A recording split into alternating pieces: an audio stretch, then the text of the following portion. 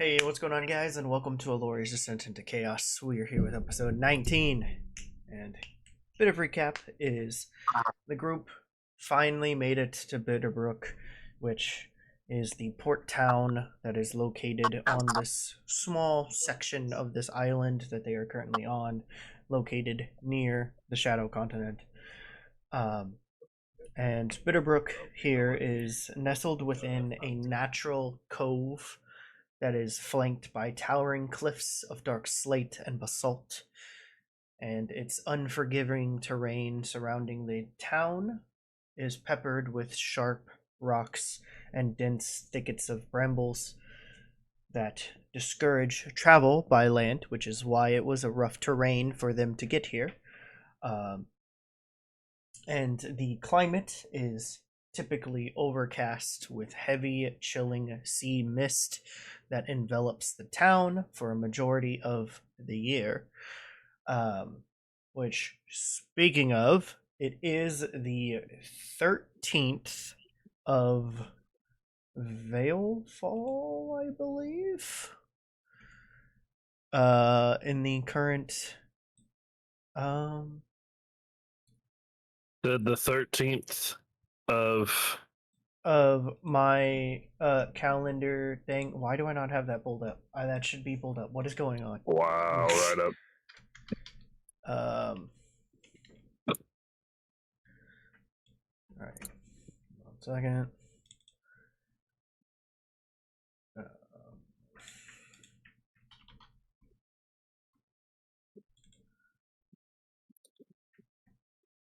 Nope, that's wrong. Dark Dwell. The 13th of Darkwell. Dark Dwell. D Dark and then DWELL. It is the 13th of Dark Dwell, with the year being I know this one. 1486. 86? Yes. That was 81. No. It is almost going to be 87. I'm on the King. And what happened was the group got to the city of Bitterbrook. They were introduced to some of the guards there, and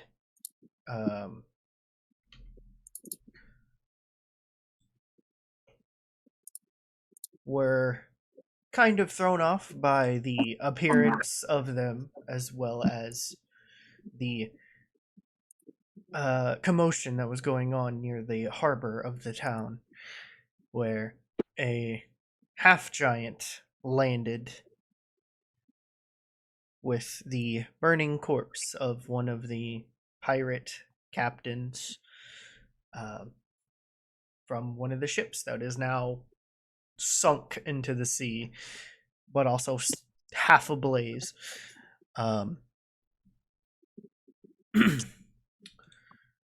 And our party meets them where I can describe pretty much the harbor because I didn't really go into detail with that. So, the harbor is, where is it? I could have sworn there was more detail in this. Where is this?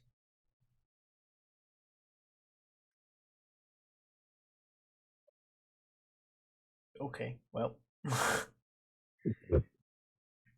So yeah, the docks are alive with activity at all hours as goods are smuggled in under the cover of night or openly traded in the gray light of day, which is very obvious. Again, this port town of Bitterbrook, as well as just the inhabitants, are a mixture of criminals, smugglers, pirates, regular people, and just almost kind of like a little trading outpost as well. So with that, the party was met with Hellrend, the half giant, and eventually there was a small little confrontation, but then it got diffused very quickly and then they all kind of went on their separate ways and um, went about the town. So where we last left off fully was William was in Nox talking to Nocturne and training with Nocturne. Um, so that is where we are going to be picking up with this episode.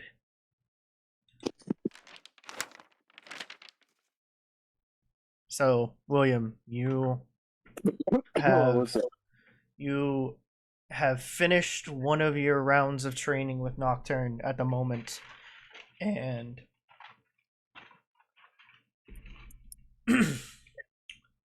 how long would you say that your trainings would be with Nocturne? Um,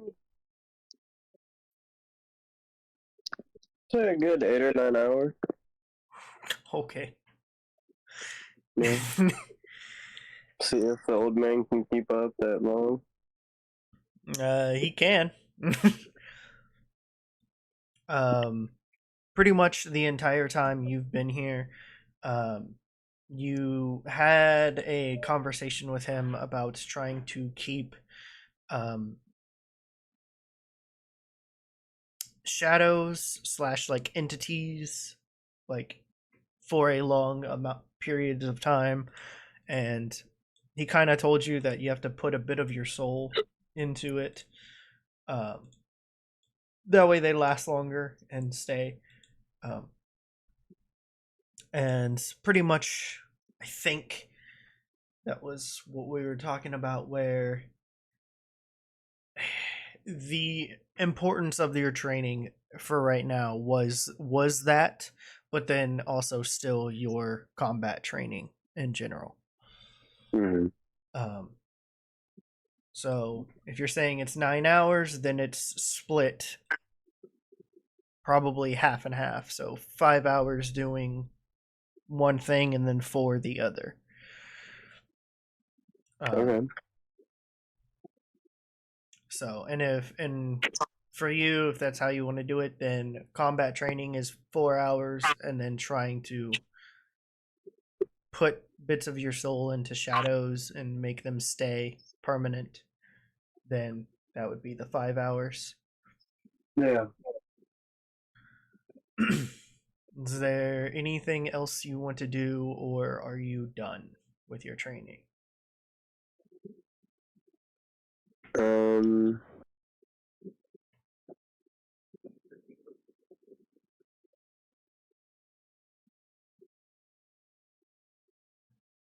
I guess I'll ask him,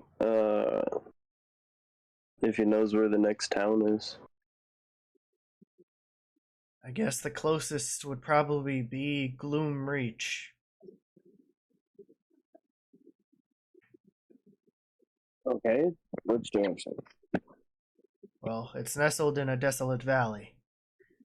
And I think so he's like, because you're standing in the central like cathedral area, he has to Hmm. remember which direction it is because he's not I'll point. outside. I'll point which way is north. um 'Cause I always know it's that way. okay, yeah, so you're pointing northwards. Okay, so then he'll be like, okay, it's to the northeast of here. All right. There's a desolate valley. It's hard to say how far away it is because with the land here, it's not always the same. Um, so I can't exactly tell you how far away it is, but it's definitely one of the closest locations. Okay. Well, we'll go there one of these days.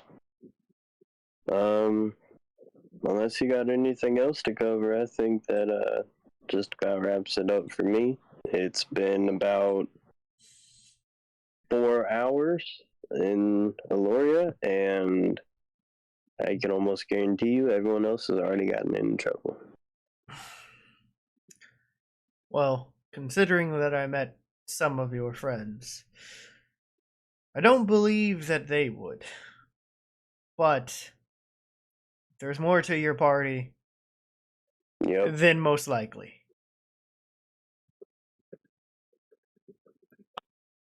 So, you did well. I'll see you again. Okay. Puppy dog. And Let's with go. yeah, I was saying with that, the door flies open to the room, and you can exit. So William, you can return to. Yeah. I'll start walking back, and whenever I make my way to the fountain that the book is at, I leave one of my swords there too, and then make my way back. Okay.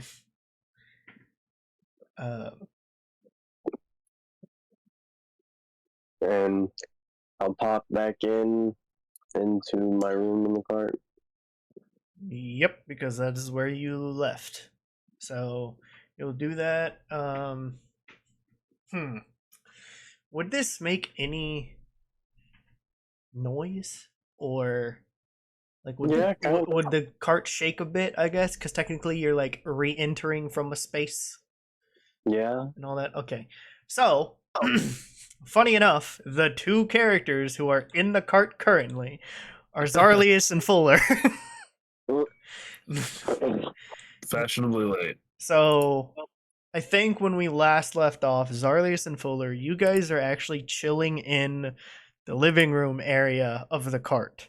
So from upstairs, you hear I guess the sound of like a warping kind of sound, and then also the cart shake a little bit. Oh shit, okay. So, but you can obviously assume it's most likely William. Yeah, I just figured. Like, I'm not doing all this right now. Yeah. Okay. I don't know. I guess I'll put my jacket on, throw on my decent walking boots, and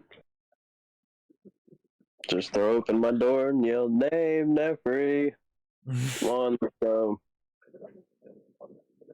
What was the last part? Come on, let's go. Oh, okay. Well, you hear the door open to Name's room. And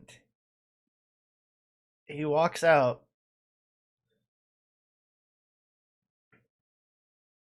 And he almost looks the same, like almost, but not quite.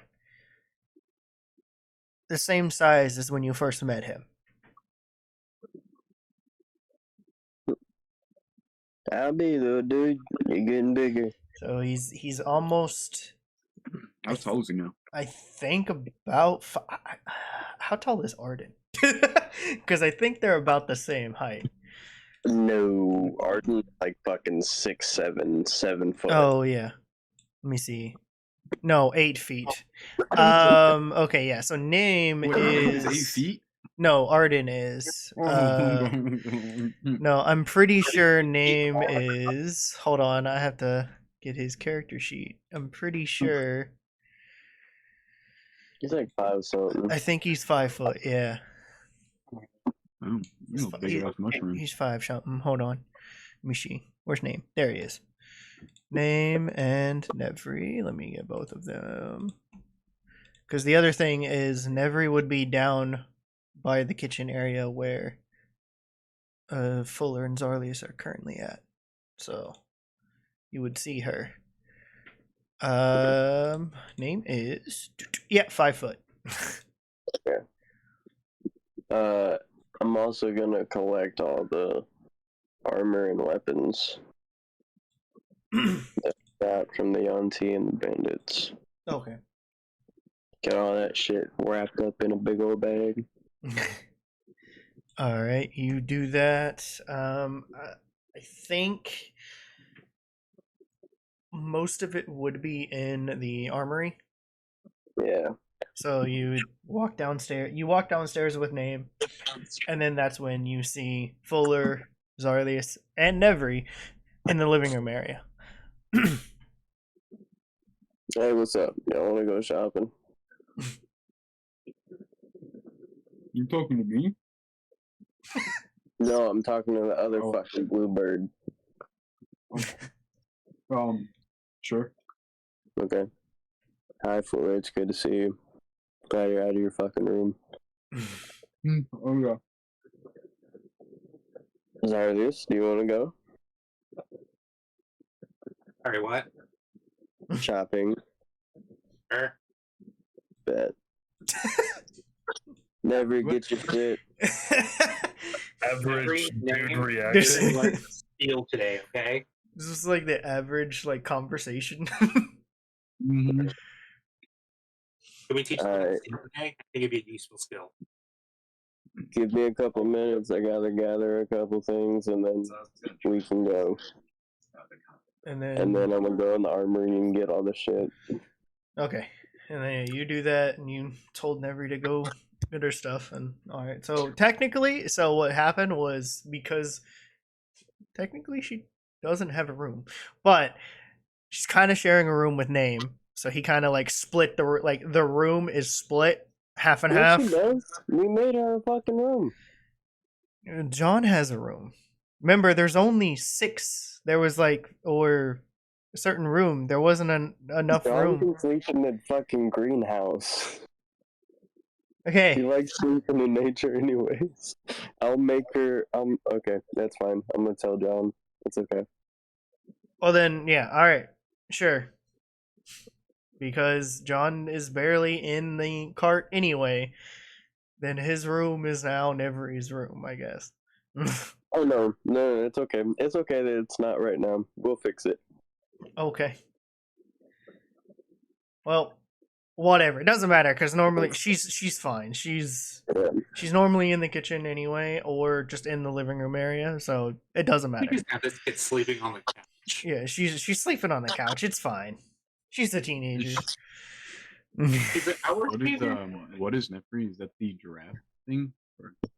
Oh, a giraffe? Where in the fuck are you getting a giraffe from, dog? Didn't we have like a galaxy giraffe or what's there? No. Galaxy person? Yeah, that's me. I would say No, like in the last game there was some weird. John killed it, but almost didn't kill it. You know, remember? No, that's the bird, the Twilight Owl. Oh yeah, it's an owl. Yeah. Oh my god. Yeah, it's. Well, that would be a question for Arden whenever Arden's here. Technically, you don't exactly know what Nevri is. She looks human. That's all. That's all you really know for right now. Oh yeah. Could I actually run another like mental check to think? Because I was the only one that saw all 9. Yeah, you were. I don't remember if I figured out what she was or not. I'll say this. Yeah, give me a history, and then Zarlius, because you saw Okay. 6, I believe, or 4. Probably. I think something like that. What am I rolling? History as well, What are they saying? to see if you know what A she nat is. one. Okay, yeah, no, you have Oh shit! no idea. Surprisingly. Oh my god! Okay. 25. 25. Okay. Yes, you've heard of. You haven't seen, but you have heard of a mystical creature called the Kitsune. Translates to fox spirit. Yes. Okay, interesting. He's All right, he's not a step he stepped up. grab whatever you're gonna sell. We're going on a trip. I go around picking up random decorations in the cart. I can sell them. I'm gonna say there's a few. Yeah. I'm gonna start looting our own cart and go sell all that. All right. You know what, Fuller? That's a good idea. You're gonna buy new furniture. Didn't we just buy Make the it count. shelter? Yes, we did. Now he's taking it all. So now he's buying us new shit. He's Okay. you bet. Hopefully, you get a profit. Yeah. Is there gambling in the year 1400? Yes. Yes. We've done it already. I'm going gambling. Okay. God. Okay. All right. Ooh, So- gambling. Don't do this at home. But yeah. Where are you going? I guess try to find that market that dude was talking about. Okay. So over. as you guys leave the cart, you venture Where we through. Here, I'm gonna start the session so you can look in because I have a map of the general area.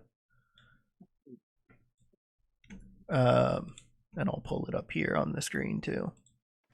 Ooh, that's a nice little map. I want a big map. Okay.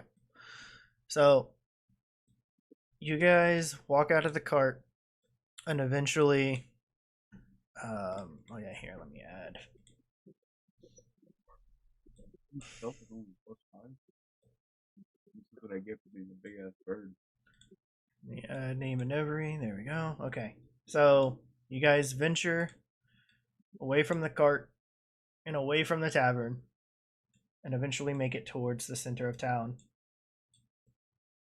where you see the normal market. It's bustling with little stalls and stands of just like some I'm not sorry. some basic goods. One is like a bakery stall. One is like a jeweler's stall. And then just a bunch of other stuff, but it looks just like a normal market. But that is where you guys are currently walking to and are at. I want to scout the area for any guards, or I mean, yeah, they're walking around. Okay. There's enough. Um, The other thing is the outfits of everybody. Most of it is like tattered clothes. Fuller, with your high perception and passive perception,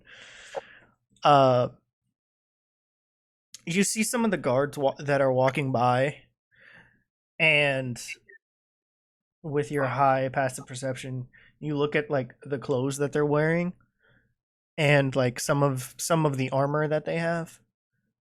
And the clothes are pretty similar to everybody else. So they're like tattered clothes a little bit, but they are wearing bits of obsidian armor.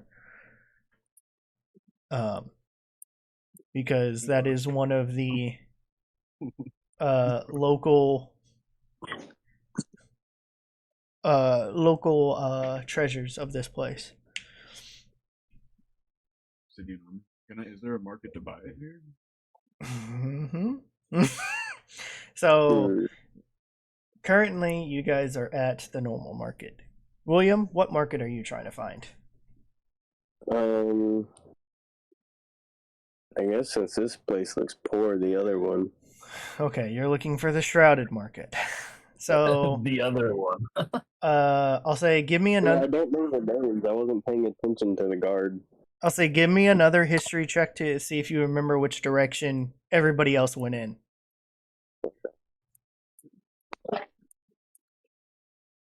Okay. 15 on that one.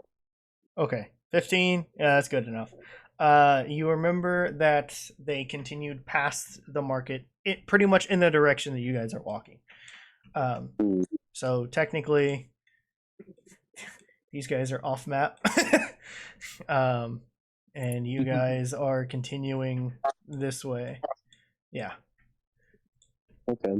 And then so you guys continue off like down the pathway. You're taking in some of the scenery here, and looking at the buildings and stuff. So again, to reiterate what they look like, the buildings are constructed primarily of dark stone, pretty much like of the cliffs, and weathered wood salvaged from shipwrecks. And they have very steep roofs that are often thatched with seaweed, or some of them have shingles that are made from scales of sea creatures. So there is, some of the buildings have mostly like a seaweed thatched roof, and then some of the more like developed or intricate buildings have the scales of sea creatures as shingles for the roofs. So they do shine a little bit from some of the moonlight that is peeking through, because this is still technically currently night. While you guys are venturing through. So there's a bits of moonlight that shine off of these sea creature scales roofs, and the streets begin to wind a little bit in a labyrinth-like fashion. So How much attention are we drawing? not too much, really. I mean, most of it is just like, there's a few people that are like looking and seeing like, oh, it's the newcomers who have come into town and stuff like that. But it's not like nobody's like fully like staring hard or anything. They're just like, they acknowledge you. Some people wave, just as like a nice greeting. Other people just like, yeah, there's a few people that look sketchy, but like you just kind of ignore them. Who am I next to? Fuller? I know. I guess I'll nudge Fuller and I'll be like, oh, I guess they're used to seeing a galaxy person. So I'm not fucking used to this shit. And then, like, as you guys are walking through this like labyrinth-like pathway, just to try to continue through the town, you're getting closer to the area where the Shrouded Market is, as well as the rest of the town, where one of the taverns is, as well as near. You guys are walking through, and you can kind of see some smoke billowing off in the distance, and Campfire smoke or something? and like no, like a forge smoke off in the distance, and it's like a dark looking building. I want to go there. And then as you guys get closer to this pathway, it opens up, and then William, you look, it is kind of still like straight ahead too, as you look through, and then there's buildings and like an alleyway, and then it like does get a bit wider, and you can see people there, and there's like a ton of people, and it does look like, from where you are, it does look like there are a couple of stalls that you can see. Okay, I guess let's go peruse and see what we find. All right. You go, continue onwards. Is everybody else going as well, or you want to split off? I'll stick with Walking to the market, do they pass the bar, the servants' quarrel? Yes, but it is too far from where they don't see the tavern. Okay. That's It's like down the street, more or less. Yeah. down the street, round the corner to the bend. Yeah, I got it. And so you guys continue on, and then you can enter in through the alleyway, kind of pushing a few people out of the way because it is a little crowded. And then eventually you come into the Shrouded Market. And it is a very, very busy market. There are a ton of people here. It is one of the focal points where it is very active at night, and there's just so much stuff going on. So you see a variety of people here. You see some tieflings, you see humans, you see some dwarves, you see some half elves. As you guys are like pushing through everybody, I'll say this. I mean, none of you really have. Never mind. One person gets like knocked over, and you kind of see who it is, and it's a little halfling guy, and he like kind of falls onto the ground a bit, and then gets back up, kind of dusts himself off.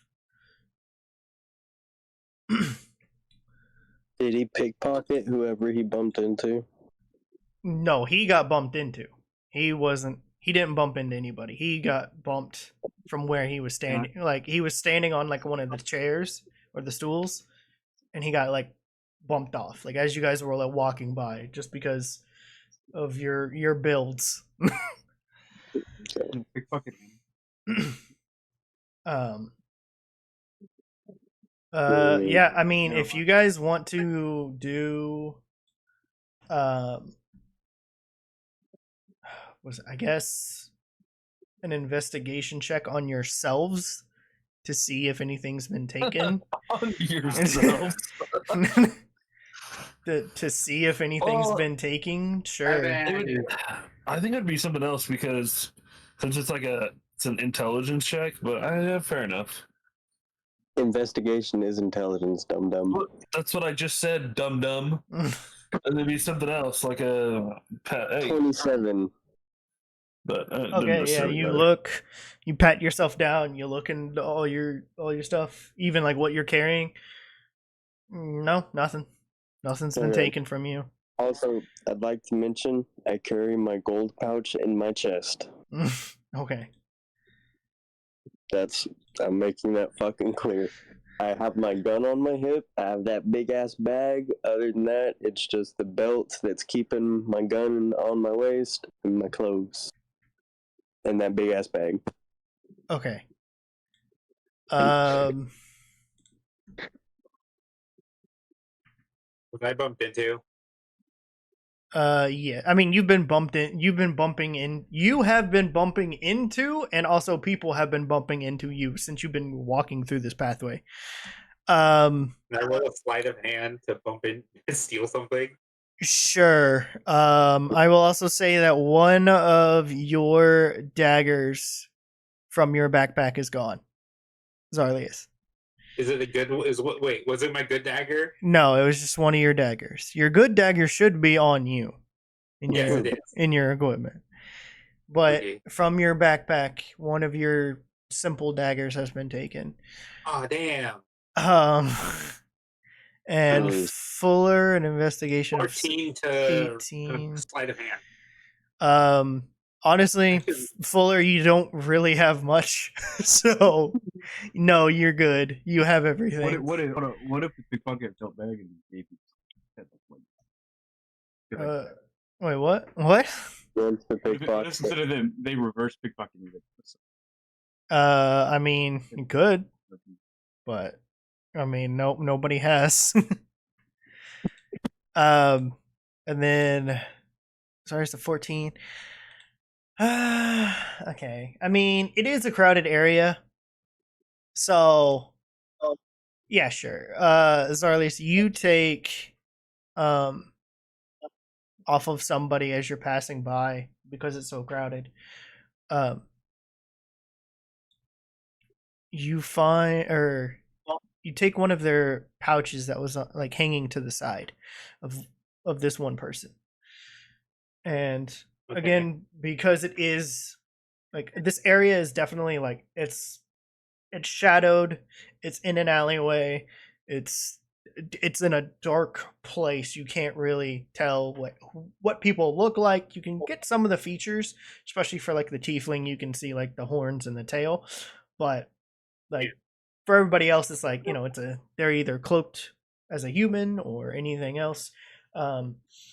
You pass by one person. You take their pouch, and you find 300 gold. Oh, fuck yeah. I'm gonna. Can I do something really stupid? Sure. Obviously. Okay. Let's see. I'm trying to see what stupid shit I can do with my equipment.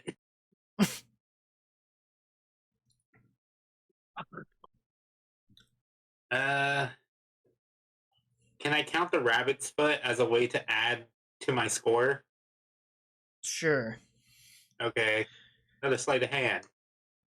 Okay. The 10 plus 2, 12. A 12. Yes. What are you? Sleight of hand. What are you trying to? I'm putting the pouch on somebody else. Oh, okay. I took the money out already. Okay, you took the money out, but you're returning the pouch to somebody else. Yeah. I don't know. Okay. Maybe they need that much. A 12. It's crowded. I don't know. It is crowded. I'll say you're able to do it, but there is a little bit of force, so the person does get knocked over a bit, but they weren't really paying attention, so you were able to successfully plant Yay! it on somebody else. And yeah, you guys are still moving forward. William, give me a perception check. Or if there's anything you're looking for specifically, then give me a perception check. Oh my fucking god. 32. Okay. What Natural. What are you looking for? Let's go. Natural 20. I don't know. I guess a place to sell these weapons, and then I'm just also looking as we're passing by through all the vendors and shit. Okay.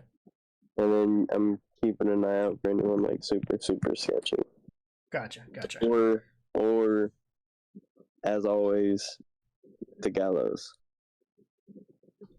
Okay. Because this definitely seems like a place they'd be. Okay. So, first off, yes, you are looking for a certain place to sell some of these weapons and supplies and what else is on there. There is a stall towards the end, and it looks different than like all the other ones.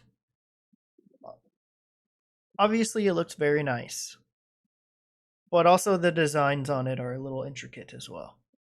Like a traveler? And not really.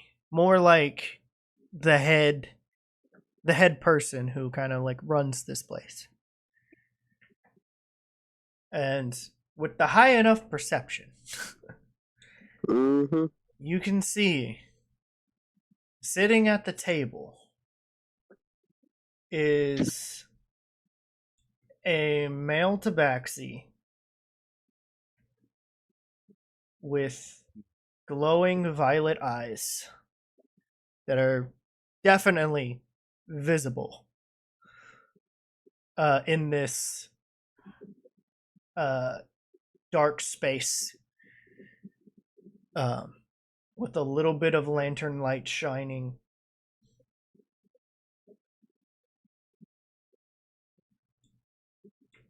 And as you guys approach the table, he says, travelers, welcome to the Shrouded Market, where the unseen and the unheard find their place. I am Maelis, your guide through this realm of veils and whispers. Here, as they sprawl out their hands, every transaction is a dance of shadows, and every choice carries weight. I oversee the balance, ensuring that all remains as it should, neither light nor dark prevailing. Your presence here is intriguing. Tell me, what mysteries do you seek to unravel? And remember, in this place, knowledge is as valuable as gold. What are you prepared to offer in exchange for the truths you desire? Be mindful, for in the Shrouded Market, secrets are the currency, and not all can bear their cost. As there's a glint in their violet eyes when he says that. Are we all right there? Right? Are we all there? Yeah, you're all there. How much is the cost? How much is what? How much is the cost? You say secrets are the currency. How much do each cost?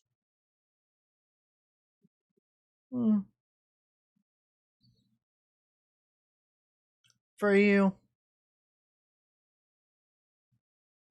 I might give a discount. What's that?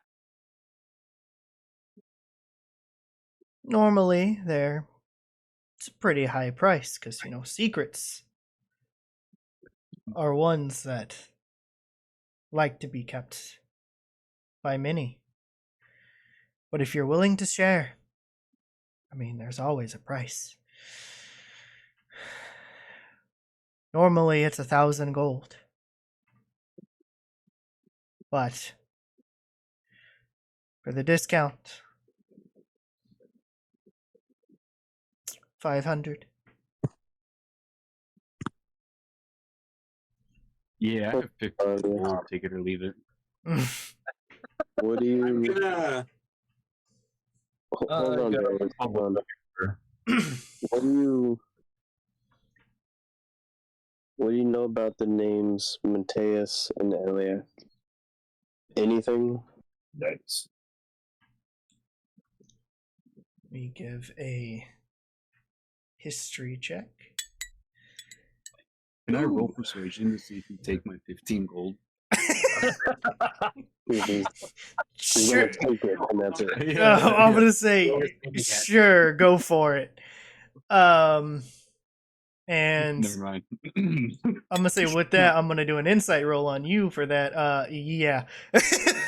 Okay. The So, whorehouse in Maine is best. Yeah. 15 gold, please. You see, Fuller, actually, are you handing out, in your hand, is there 15 gold? Currently? Not yet. I'm just I'm sure it's sitting in my pouch. I'm just Okay. curious as You're to just if you would. thinking? Okay. I asked him 15 gold. That's my name. 15 gold to your Persuasion. name? So, Yeah, there's... So he looks at you. Goes, nice try. I know you have more. Ooh. And then turns back to William. I have heard of the names, but I don't know them personally. I've heard they caused a lot of trouble in recent times. What do you know of them? Continue with your other transaction with my friend here, and then we can talk. and then I'll just start looking at other things on the table. La-da-doo, la-da-dee, la-da-da. Okay. Give me, because you're actually looking at stuff on the table instead of just like a passive thing. Give me a perception check. And then Zarlius, are you doing the same? Are you looking at the table? I want to offer him secrets. Okay. Wait, did you say secrets? Yeah, Mhm. secrets, more than one. Okay. Okay, so okay, God, I'll tell Re- you if you tell me. returning back returning back to Fuller of the fact of he knows you're lying. What? He knows you have I swear more. I have 15 gold. Knows you have more. You definitely have more. No, you don't. You only have 15. What the Why do you only have 15? You don't even start with. You start with a minimum of like 100. Where's your goal, though, bro? Then- Yo, this guy. Hey, Okay. William, give him some money, bro. Hold Damn. on. Okay, with that changes everything then. Because the rolls Yeah, right. Because the inside check's true. so yeah, no. Like, yeah. That's I see that crazy. now. But yes. So I'm sorry to interrupt, but you were so confident that he had it, and then you go. Oh, I wait, was fucking no, unbelievable. yeah, I was confident he had more. I was like, yeah, okay. So yeah, he looks back over at you, Fuller, again. Yes, damn, bitch, you broke. And actually, like, yeah, you see like actually, does he have anything? I wanna see.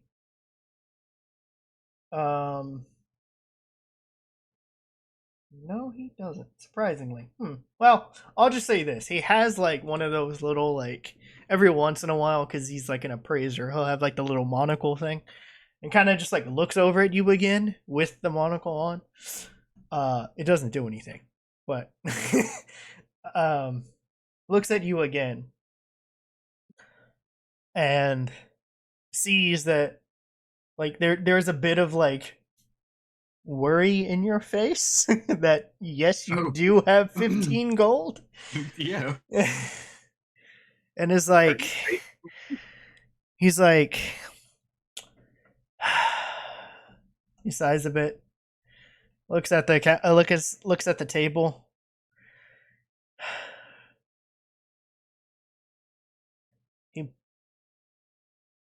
He picks up 2 daggers. I'm about to get robbed of my 15 gold, really? No. Oh. He's going to give you 2 daggers for the 15 gold. We have guns. If you get robbed, I'm taking your gun away. Yeah, you. So, Fuller, in your inventory, search up Soul Thief Dagger.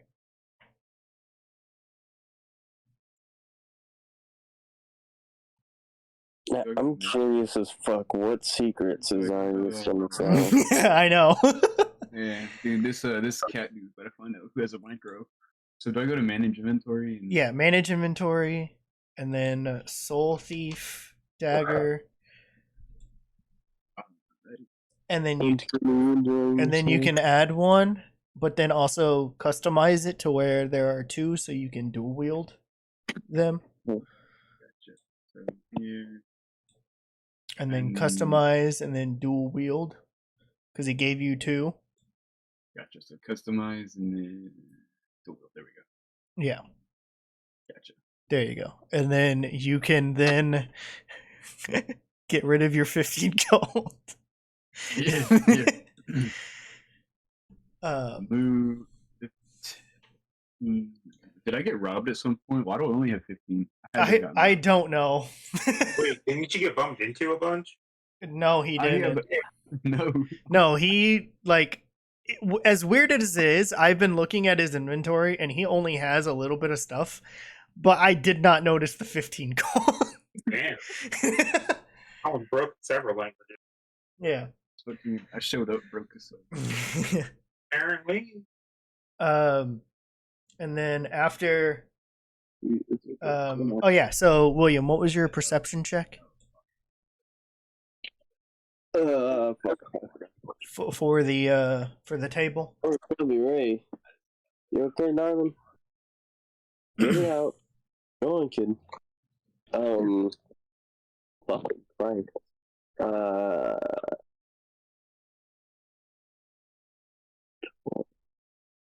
31. Okay. On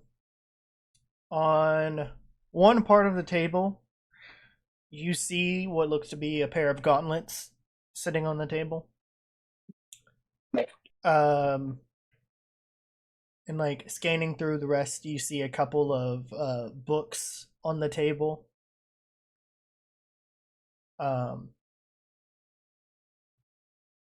I mean, pretty much you see his entire inventory actually with that high thing. So there are a couple of rings, an amulet, what looks to be a whistle, a mask, a set of die,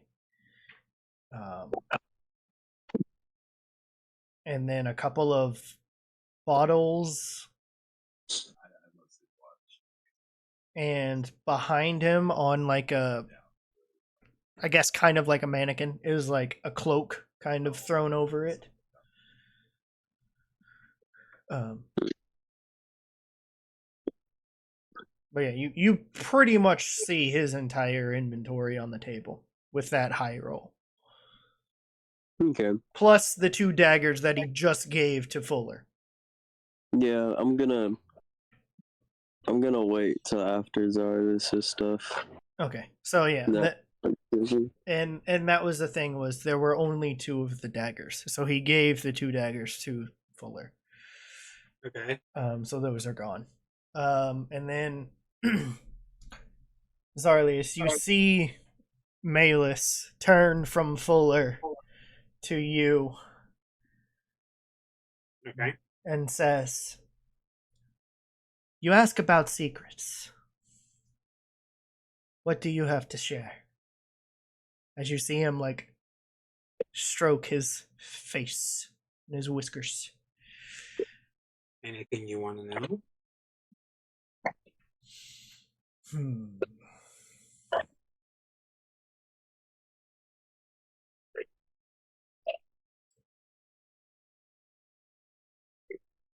What is something that is haunting you at this very moment?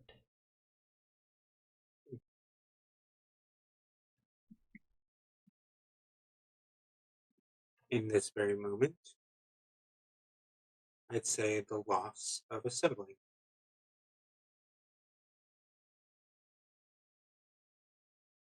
The loss of a sibling. Yes. No more, no less.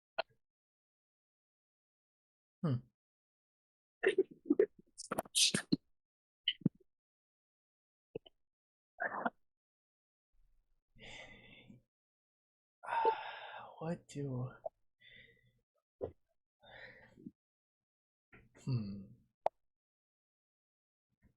Whose?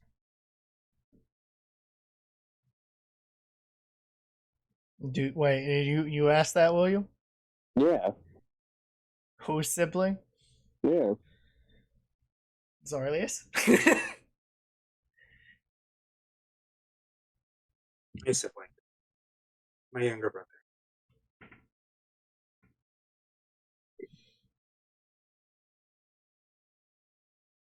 I see. The loss of a sibling is a troubling one. Yes. I want to roll perception to see how his kind of face reacts whenever he hears that. Yeah, I mean, Okay. I'm choosing not to because I think Would that be investigation? I will or perception? say, that'd be perception. Okay.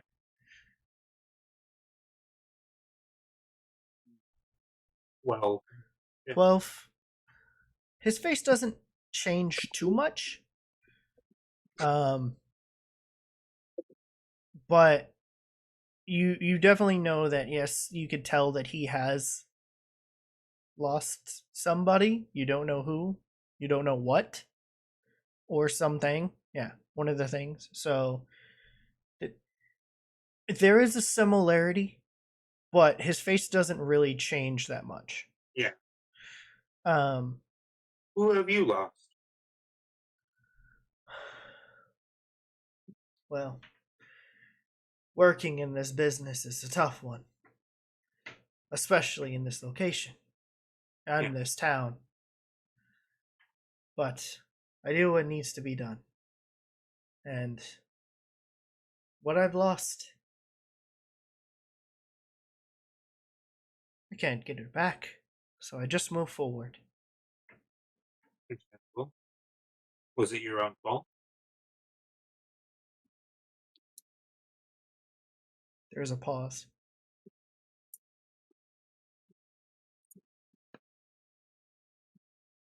You could say that. My apologies. And then he kind of leans towards you a little bit and says, 100 gold. He lowered the price. I hand over the 100. All right. Okay. Anything else from you? Another secret? Or you want him to ask another question? I mean, he can ask. I have him do an insight on you. Fair.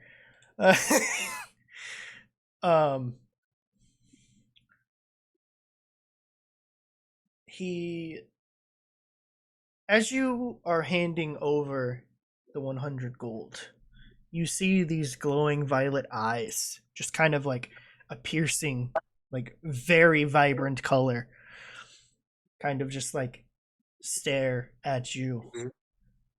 And like it looks like he's looking through you. Uh-huh. And he says, there's something more troubling you. Something inside you.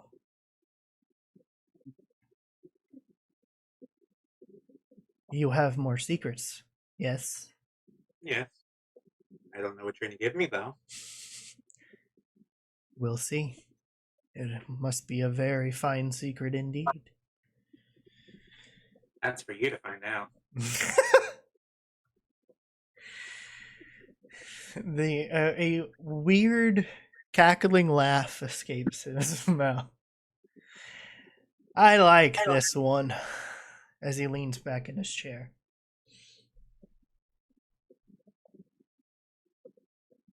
Can I roll an Arcana check on his eyes? Sure. Okay, because that was fucking weird.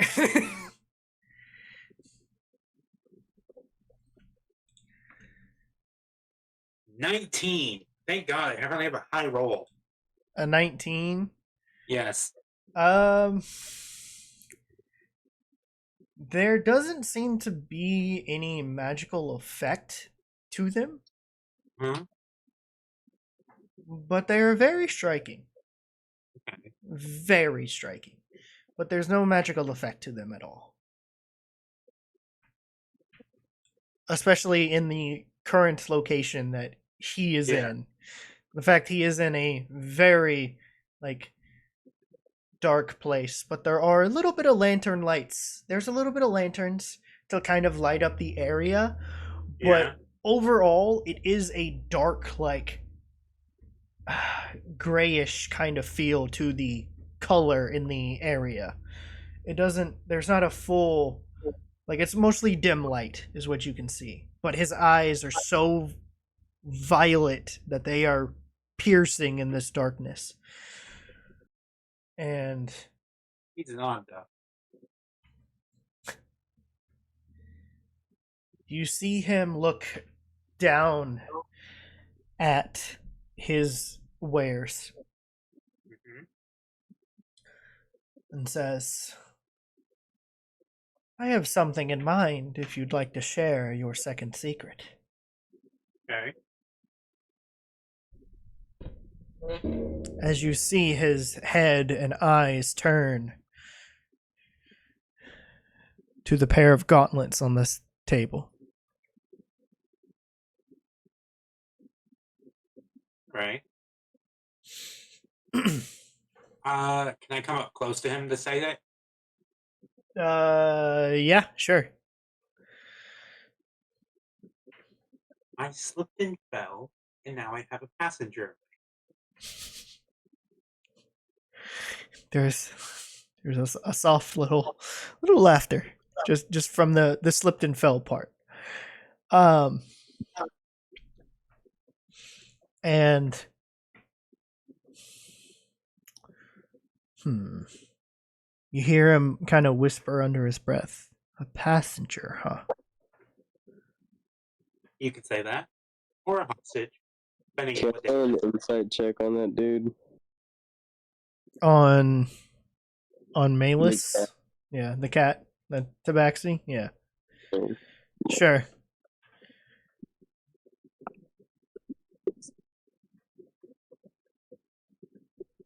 What? Well, also, what are you inciting him? Like what? Like his expression, what he's saying, the tone.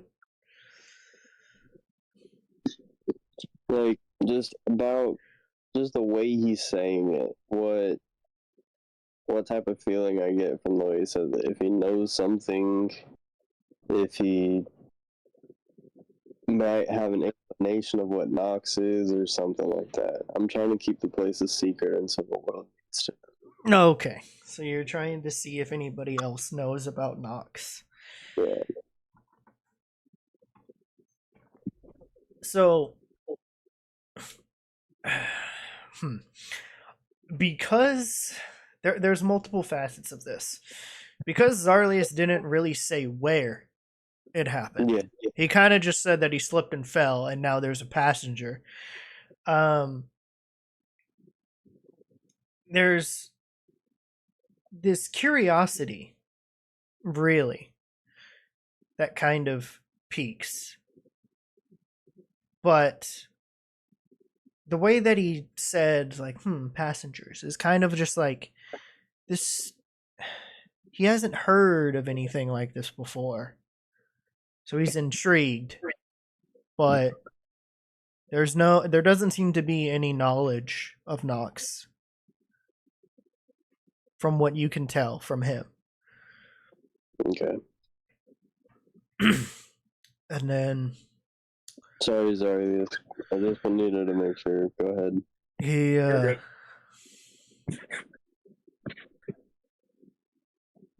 He looks at you, Zarlius, and goes, as you're like about to kind of like walk around the table again and go back to standing next to William.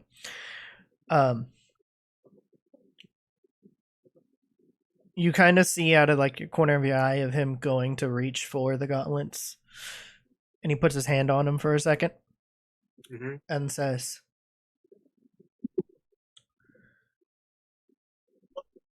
"I'm intrigued by this passenger, but again, secrets may be the currency. However, there are some that still need to be kept." And he grabs the gauntlets and hands them to you as you walk around the table. Look in, or go to your manage inventory and search Gauntlets of the Wraith. Yeah. And then turns back to William.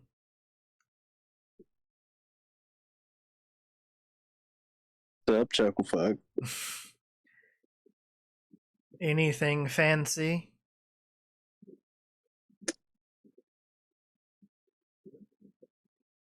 Depends. Do you have a location from Mateus and Eliak? Or a last known location?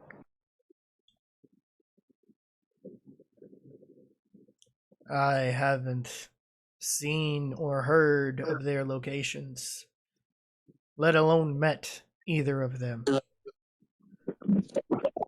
So I couldn't tell you.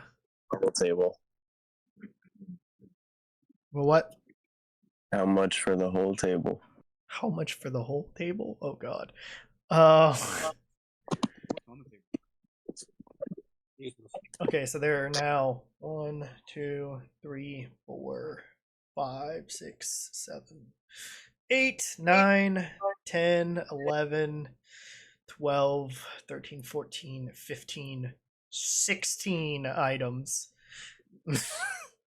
on the table. And one behind him.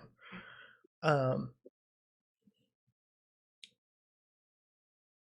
the entire table. You're wanting to purchase all of my wares.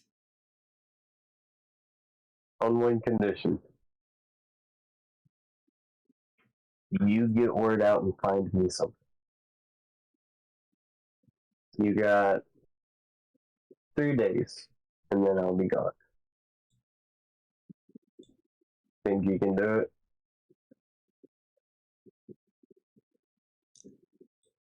I'll see what I can find. I'll hold you to it, and if not, I'm gonna come back and get my money. I'm gonna reach in my chest and grab a pallet and drop it on the table for him to pick up. Okay. How much is the pouch? He picks it up, takes the string off, opens it up. There's 100,000 gold in there. You see a smile grow on his face. And he says, that was going to be the price anyway. Then you see him close it back up and pocket the pouch. And you see him take the cloak off of the stand behind him and kind of roll everything up onto this cloak and then roll the cloak up to have everything on it. Or in it, I should say. And then he hands it to you.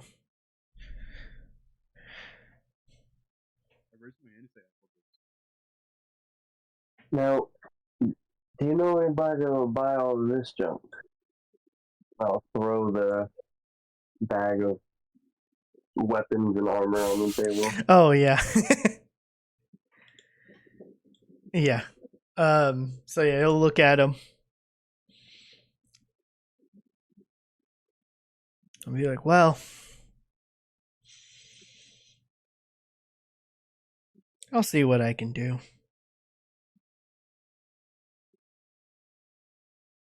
I'll be back before we leave to find out what you know. And to collect my money for that junk.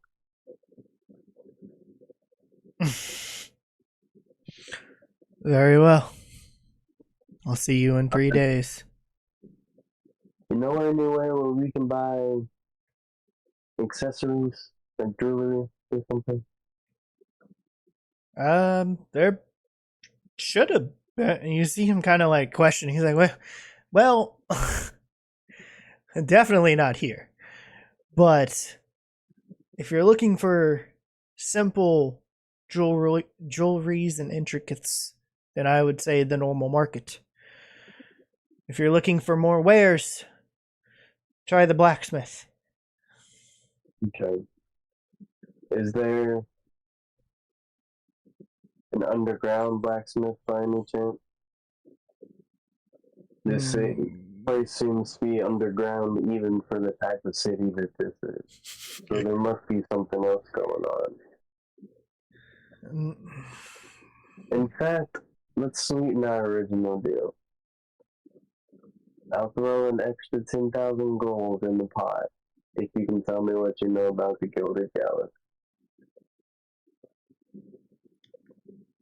The Gilded Gallows. Well, that's a different topic. They do have an outpost here. Obviously, because of the citizens of this place, as well as what we do here.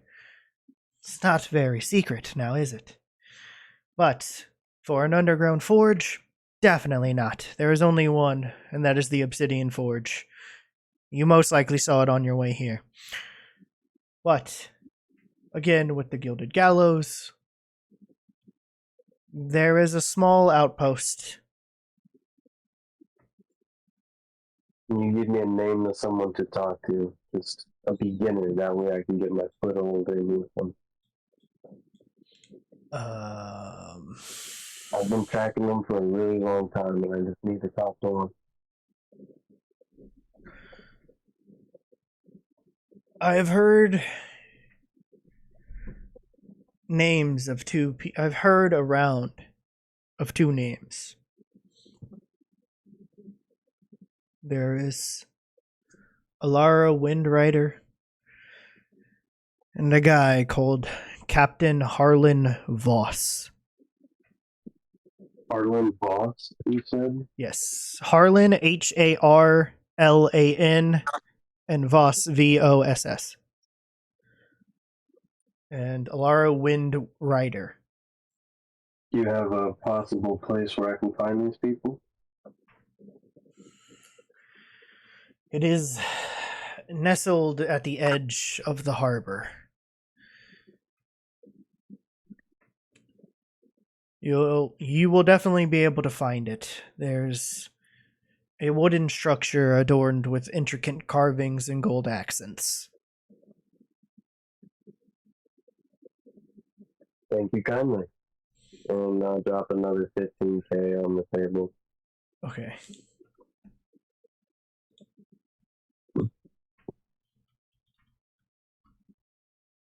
Okay.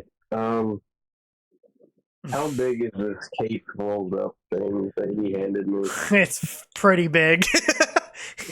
Shit. It's pretty big. It didn't look very big, but when he rolled everything up into it, it looks bigger than it should be. I guess I'll just take the rope that I tied up all the junk in and tie the big wrapped around thing around my back and tie the rope around my chest. Okay. Yeah, okay. Anyone else see anything here they want?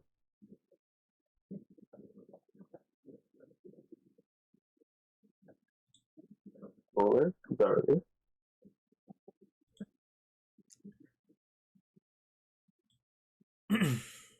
Good. Okay.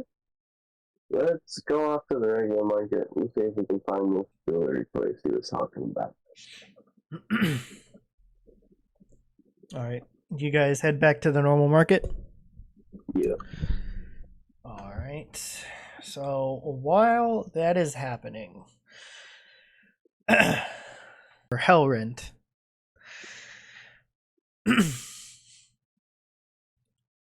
Yes, sir. you were told of where the blacksmith is. This was the direction you were heading in last time. Correct. So you have passed the Serpent's Coil. You heard a bunch of commotion. You didn't really care too much, so you continued onward. Nope. And then, so it takes you a little bit to get there, but when you do see the Obsidian Forge. It is a, let's see if I have the description here for it.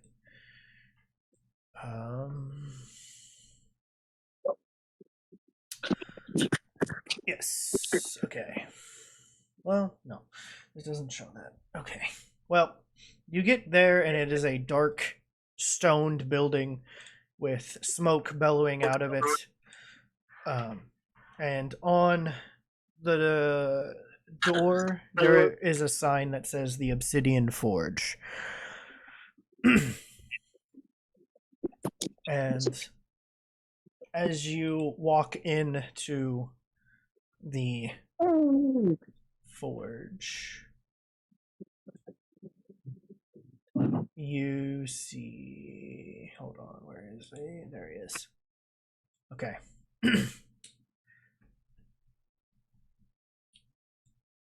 You see, working away on the forge, a dwarf with charcoal black hair, short, beige skin, and from what you can kind of see from where he's standing and like the glint, it's a little weird because it looks like his eyes have like this fiery look to them, but really they are a fire amber. They have a fire amber look to them, so they shine very brightly in this forge. And he hears you walk in and looks up and says, "Welcome to the Obsidian Forge.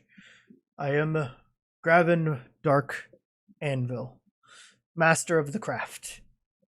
Here, the fire burns hotter and the steel sings with secrets.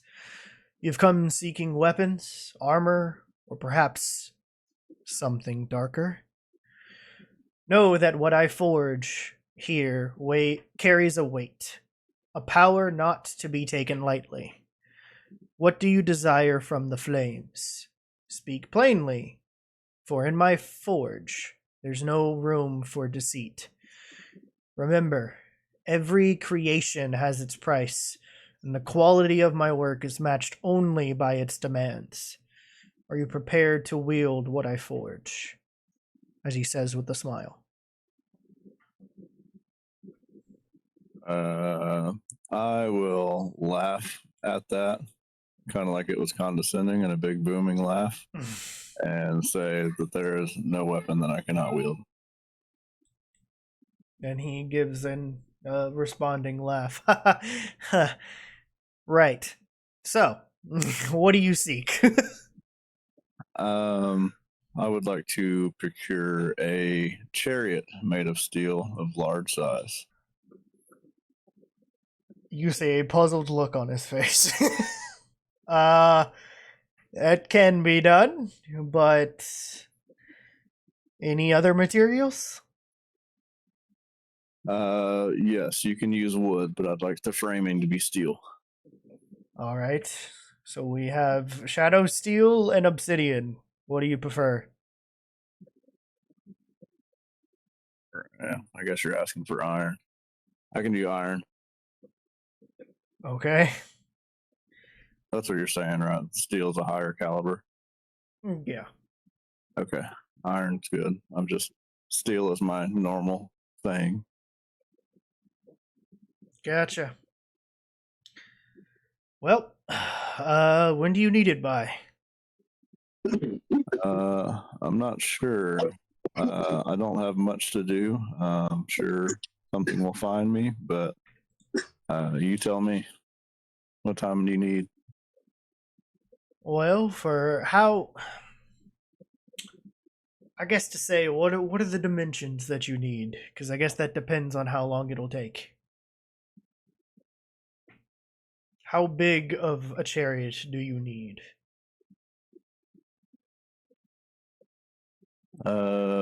As there are two spectrums here. We have a 9-foot half giant and a 6-foot dwarf. So he's not that short, but I would need a 6 feet deep and 12 feet wide. okay. Very well. Give me. Let's see. And he kind of just like gets puzzled, just trying to see what he has, if he has anything lined up. It's like, well, I've already worked on this week's share.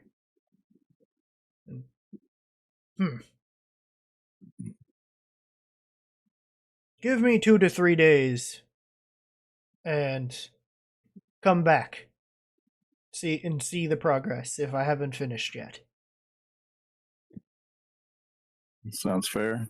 What is your price on that? Let's see. And also, one more thing while you calculate that, do you have an apprentice here? Currently, no, but there are a few that travel. I've heard of one that is on their way from a nearby town. Do you work alone in the shop? Currently, yes. Then I would add it to you. I would also like a 2 foot deep by 1 foot wide, very thick hide leather pouch with 2 feet of soft iron rope. Okay. You see,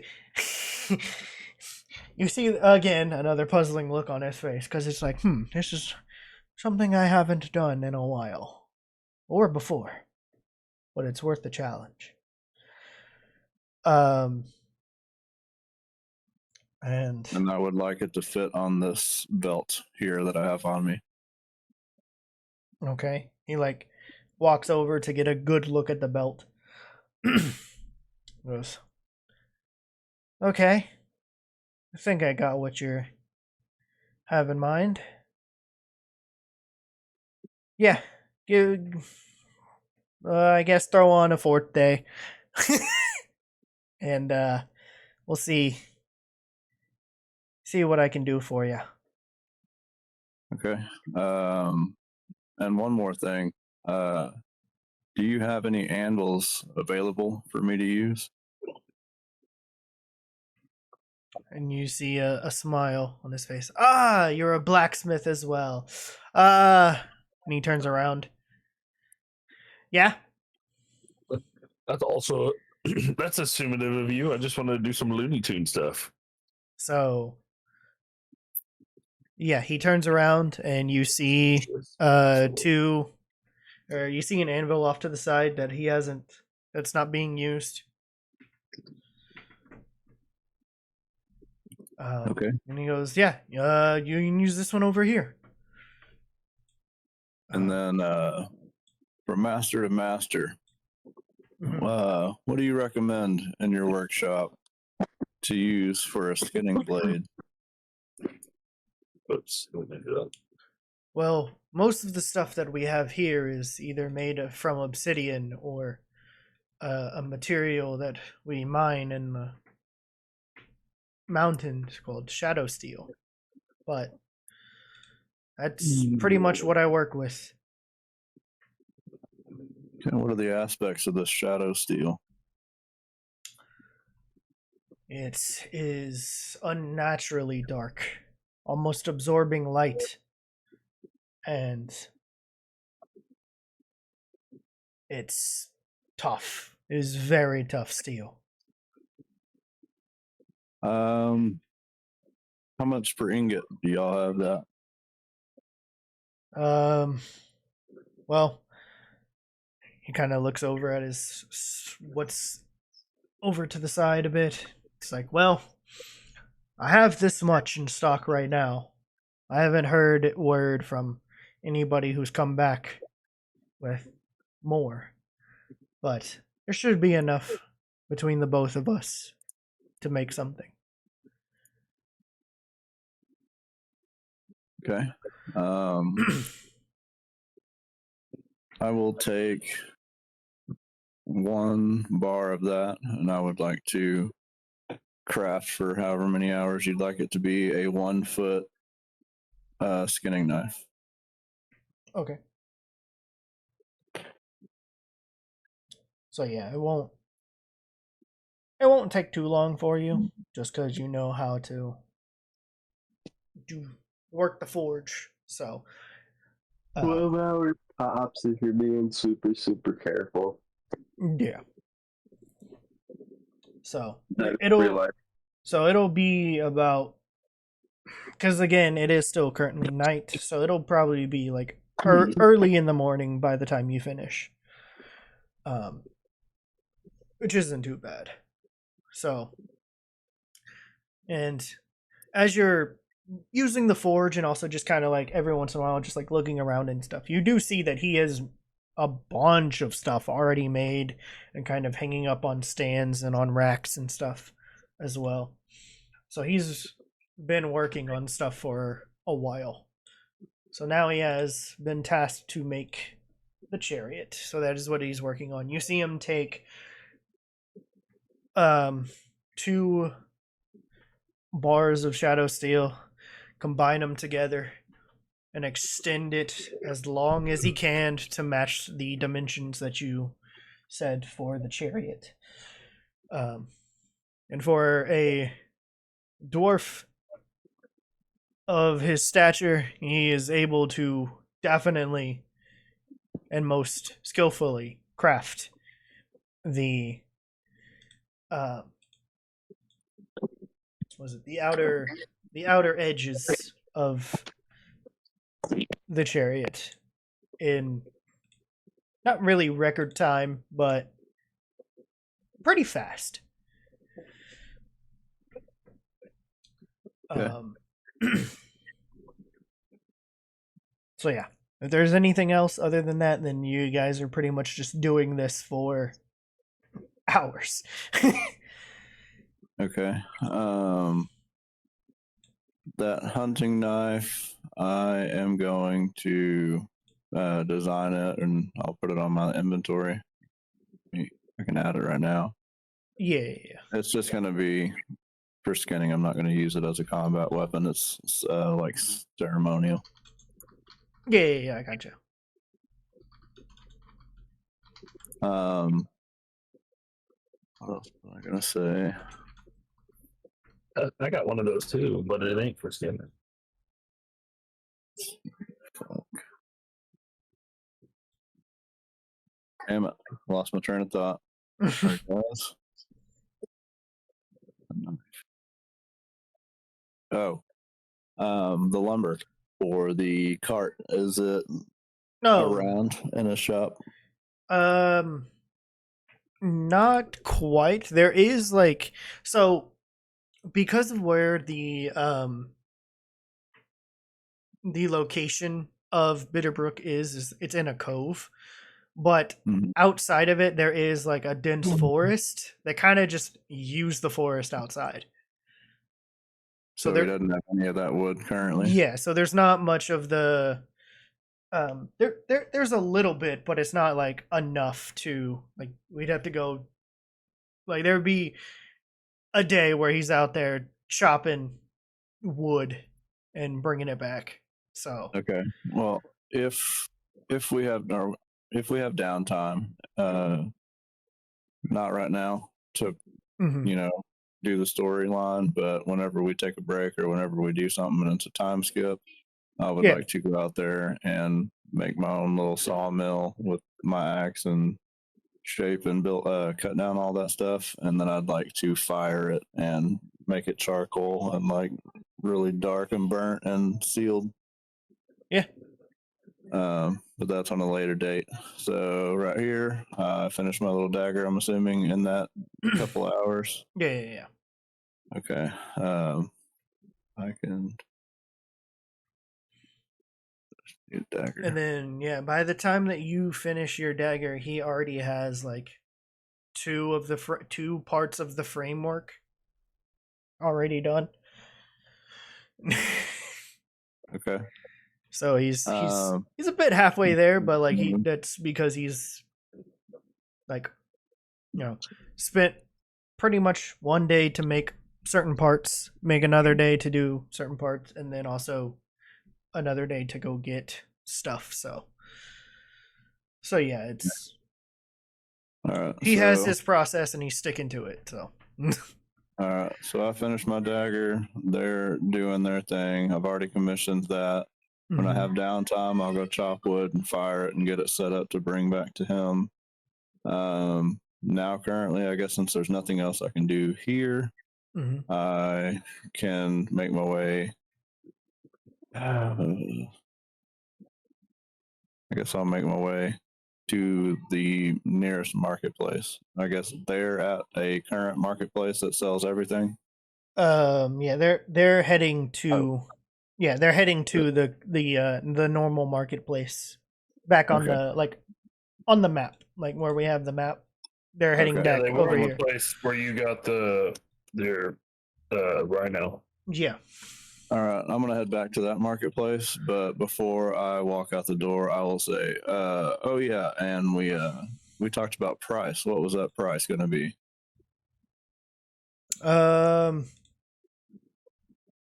Oh. And I will be procuring and treating the lumber and getting that to you shortly. Oh, well, that's great. That's wonderful. Well, with that, I'll give you a discount then. There's Let's see the process. What it would take. Just trying to think. I guess I'll say 800 gold. Okay. Is that bag and this dark steel included? Yes. Okie dokie. There you go, good sir, and bid you adieu. All right. And I head back to the market. All right. That works. All right. So you start heading down and out back to the market area. And we cut over to John. I was waiting for Arden said they'd be here in a second. Your current moment between all of the time frame, like all the stuff that's going on. Yeah. By the time that you and Arden are leaving the Serpent's Coil, you see off in the distance the group of William, Fuller, and Zarlius, and Nevri and Name walking towards the normal market area. And you kind of turn around, just looking at the surroundings a bit, just to try to see where you're going. And from behind you, you start to see Hellrend come around the corner from where the blacksmith is. Yeah. Hey, what's up, my guy? So at this time, Arden and John are able to see both the group as well as Hellrend in two different directions. But they're both far enough apart to where if you try to call to them, they will not hear you. Heard. I mean, I got something that can make them hear me. Can you hear me? Yeah. Okay. Oh, you weren't responding to like anything I was saying. I was like, okay.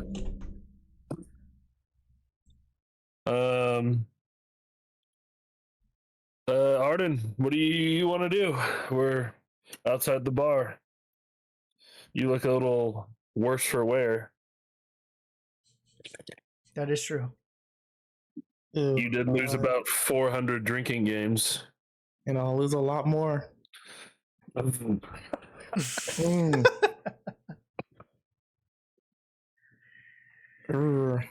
know if I want to retire back to stables or if I'm going to walk this off and find things to do.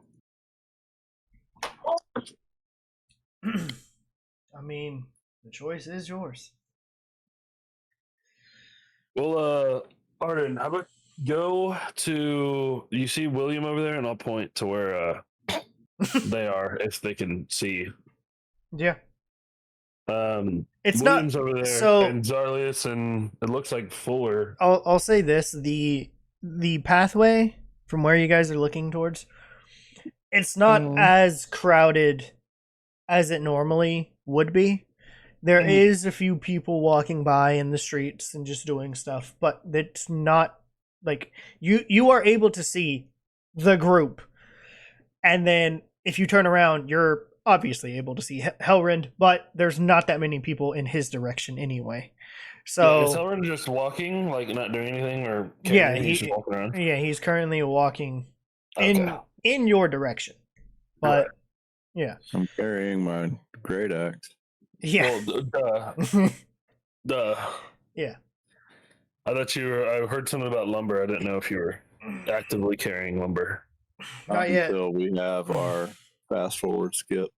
Okay, yeah. But Arden, I had to go do something anyway. If you want to just run up with William, and then we'll go hit the other bar. I'm gonna go convene with William. We'll see about the bar situation after I roll a Constitution saving throw to see if I sober up some more. Well, Yeah. maybe the walking will do you some favors because you were sitting the whole time. Crazy. That's- All right, that is but- true. Yeah. All right. Yeah. I'll see you in like an hour. And with that, And I'm just gonna walk to the right as Arden stumbles down the road. Okay. I'm rolling my con saves. I don't want to be like this all night.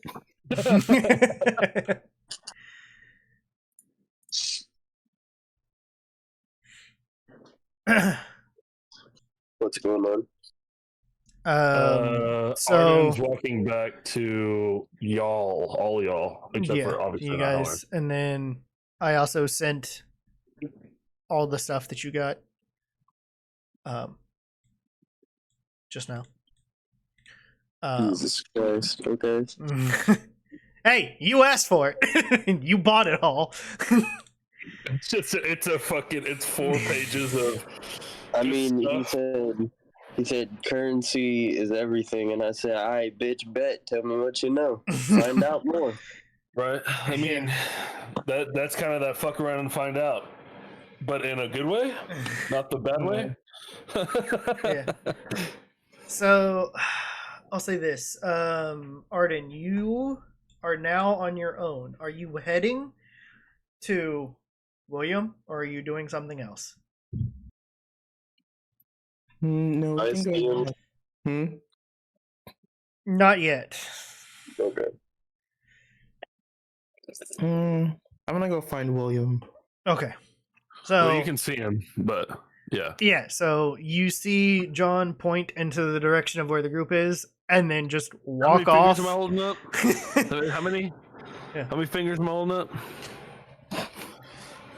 I'm gonna like grab Arden's head and like put my arm right by their ears and like right there. You see that darkish fellow when the guys with the wings? Right there. Like, yep. Those blurred. Yeah, a little blurry. Even more so. Because he shook me, and I'm like, all right, yeah, I see it. Yeah. So then, Arden, you start walking in that direction. And then, John, you. Just doing the cross the feet over, just like bumping into people. Sorry. Yeah. Yeah, you think that you're far enough away from people, but it doesn't happen. You can go, is it Siri or not Siri? Kiri. Yeah. Kiri. Come help you, or the owl. Kiri's on Arden's staff. So, like, just sitting on the staff. Where's the tree? Yeah, Kiri's Where's the only tree? Yeah. probably not in the town. And then, William or John, you walk off to the side, around, just like in the alleyway by the tavern. right. And then Arden, you continue onward. It takes not too long, but you will definitely get to wherever they are going a little bit later. Okay. Just a little. Just a little bit later. Wait. I'm over here. Yeah.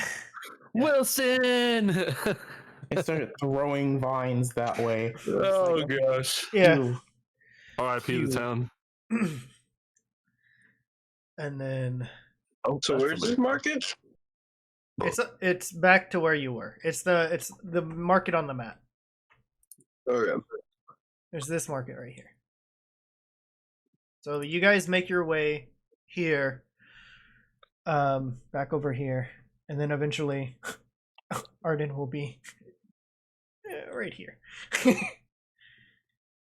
And then these two are Yeah, we're like way back there. over here. Yeah. Yeah, they're way back there. Actually, it's that way. Looking for the jewelry stand. Okay. Oh, what time is it, by the way? You said it was dark. But Yeah. is it, like, So early dark or like 3 in well, the morning? when you guys got to the town, it was just getting dark. Okay, so like So 7, 8-ish. now at this point, it might be around. Well, I meant like when we came in there. Sorry, I know. Well, yes. Like no, when you entered the town. entered the town, it was maybe 6, 7-ish, maybe Yeah. 8-ish. But now Definitely have done things. now it is about like 12, maybe 1:30-ish at this point. Little midnight action. Yeah. And again, there are still like a bunch of lantern lights, a little bit of some torches here and there, and then just people out and about. And then yes, so William, you go and you find the jewelry stand, and I'm gonna say it is this one right here. That orange one. Yeah, let me kind of get everybody around. I realize that Sarkesha is here too. What my puppy dog doing? She's just walking with you at this point, I guess. Yeah. So then Arden, you will be At the edge of the market. about right here. Oh, let me go ahead and find a display because you're saying right here. And I'm like, oh, Yeah. Oh, you gotta open the. play the campaign. Yeah. And then Okay. let me pull up in the map Yes. for everybody since everyone's looking at the map now. Okay. Pull up in a Rari. So yeah, you guys walk over to this tent that has a bunch of jewelry, and it's like anything and everything. It's necklaces, rings, bracelets, literally anything. And there's like this let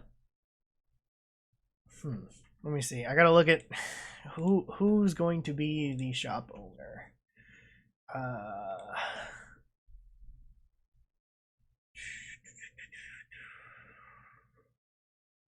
Sure. You see this like very elderly half elf person tending to the stall, and you see her like talking to some of the guests that are around, like showing off all these little trinkets and necklaces and whatnot. And when she's done with that and gets the purchase, she turns around and sees this big group standing there. And she goes, "Oh, hello."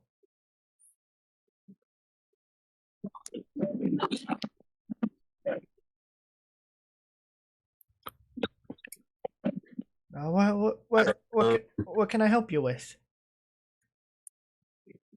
Just looking for some jewelry. We've recently been upon some hard times, and I think a little, I don't know, something might be nice. Well, I don't have much because there's a lot of stuff here, but I think what you're looking for, and she's kind of like looking at each one of you,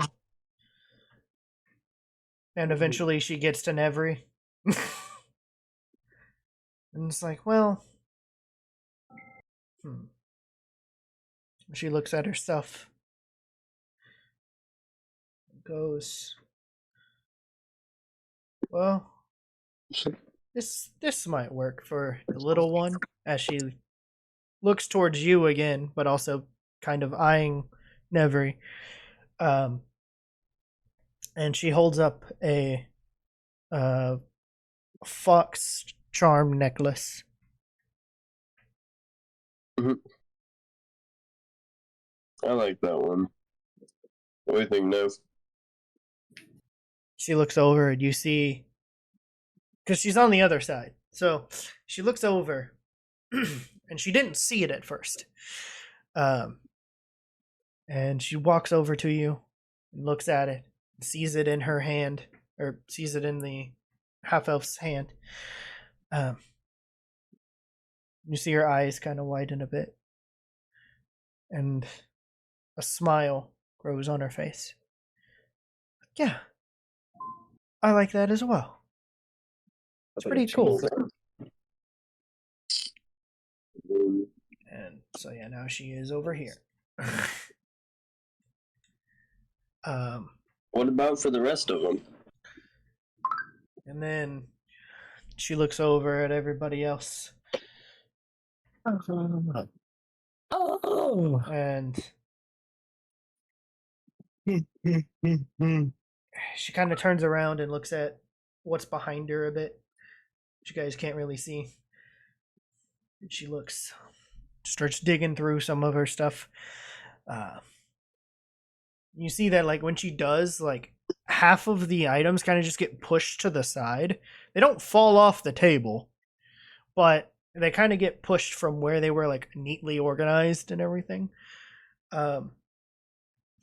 And she looks through and she finds a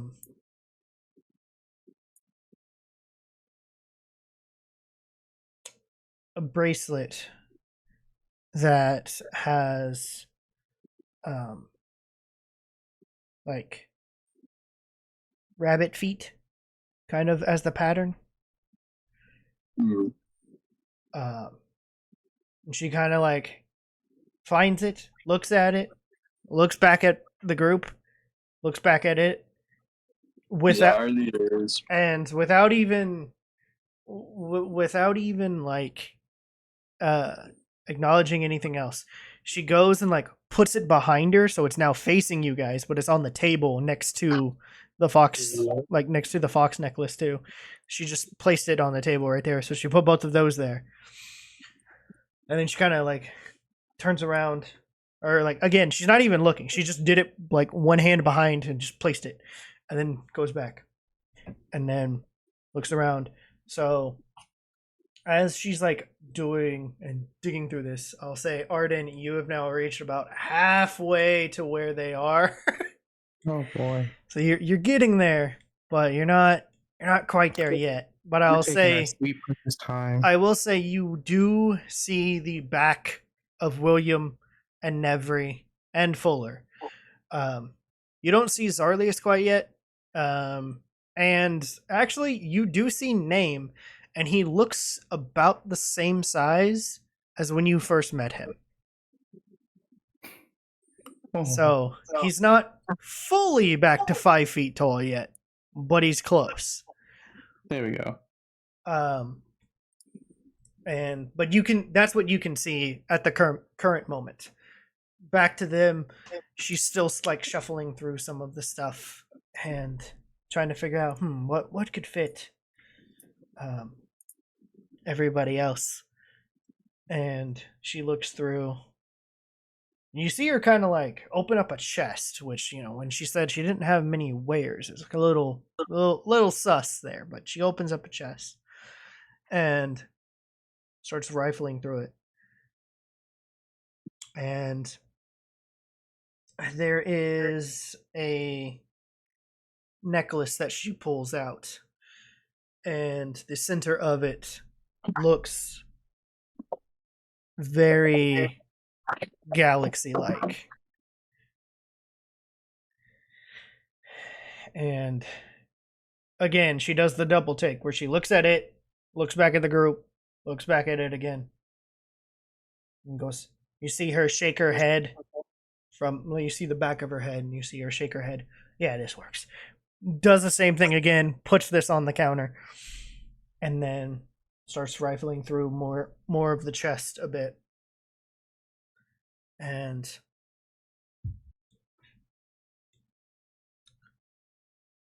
eventually, you also see that she pulls out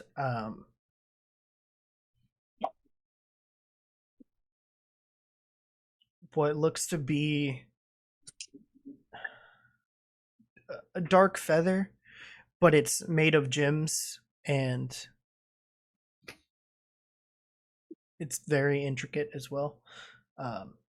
It has like the shadow steel outline, like technically all of the jewelry does, like the outlines of everything, or like the material is like the chains and just like the outlines of the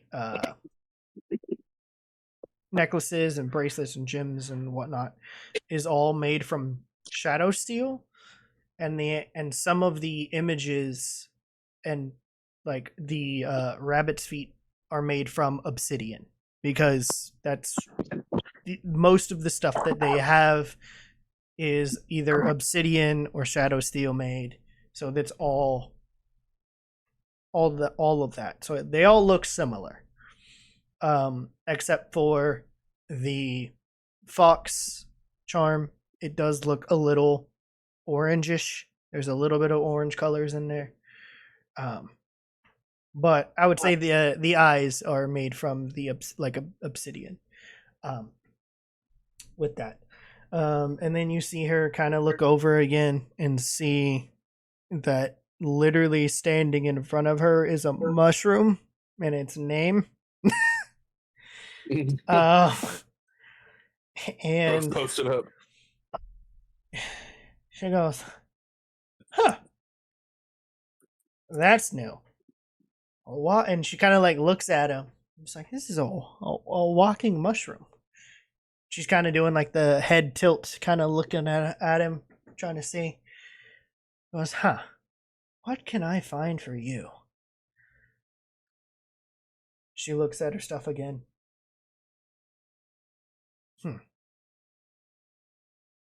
This might work. And the funniest, like, not really the funniest thing, but like, she just makes one on the spot for name. And it's the fastest thing you guys have ever seen, especially for an old person. Make. And about that time, Arden, you would have reached to about right here behind William.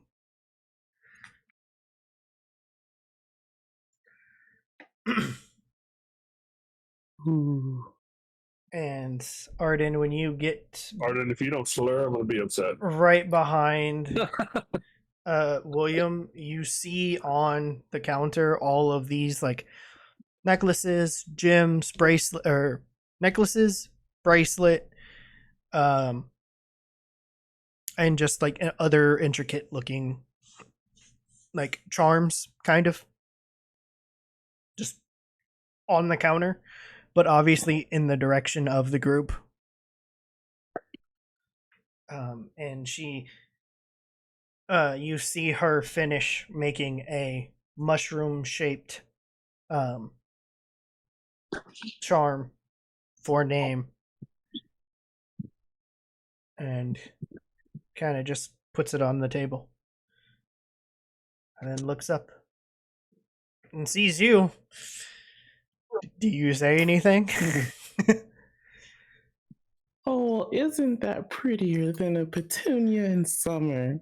How are you guys doing? Sure, what's up, Arden? In summer. He walks up and he goes, "Boop, hi." Like, what's going on here? I'm buying everybody jewelry. I love jewelry. Are you drunk? No. Me? And Lying. you see Arden go completely stone faced, but with an air of insincerity. Like, no, who told you that? When you lie to your parents? You did. Just now. Literally. You just told me you were drunk, remember? Wait a minute, when did I do that? Dang it, I thought I hit that pretty darn well. No. No, No. you just did. You just told me just now. Thank you. Arden does the little kick as you're kicking a pebble because you're like upset. It's like, dang it. You actually With did. the vicious impulse. I was gonna say you actually did though, because there's some rocks around here. Uh-oh. I'm like, I I don't wanna get hear the about night this later. pardon. Raggy.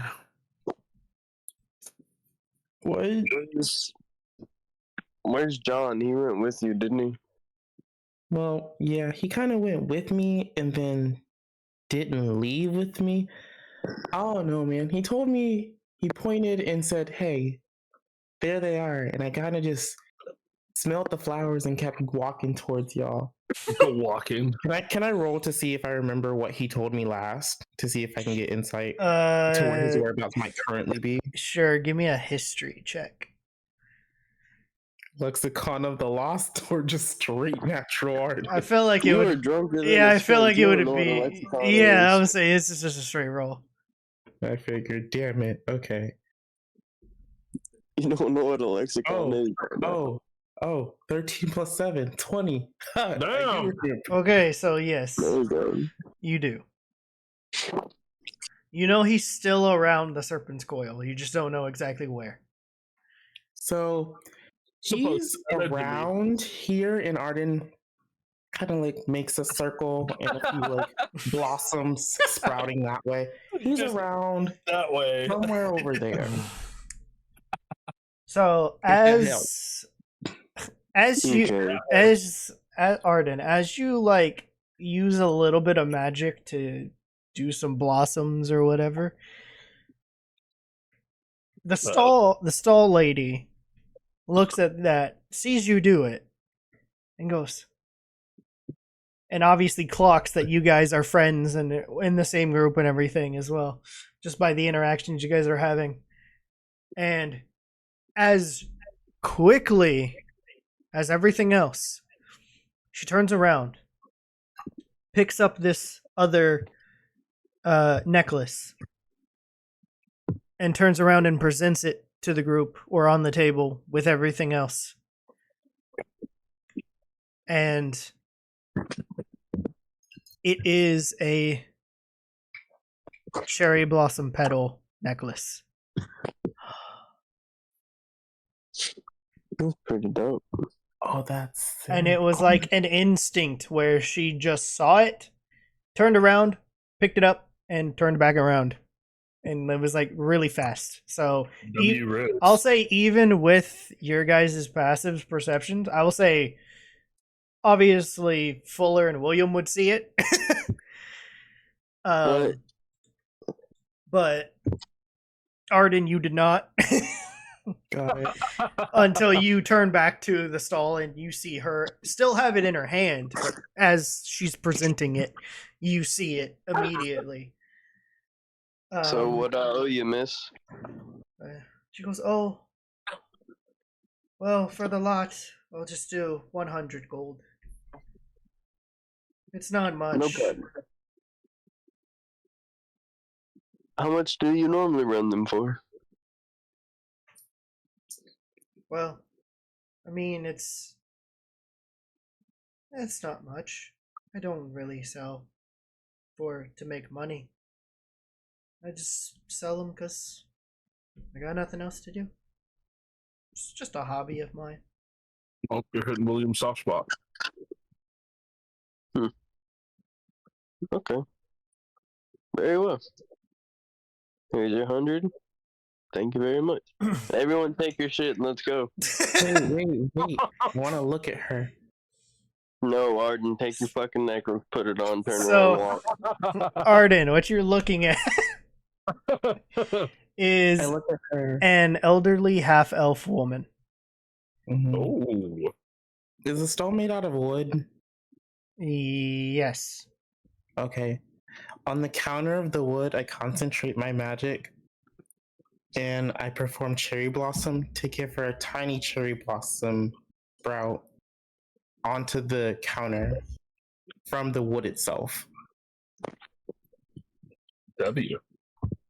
And she goes, Where's "Oh, some of the system, my guy? and she goes, oh, thank you." And I look at her, I'm like, you take this hobby, you have a gift. Take this hobby and go places and let the blossoms bless your way. I will do that. And I turn and leave. All right. You turn and leave, What is happening? and everybody's going this way.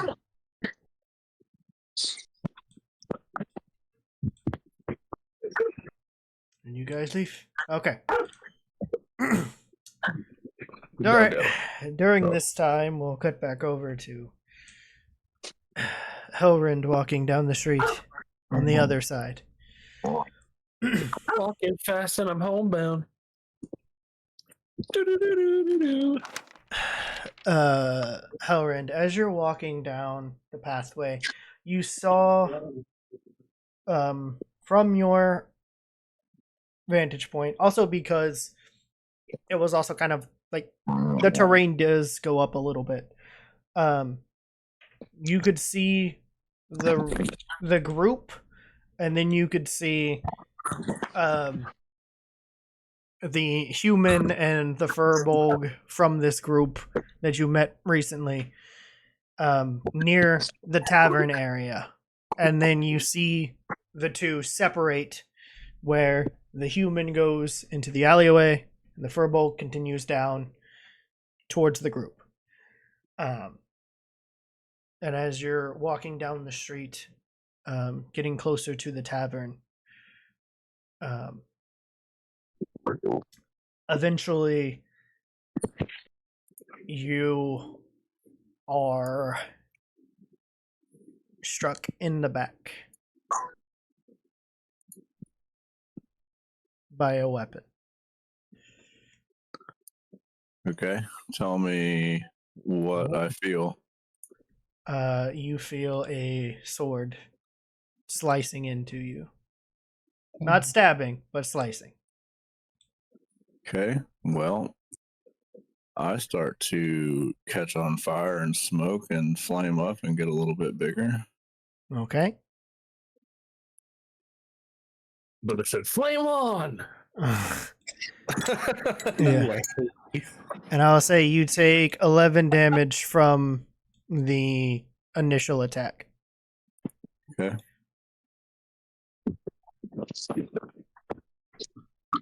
And would you advise that I spin around and start attacking? Do I have an opportunity, or he has had the opportunity? You want me to roll for anything now, or what am I doing currently? You can roll. I mean, yeah, you can roll to attack if you want, like a turnaround reaction kind of thing. If you want to do that. Okay, so as I turn around, what am I seeing and what am I doing before I make contact with this fool? You see a cloaked figure wearing a mask. Okay, how tall? About 6 foot. Don't know this Smo, so I am going at it and yelling at the same time because someone hit me in the back and I spun around, so I would be instinctively yelling, enraging, and swinging. Go for an attack. I rolled a 27. Yeah, that hits. 27's crazy. Yeah, that hits. Brother almost got to 30. Okay. It's crazy. I It's not a nat rolled 20 either. 29 for damage. 29 for damage. Heard. All right. 29 damage has been taken. And sustained. He's still standing, yeah. I will cleave. Okay. How much was the cleave again? Or what was the cleave again? I forgot. It It's was a the 1d12. 1d12. Oh, yeah. Gotcha. Do it again. If I land an attack, I can change the trajectory and go up into the air to ready my next attack. Okay. Go for it. It is a 19. Yeah, that hits. It is a 3 for damage. Okay. I have a second swing if you'd like for me to take it. I mean, yeah, you can. Go for it. I rolled a 29. Oh, bro, how is that not nat 21 for 20? damage. Yeah. What's the damage? 21. 21. Okay. Rolling like a red, 18. Good lord. um.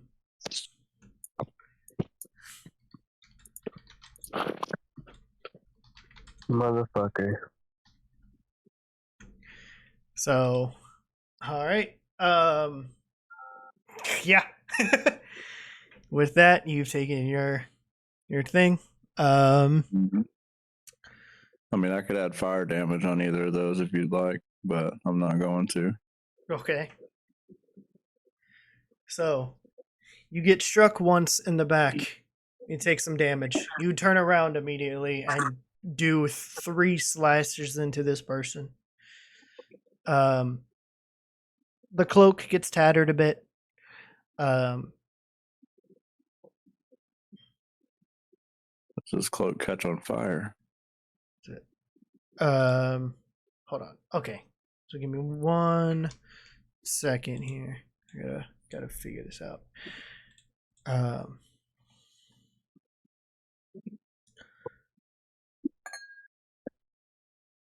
So okay. 1 second. Let me calculate the damage real quick. 3 plus 1. Well, where that came from? Let me know. Okay. Okay.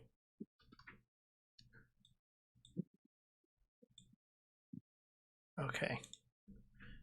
Thing. Okay.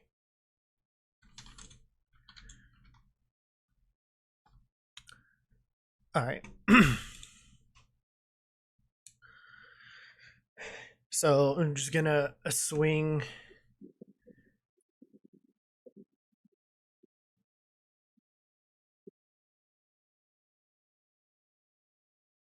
So there's going to be 2 swings at you because this figure can attack twice.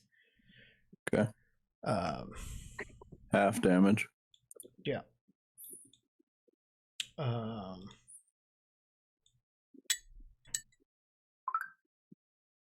So plus 10. Okay, so real quick. 21 to hit. Yes, sir. Okay, and a 30 to hit. Okay. Yep. Okay. And then damage on both.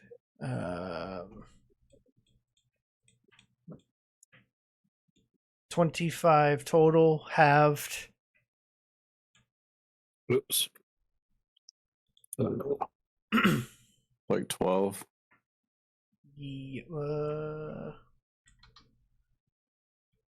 That'd be 24.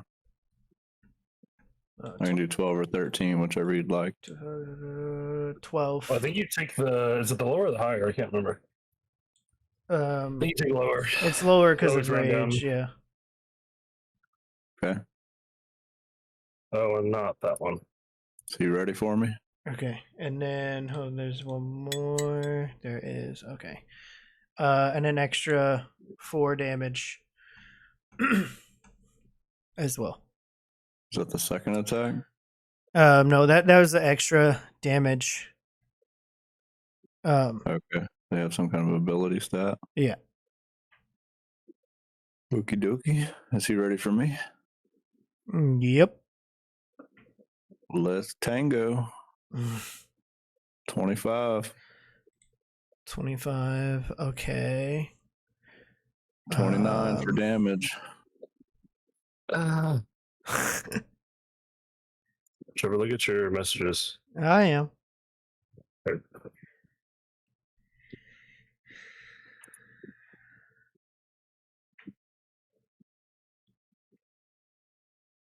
Okay.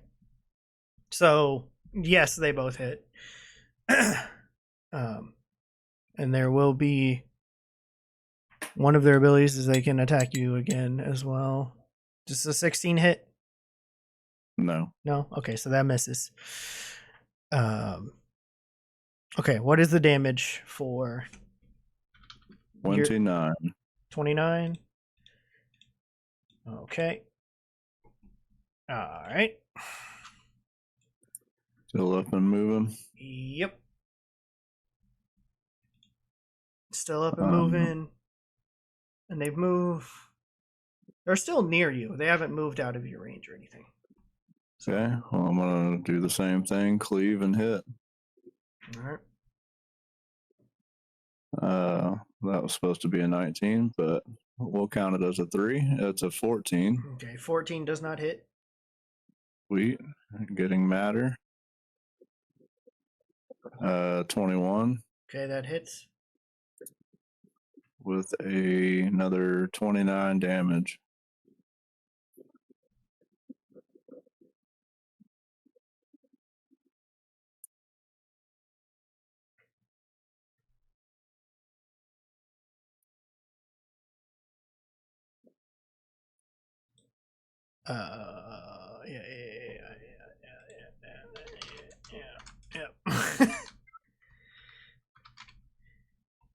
Yeah. Okay. Another 29 damage. Mm-hmm. Okay.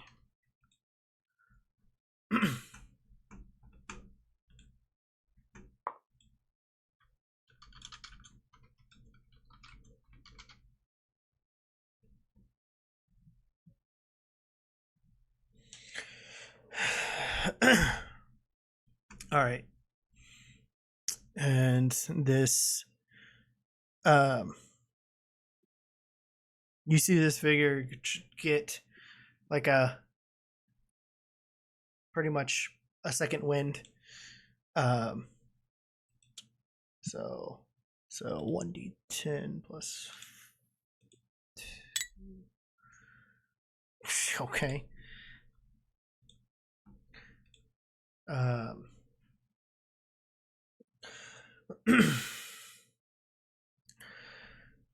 All right. So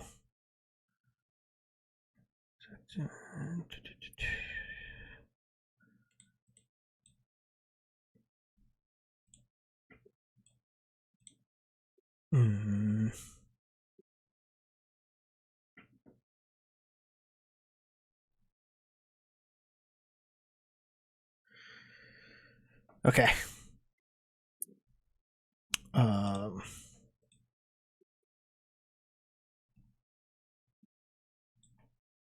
You see this opponent get their second wind and then ready themselves. And that's it. Okay. They didn't attack me again? Nope. So it's my move? Yep. Same strat. That is a 19. Okay. So they readied a patient defense, which takes the dodge action. So it would be a disadvantage. Okay. So. Oh, that's a 19. So a 19 still. Yeah, okay, that still hits. 23 for damage. 23 for damage, hurt. So 23. Okay. We're doing the cleave again. Heard. That is a 27. Yeah, that hits. That's a 3 for damage. Okay. Oh, take that back. Yeah, never mind. That's good. I blaze hotter, and smoke and fire erupts out of me as I swing on this one. Okay. Fuck me, and I roll a 1. 21 plus. Where's it at? Give me a second. Hold up. Plus 4 of fire damage. Okay. So as a reaction. Oh wait, no.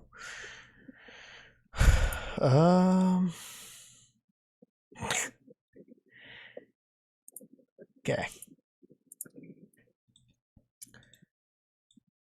As they do. Okay. So during your attack, they're going to parry. So roll at disadvantage. So roll it again to hit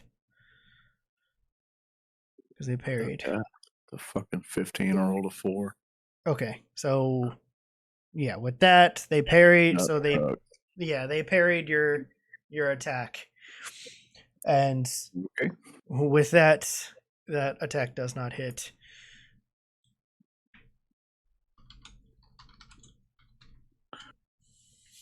Bring it on.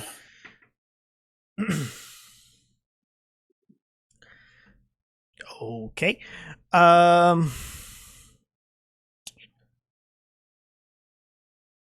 Give me 1 second. There's a thing. Where is it? Okay.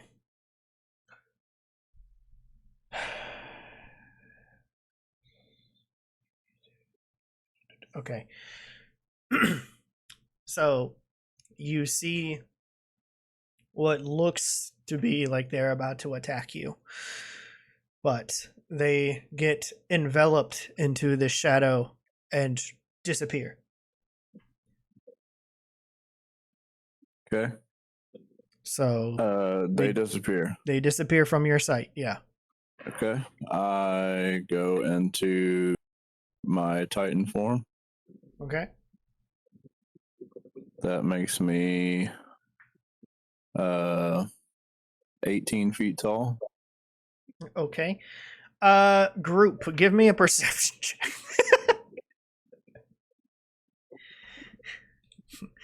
The rest of the group, give me a perception check. I'm pretty sure you can see him regardless, but still. Not 20 for me. Oh, shit. Okay, yes. Let's see.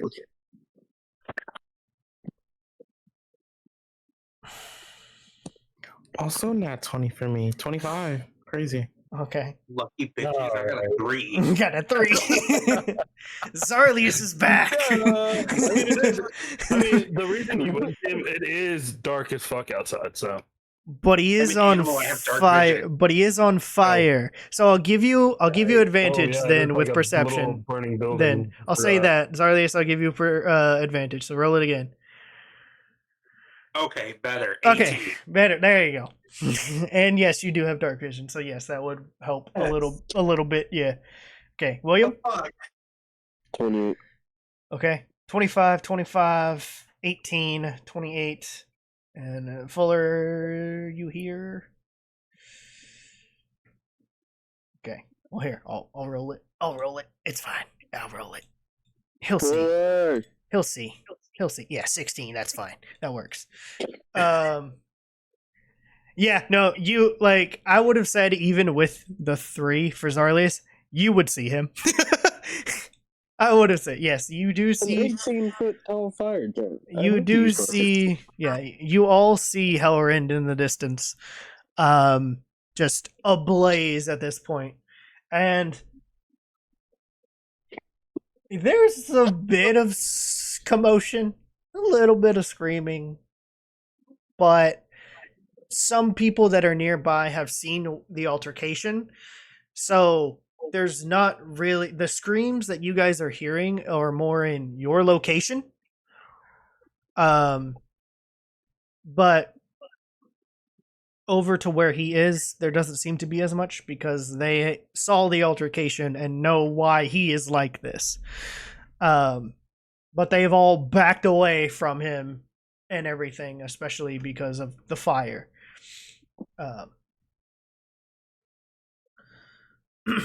And with that, Hellrend, what are you doing? I am yelling with my most thunderous voice and saying, "Fight me, you bastards. Don't deprive me of this contest." And I will produce flame in my hand and hold it high up above my head and like look around and see if I see anything. Okay. Give me a perception check with that, yeah. Since that's what you're doing. You're looking. It's an 11. An 11? Okay. I mean, that's fine. You see off in the distance the group that you saw before. They're off in the distance by the market. You don't see, like, pretty much everybody else, like, and you're looking at the area as well. Obviously, you see a bunch of people. Some of them are panicked and some of them have gone inside, but none of them seem to be like the person that attacked you or know anything about it. And everybody's just freaking out. What sturdy structures are near me? Oh God, he's gonna destroy the town. So no.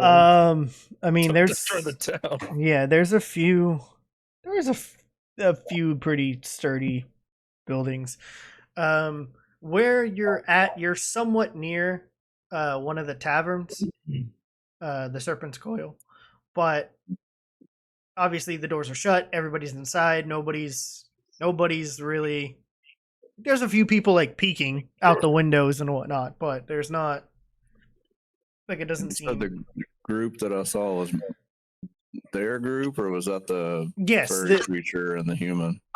Yes, no, it's the rest of the group. The galaxy guy, the bird, all that. But actually, yeah, the furry creature is with them too. You can see them all together by the market. You don't see the human, however. You don't see him with them. Is there any kind of water feature near me? Currently, no. Okay. How far away are we from the port? You are a good more than a minute's walk. Yeah. Okay. I will continue to search, and you tell me whenever I start to die down and whenever I go back down to size and unrage, I'm just gonna search. Okay. Yeah, you start searching and everything, and guys, what are you doing? And I will be yelling obscenities and for these people to come back. Okay. So you're just crashing out. Yeah, literally, D1 crash out, actually. Yeah. So, what is he still large, or is he just slightly? He's just slowly getting smaller and smaller and smaller. Yeah. Eventually he will. Yes. Right now it's still kind of peak, but he's about. Yeah, but he's about to. He's about to. If you are walking in the direction towards like the port, then I will say like progressively, yes, you will start to see him start to shrink a bit. So rest of the group, William, Arden, Zarlius, Fuller. What are you guys doing? Or what do you guys want to do? If anything.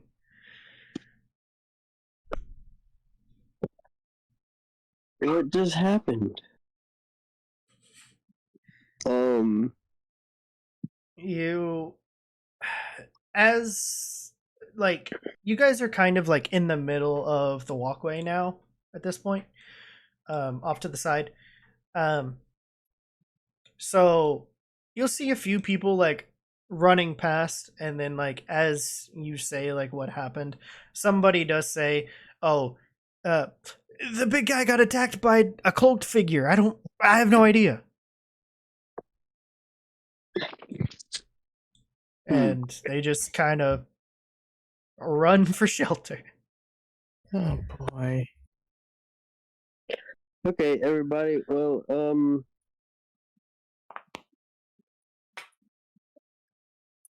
we're going on a road trip. Who wants to go? We're going on Road a trip.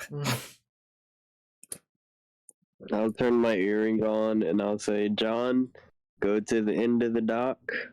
If you're still walking around, I don't know what the fuck's going on around this town, but everybody's freaking out. You'll hear John. Yeah, I can see it. I was buying something, but I guess I will be at the dock. Okay. Going to the dock now. Okay. I'm just gonna lead everybody calmly to the dock, and I'm gonna like walk us where we're behind Hellrend, and it looks like we're just chilling, but I'm keeping an eye on them. Okay. So at this point, the group will go over here, kind of where you met him for the first time. And then Hellrend, at this point, you are about here, walking into the pathway here. Is he still the fucking big guy? He's shrunk a little bit, but he's going. It's like on a downhill hill, literally. How long does your enlarge last? A minute. A minute. So I'm still yelling and looking, and where are you sons of whores, and this, that, and the other. Yeah, Don't deprive me of this contest. Yeah, you're screaming this out and all that, and then nobody is responding at all. You hear the screams in the distance. You hear like the shutting of doors and shutters and everything, but nobody's confronting you. And as that happens, you're starting to shrink and start to slowly calm down a bit. Slowly sizzle out, bro. Yeah, you're starting to fit your flames start to steam a bit, and you start to go. I guess the term would be cool off. And cool off. All right. Yes. The side note, the market where my rhino is, where is that located? Behind you, further into town. Or actually, you would have passed by it. Okay. Look, because while you were on your search to look for who did this to you, you walked right by where the market is. It's almost like this. Like this is the market, and there's like houses, and then the market's on the other side. I mean, obviously this isn't the right map, but yeah, apparently to that side. Yeah, it's on the other side. Yeah, they're not connected. They're like split up. Mm-hmm. Oh, Arden. After our little field trip, I remember you had mentioned you wanted me to get you some things or help you look into getting something. What do you want? That's the restraint. Oh, that's right. And you see like, the spark of like enjoyment and like you see the wheels turning in Arden's head on his expression, like, oh, yes, I need those things. We'll get them. Okay. And for the rest of the time being, Arden's still hurrying, but you can see a slight grin on Arden's face, like, He's plotting. Oh, devious licked. He's Yes. plotting. All right. Yeah, so Hellrend's, I'm assuming, back to normal. I say normal, but his motherfucker is Mm-hmm. not Not normal. Yeah, he's 9 feet tall. Hellrend, would you say you're at this crossroads, like right here? I did not say that. He did. I'm kind of debating on what my next move is, depending on what the DM says here in a minute. Well, did you want to like stay where you were, or I mean, this like I was kind of showing you like this is about where you would be. Right. Pretty much. So my next question, I guess, to answer John's question, did I see the entire party go over to the beach? do you have dark vision? Question mark. I would possibly yes. Possibly yes, or definitively yes. Yes. Well, I mean, it depends. Like, yeah, if you Well, have yeah, you dark don't have dark vision, vision. or I'm looking for my attackers and screaming in a rage. I'm kind of held out yeah, for a little bit. I I'm would not I would really- say yes right before you fully shrunk down to your normal size. I would have said you were able to see over the buildings. You would have been able to see the group go to the harbor. Yeah. Okay. Well, as I'm calming down and thinking about what's happening, the only thing that I know that's familiar to me is that I have a rhino. So I'm going to go back to that and grab it, and Yeah. then I'll start walking back towards the market. Okay. So yeah, you'll go through. You'll push through everybody. Well, You'll first. that. As you finally sizzle out and cool off, and then realize what you're gonna do, you see the cloaked figure, roughly about 60 feet away from you, and just looking at you. No weapon. After you've sizzled out, I mean, you don't have dark vision, so I don't want to say that it's pretty fucking far. You'll see this. So 60 feet away from you, you'll see the cloaked figure holding a glowing rock on his side, so illuminating his body. And then he'll pull his hood off, remove the mask, and you don't have to do a history check, but it's John, it's me. And you'll just hear him say, "Sorry, big guy, I didn't want to make you too mad, but you asked for a fight, and so did I. And I figured if I called you out, you might not have. So, but you surprised me. I didn't think you could get larger. You caught me off my off balance. So after I heal from this, and you'll just kind of remove the cloth, and there's just like a slice down the side that I slightly bandaged up while you were waiting, or while you were hiding. I would love to go again."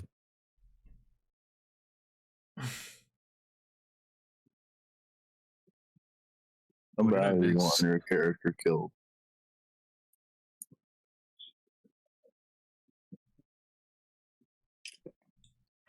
It's pretty close. But yeah, that's what you see. It was pretty close. How close? Well, a couple things got messed up. It would have been closer. I forgot a couple things. Yeah, it's because I wasn't reading it right. Yeah. Yeah, it would have been closer, but yeah, you fucked me. I was close. You got me to 25% left. Whatever. But, yeah, you just see him there. Because I didn't technically challenge you, I would like to extend an offer, being that you do seem very strong. Not for the benefit of me. It could be a benefit of you, but you seem like you need a fight. Not saying you need it, but you want a fight. Now, I can give you one in a day or two after my back stops hurting, but we're going to fight these pretty big and somewhat baddish guys. you are more than welcome to come with us. We have plenty of room, but it looked like you have. All right, no, sorry. We have plenty of room. That's metagaming. Forgot. I didn't say that.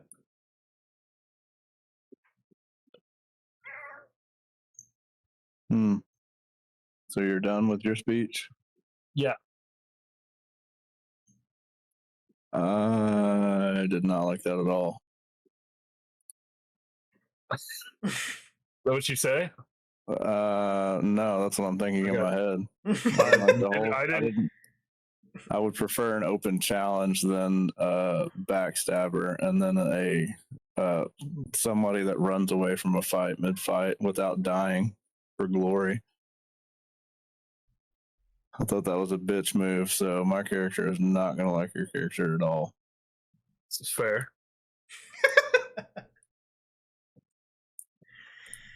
So, I expected it to be a little closer, but character-wise, I would be hunting you to the death right now. all right, go for it. I'm 60 feet away from you. But game-wise, I am going to get my rhino.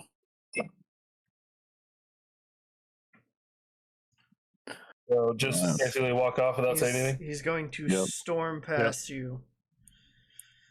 I probably wouldn't have listened to that entire speech. Once I saw you take your mask and hood off, I probably would have been walking away from you as you were talking. Yeah. You would have heard it, but you weren't really paying attention to it. Yeah. I'll yell. We'll be at the port if you change your mind. Well, I'm coming to this market, anyways. Then going to the port. So I'm getting my rhino, and I'm hanging out down here. I'm going to use my one and only greater potion of healing.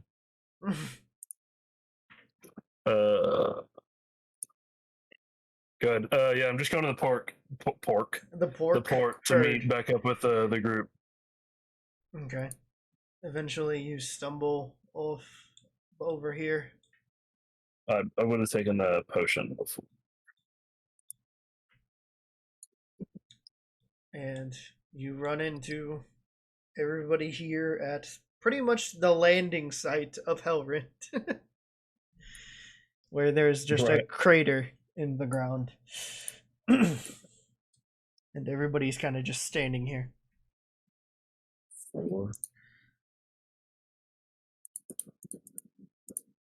So everybody, you see...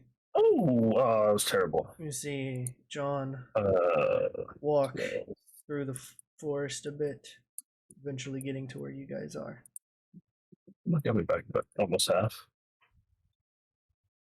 So basically, I take the potion, finish it up, whatever bandages, walk back, put my cloak fully covering, put the mask back in my bag, cloak off, and then walk back to the group. Now that they've somewhat healed, and then just now big ass fucking bruises because of the potion. I look to John and say, "You should leave the mask to me." Well, I would have put. I was saying I put all that before I even got there. I did all of that walking to the port. You forget I see everything. That's not how that works. Okay. Either way, I got a lead on the guild. Follow or don't, let's go. All right. Well, I guess we're going. I'll mention I saw Hellrend after he cooled off and gave him an offer to come back to the port if he wanted to. He looked like he's heading to the market. So what'd you do to piss off the whole town? I didn't do anything. I told you I was buying stuff. And how much of that is bullshit? 100% true. Do an insight check then. And John, don't say what roll it is, but deception or persuasion. Okay, it's cocked. Gotta roll again. I can't see what that is. Oh. 13. But technically I'm not lying because I did buy something I did buy a thing that goes over my face, so technically didn't lie. Do you want me to Just not telling the whole text you truth. what I got, Trevor, or do you want me to say what I got for an insight? What did you get for insight? 30-20. Okay. Yep. Yeah, so it's a mix of both.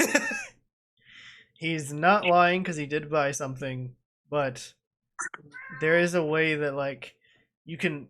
The way I did a little bit more You've- than buy something. you've seen John get hurt before, so you can definitely tell that there's something weighing on him, and also like his breaths are a little heavy when he's talking. Sherlock Holmes. So you can definitely tell there's something else. Okay. All right, everybody. Let's go make some money. And then I'm just gonna start walking. Uh-huh. Did you say anything about the Hellrend going to the port? Yeah, I heard you. All right, I just want to make sure that I don't know if we got cut off. It's not a decision for us to make, John. Oh, that wasn't in character, but fair. Yeah. All right. So you guys Heading in that direction. yeah, you guys get to the port and you go off in a direction. I'll ask this: have you guys been looking at any of the ships that have been docked in the port at any time during Yeah. all of this? I mean, I guess I would have looked at the port, but I'm not really like fucking full staring at ships. Okay. Yeah, why not? What's that? Part of our training was in the menagerie, so might as well. Okay. So give me perception checks or give me 5 perception checks to see, because you're looking at each ship. I just rolled it just so I got an 11. What port are we in? Okay. Okay, Are they into the I got 2 32s, a 14, a 15, Only 2 32s. and 16 plus 12. That's 28. Okay. So you see hold on, let me make sure I got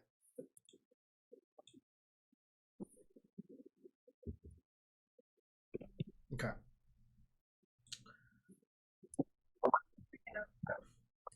With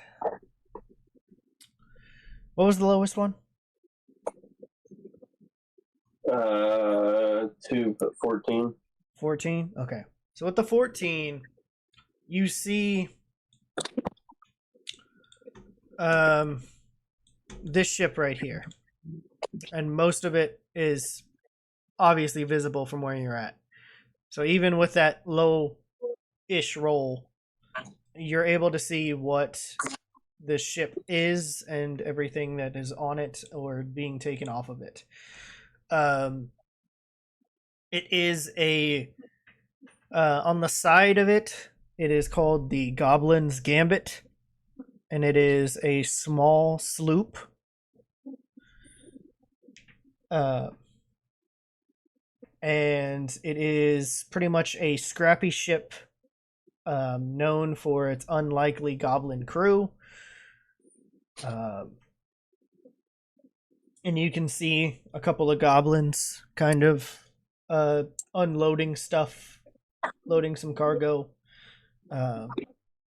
and pretty much bringing some of it into town. There's about 10 to 20 of them that you can see. And then what is the second lowest? 15. 15. Okay. So mean, yeah. So again, the ships aren't fully like to scale of everything, but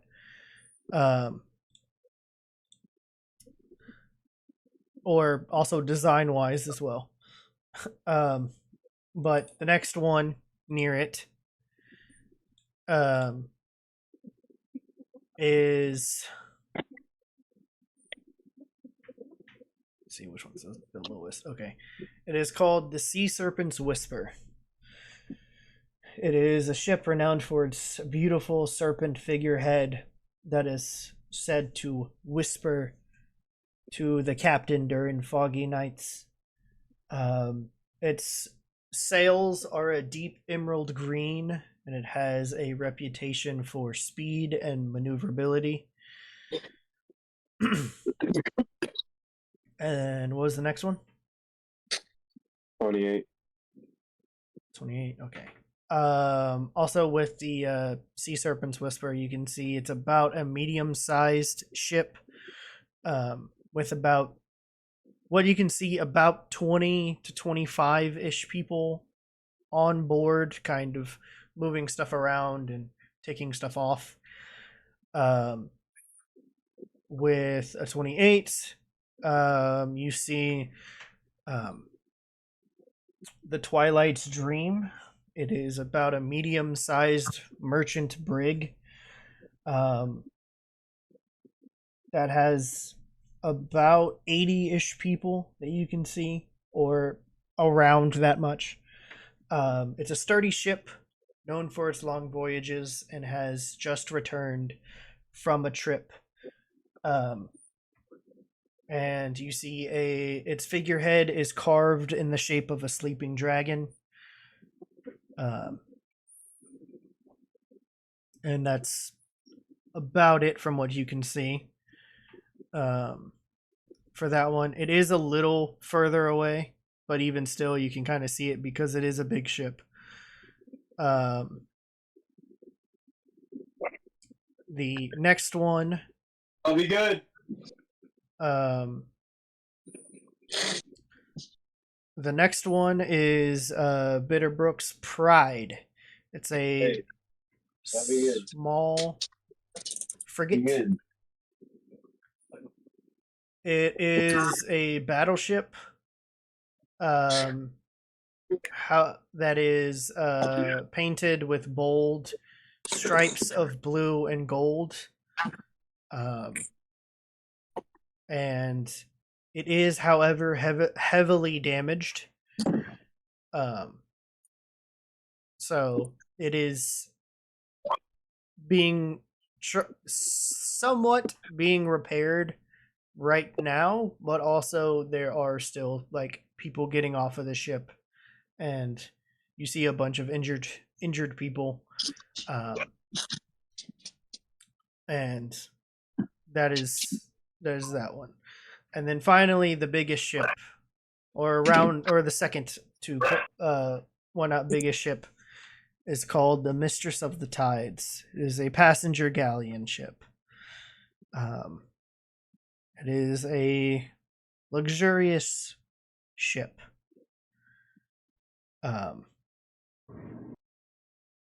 is a very, very big ship. You have about 100-ish people on board. And then for the Bitterbrook's Pride, about 150 to 200. Okay. After all of these, do we get any closer to what looks like the end of the dock, or do I see anything that resembles the guild? So you see, where is it? So yes, nestled at the edge of the harbor, you start to see this not very intricate pathway, but you do start to see the intricate carvings that have some gold accents on them, and it pretty much stands as a testament to the town's blend of danger and prosperity. attracting those looking for fortune, information, or a place to rest. As you guys get closer to it, you start to see more of the exterior of the architecture as well as the surrounding areas. So, with the architecture, it is a building with a mixture of sturdy timber and weathered stone, with a sloped roof and a large open windows that overlook the harbor. The sign above the door depicts the emblem of the Gilded Gallows, symbolizing both the dangers of the sea and the riches that await. The surrounding areas is the outpost is surrounded by crates and barrels from various trading companies, and the salty breeze carries the sounds of seagulls and distant ship horns. Lanterns flicker, casting a warm glow as evening approaches, or daylight approaches. The warm glow gets brighter.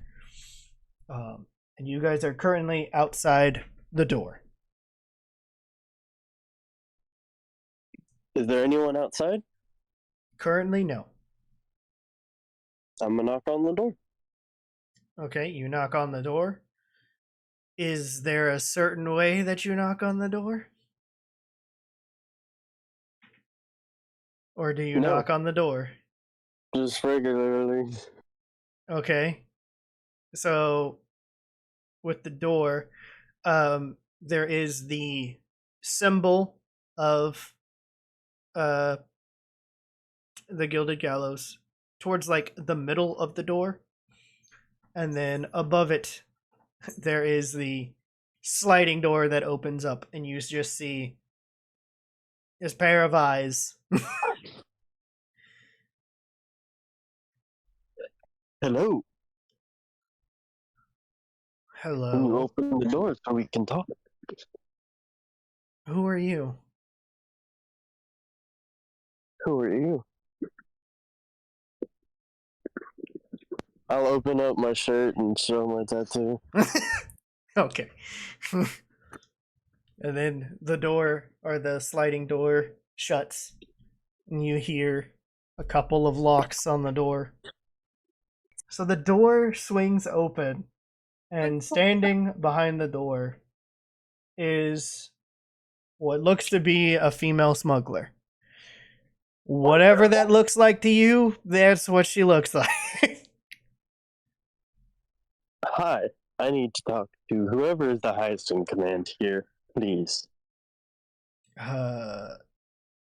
Okay. She kind of like gestures for you guys to walk in. What, can I notice what rank she is? Not currently, because she's just wearing normal clothes. Okay. And she kind of gestures you guys in, which with this, you can then see the main common room area. It is a very spacious area with wooden beams overhead and a large fireplace. There are round tables are scattered throughout, filled with patrons discussing deals, sharing tales, or planning their next adventure. Off to the side, there is a long, polished bar, offers an array of local brews, exotic spirits, and hearty meals. There's a bartender there, a burly man. She kind of gestures over as you guys are like looking. She goes, "That's Grom. He's known for his quick wit and vast knowledge of local lore. The decor, everything. The walls are adorned with trophies from numerous sea voyages, shark jaws, mermaid scales, and maps of treasure routes. There's a large bulletin board that showcases job offers, quests, and notices from local merchants. And And this is all just in the main common area. So right when you guys step in, this is what you guys see. So there's a lot more people in here than you expected. I guess I'll just get loud and be, who is in charge here? And you do that. All the conversations kind of stop. And they all look towards the entrance. And then there's a voice in the back that says, Elloria, who are these guys? It's a little there's a grizzled voice to it as well. And she goes, apparently they're members. They have, well, he has, as she points at you, the tattoo of our symbol. Does anybody look familiar to me? No. Okay. Not one bit. And the grizzled voice in the back says, very well. Send them back. You have no idea where this voice is coming from. You can just hear it. And eventually you see her kind of walk in front of you guys and lead you to one of the rooms in the back. There's a door that is slightly open, and she pushes it open. And you guys step in, and sitting at this table is a grizzled, retired captain who still has his post here, just chilling out. He has a long beard, and he's chilling at a desk.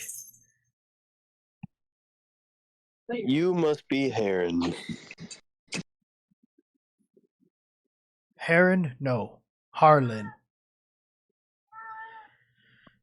Heron, Harlan. You see him try to do a handshake and says, Harlan Voss. Harlan. Right. Nice to meet you. I'll give him the handshake. Alright. Give a handshake. And he goes, that's Elloria Windrider. She's useful. And she just like gives this knowing look to him and just walks out. Okay. Well, so what brings you here? I am lost. Aren't we all? That's why there's adventures and quests. No, it's called a therapist, and you can talk to one later. We don't have any of those. I don't even know what that means. I'll set you up. It's okay. I got you, man. Don't worry about it. So,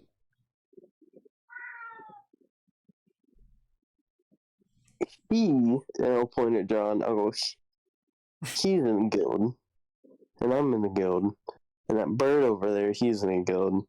Technically, the rabbit and the giant fuzzy thing is honorary members, because I said so. So, we need help. He looks at you guys and says, what about the kid in the mushroom? Those two. If you have to ask, then you already know the answer, yes. Very well. As long as they're useful. What? Very, that mushroom could probably kill half of the people in that room back there. But, point being, me personally, I don't know where I'm at. I know that this is a town called Bitterbrook, and we traveled here from a town called Black Hollows. Before that, I was imprisoned. Imprisoned? Yes, there is a clockwork tower, like probably 5 to 10 miles outside of Black Hollows in the woods.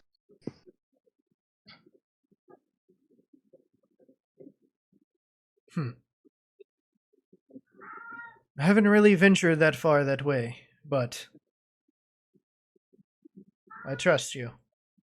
As he looks at you and sees the... Do you have your mask on or no? No, I don't remember. I only have a t-shirt, a short sleeve t-shirt, my pants, and a pair of boots on. Okay, so again, he is now... He is looking at you, sees your battle wounds, looks over at Arden, sees the tree arm at Arden, and then sees Zarlius' foot, and looks at the three of you, and says, "So it was the three of you that got tortured, right? That's what it looks like." So you know something about this already? No, I can just tell by experience. You guys look like you've seen some shit. Yeah. Yeah, it was the three of us.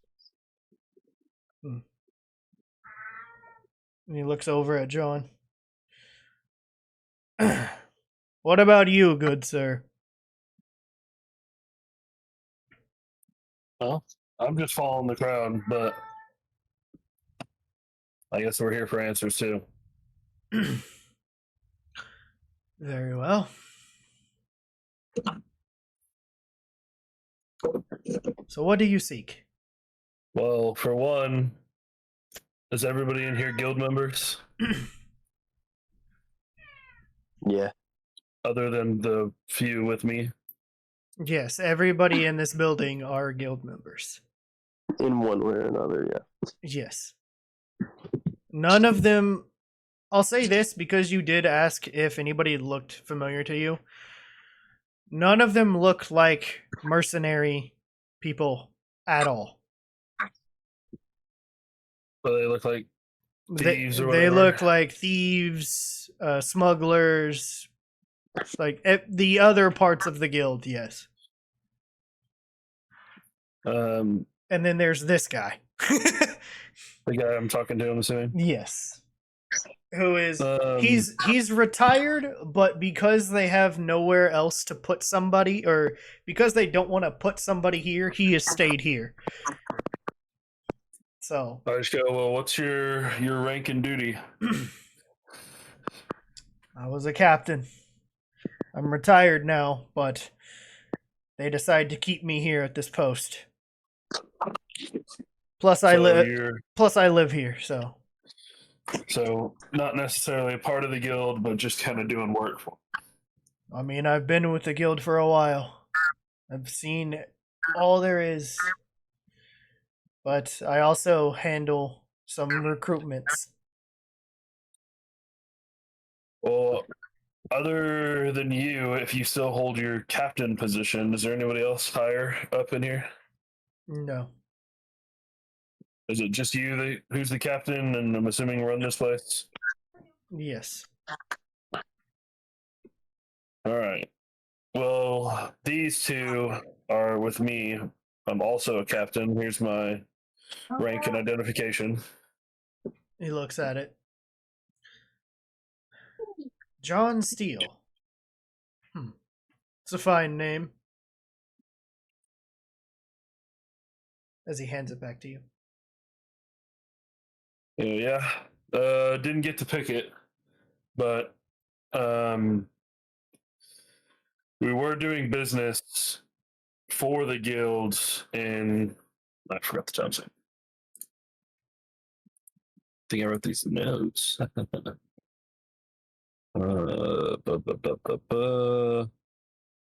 Right.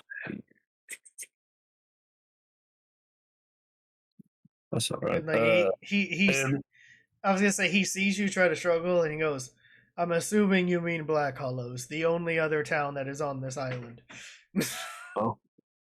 Yeah, but we ran into some trouble with two separate parties per se.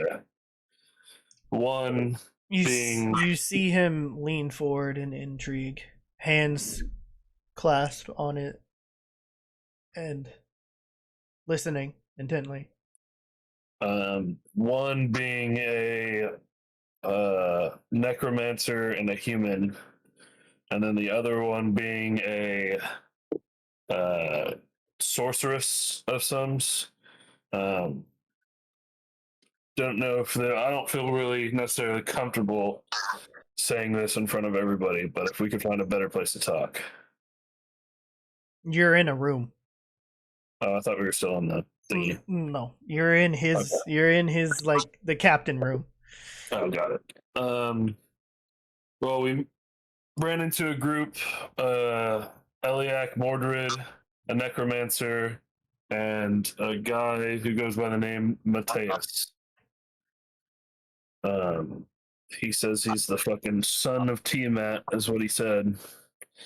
And then soon after escaping, I guess you could say, then we ran into a sorceress, or ex-sorceress now. Oh god, why do I keep forgetting names, bro? What's her name again? Cirilla. But we had a chance to deal with her. And it seemed like she was trying to get a hold of 2 items, an amulet or are they both amulets? The Heart of Dusk? No, one was a gem.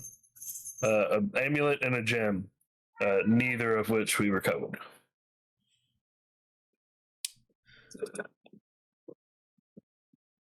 So,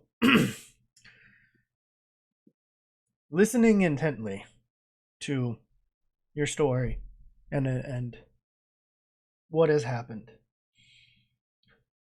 you guys see his face just change as the story continues, and just seeing like his intrigue, seeing the notable pieces and people.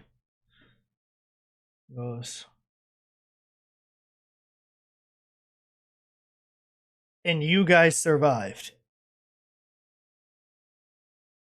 Yeah. Well, I wouldn't say survived for the first part, but for the second one, yeah. She is deceased. But again, like I said, we didn't recover the gem or the amulets. Now, when it comes to the other 2, we more or less just escaped from where they were holding us. And I'm assuming we're all standing, right? And he's like sitting at his desk or whatever. Yes. There are a couple of chairs, but that's I'm about gonna go. Before we keep, do you mind if I sit down? it. Sure, yeah. All right. Gestures to the chair that's in front of you. Yeah. Yeah, I'm gonna go sit down. So there's like in this room there is like 2 chairs, and up against the wall there is like, funny enough, a bench. If there are like extra people that are talking to him at once. So he is at his desk, hands are clasped, like hands on his, like, I'm kind of doing the gestures, but you guys won't see it until like the video. But like, right. And he goes, when he says like, and you guys survived, it was really just the shock of Mateus, the son of Tiamat, and then a necromancer that he has not heard of before, and then also surviving Cirilla, the Dampire sorceress. Is like, there's a lot of things. Like, he's heard the tales of Cirilla and her like venture to this point, but had no interactions with her at all. Hold on, Harlan. He left out the best part. We fought Death, the Horseman of the Apocalypse. Well, I didn't want to bring that up. John over here ran away the entire time while I stood and fought skeletons. I got exploded, okay? I got down to almost dead. What do you want from me? So was I, but you ran away like a wuss, and I stood there like a man fighting the god of death. Super far away, shooting your shots, not in the... I had to get in the shit. I'm sorry that he projectiled me across a continent. My bad. We're being a baby. Okay. You were saying. So, yeah. So he hears this bickering between the two of you guys.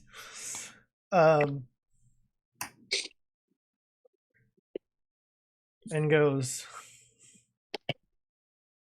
even death of the four horsemen.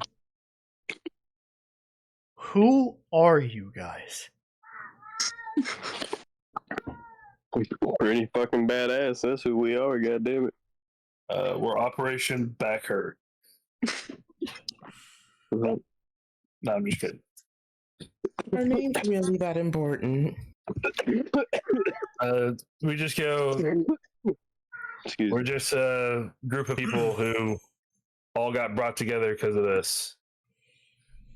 The four of us, point at me, William, Zarlius, and Arden, were the ones who met.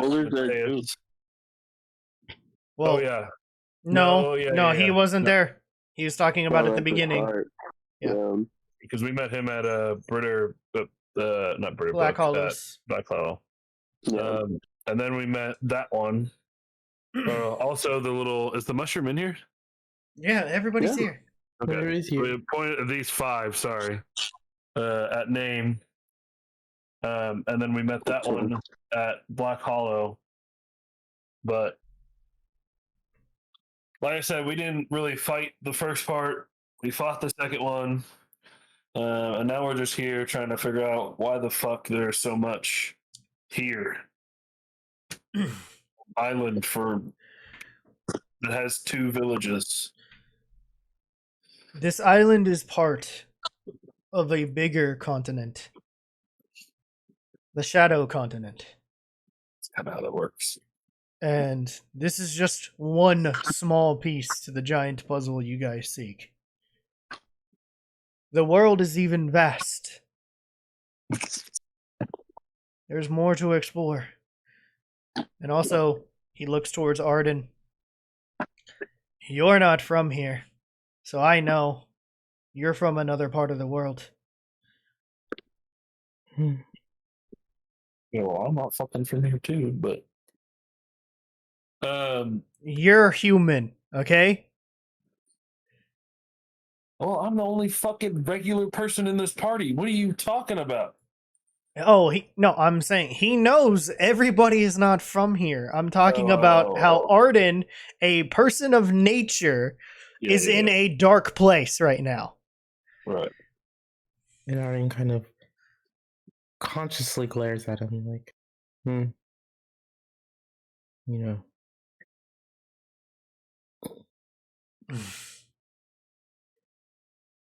I'm just gonna ask, do you know the high-ranking officer for at least the mercenary part of the guild? AKA where's the thing? The list. Was it in organizations? No, it was. I can't remember where the list was. Ideas? Champion. Where either a general, a colonel, where they would be at. If I don't know if you're even a part of the network anymore. It doesn't matter if I'm not, but I know each division well.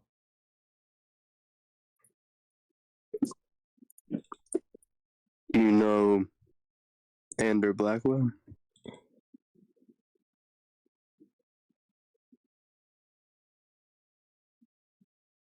You see him pause for a second. It's going through.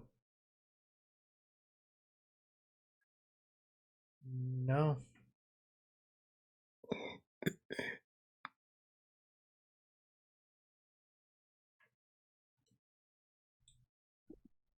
I do not.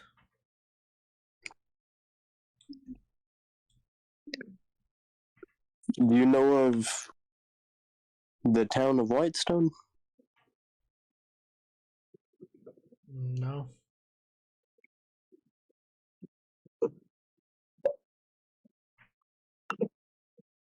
Odd question. What we're in Bitterbrook, correct? Yes. Which is on the Shadow Continent, correct? It is Oh. located nearby. It's a- Yes. It's a part of it, but not really. What do you call the planet that is on? This Do you know what a planet, planet is? this planet you speak of is called Elloria. Okay. Could have guessed that one. And Fuck. he he pulls out 2 maps on it and puts them on his desk. And he sprawls them out. The first one being the Shadow Continent itself. And then the second one is the island you guys are currently on.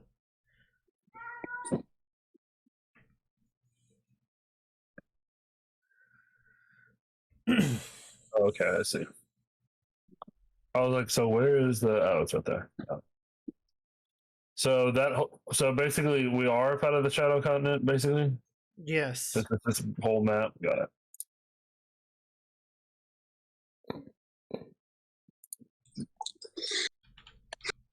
Heard that. And on the map for the island, where are we? The Demon Shore. All the way at the top in that little concave area. Yes. Okay. That's where the port city of Bitterbrook is. Got it. Yes. Well, This is where you guys are currently located. Spot up. Sorry. And then he also points to exactly on the second map, where the Demon Shore and the Shadow Forest is, and points. Yeah. This right here is Bitterbrook. You guys are currently on this part, which is where the Gilded Gallows thing is. All right. So it's right here. And he says, obviously, this is just one part of the map. There is more, but currently we only have the maps to this area. So if you're looking for the rest of the stuff, you'll have to find it on your way. So he looks over at Arden again and says, again, you might know exactly where you're going from here, if possible, as he gestures to the map for you. And Arden, you take a look at the map and give me a history check.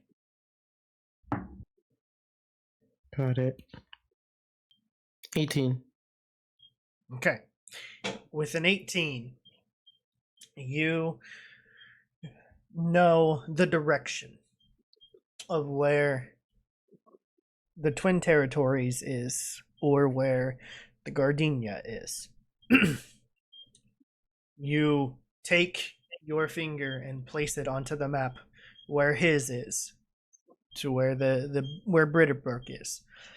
And then you start tracing a line from this map to the northeastern side, past these 2 islands, even further above.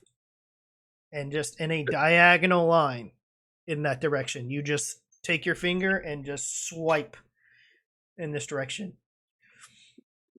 Like off the map? Off the map, yes. Okay. Because there is no, that's the edge of the map. And say, this is when you say that you are from this part of the world. And he goes, "Gotcha. Well, I hope you're able to make it there. Because Thank over you. here, if you guys were actually on the rest of the continent, you would have had a hell of a time getting here. Why do you say that?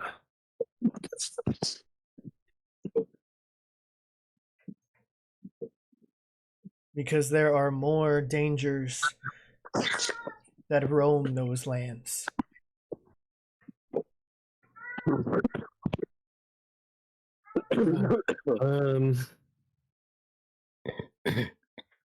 Well, Here, I want you to look at these names and tell me if any of those are familiar.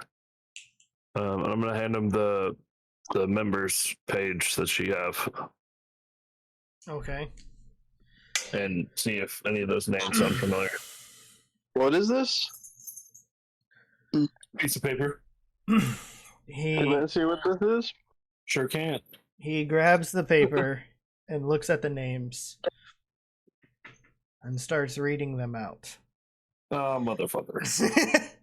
There's no need being nosy here. No keeping secrets. They're not secrets. They're my friends. Your friends are your targets. It Sure aren't my targets. says Lyra Stormblade, Lieutenant.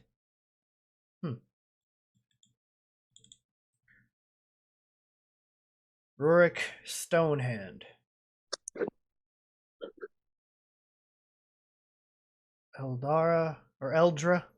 Alondra, my bad, Swiftwind,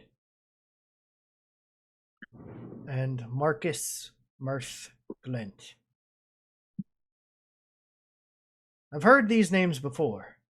They were part of that one mercenary group that disbanded a while ago. What were they called? Azure Wolves. Right. Those guys. Yeah, and it sure was a while ago. Wait. You were part of the Azure Wolves? I was.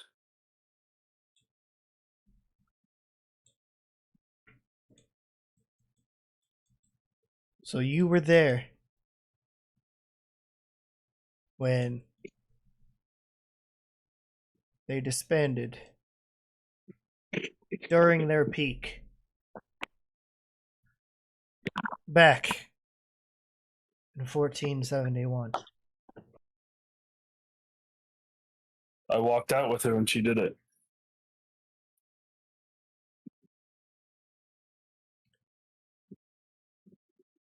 Incredible.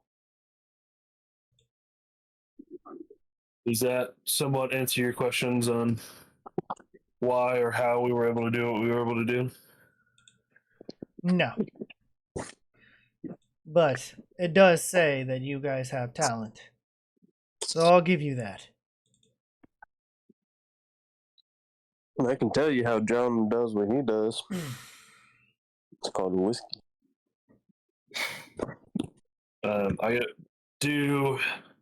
Are any of these names current members in the guild that you know of?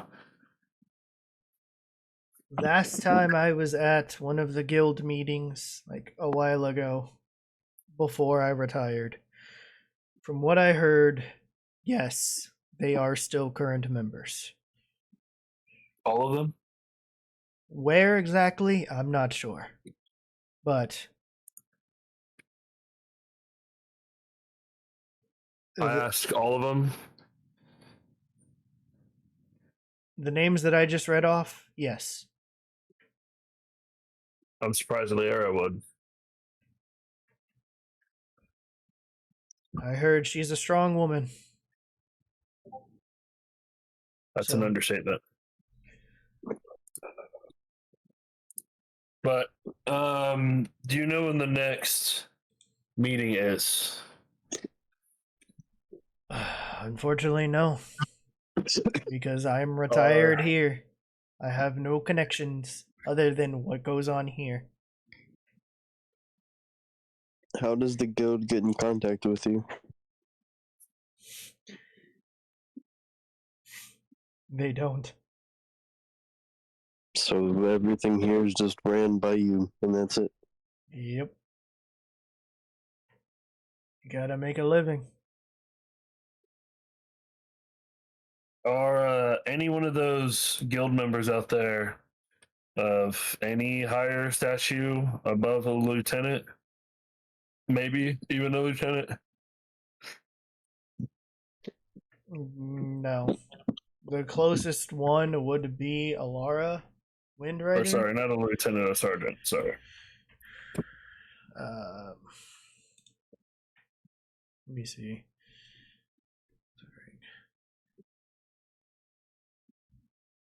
No, the elite, like, with her being a well-known smuggler, she doesn't really get the ranks of everybody else. Right. But she is the most skilled person here, other than myself. Would she say she's active in the guild or just active for herself? Like participates in guild rules or? No, she for herself for sure. Got it. She's just in for the perks. I need a way to contact the guilds. And it's been a minute since I have been able to. Roughly about 8 months, 10 months, because of the whole ordeal that happened with Mateus. Mm-hmm. And being that I somehow got to this island, I don't know how to actually get in contact, being that I'm located to the main island, or local. So it's been 2.5 years for me. the last time I sent something or heard word of anything, we used messengers. Do they go by boat or are they birds? Mostly birds. Okay.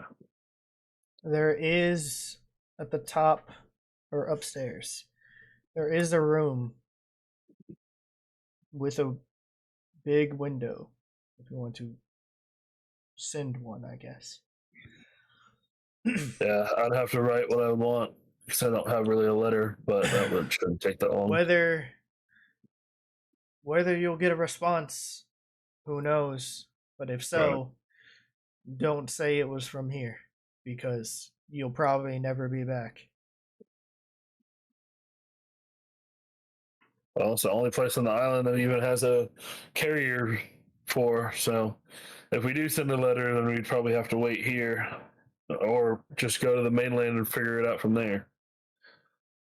But what we have found in this island is not good, especially the disappearing of powerful artifacts. The creatures we've run into, or not the creature, the beings we've run into. Mm-hmm. I need my allies back. And the only way to do that is to get back to them. So how long would it take if we send a bird to go to wherever they currently are and come back? Again, it just depends because if they're not in the location, then who Right. knows how far it'll go before they reach. To their last location that you've heard of, how long would it take to get there? Well, it sounds like, again, as he looks towards Arden, would be in the volatile continent, which seems to be where your friend is from. That is the next main continent looking. So not the Shadow Continent, but the other one. Yes, you do not want to go to the Shadow Continent. Well, if there's no business for us there, I don't really kind of want to. I mean, there may be business for you there, but you are not ready for it. How long on boat would it take us to get there? Or by boat, not on boat. By boat, what I can tell,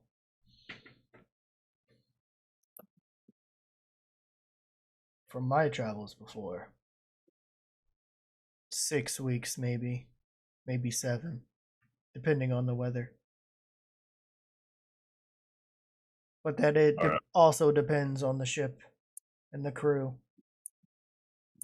Right.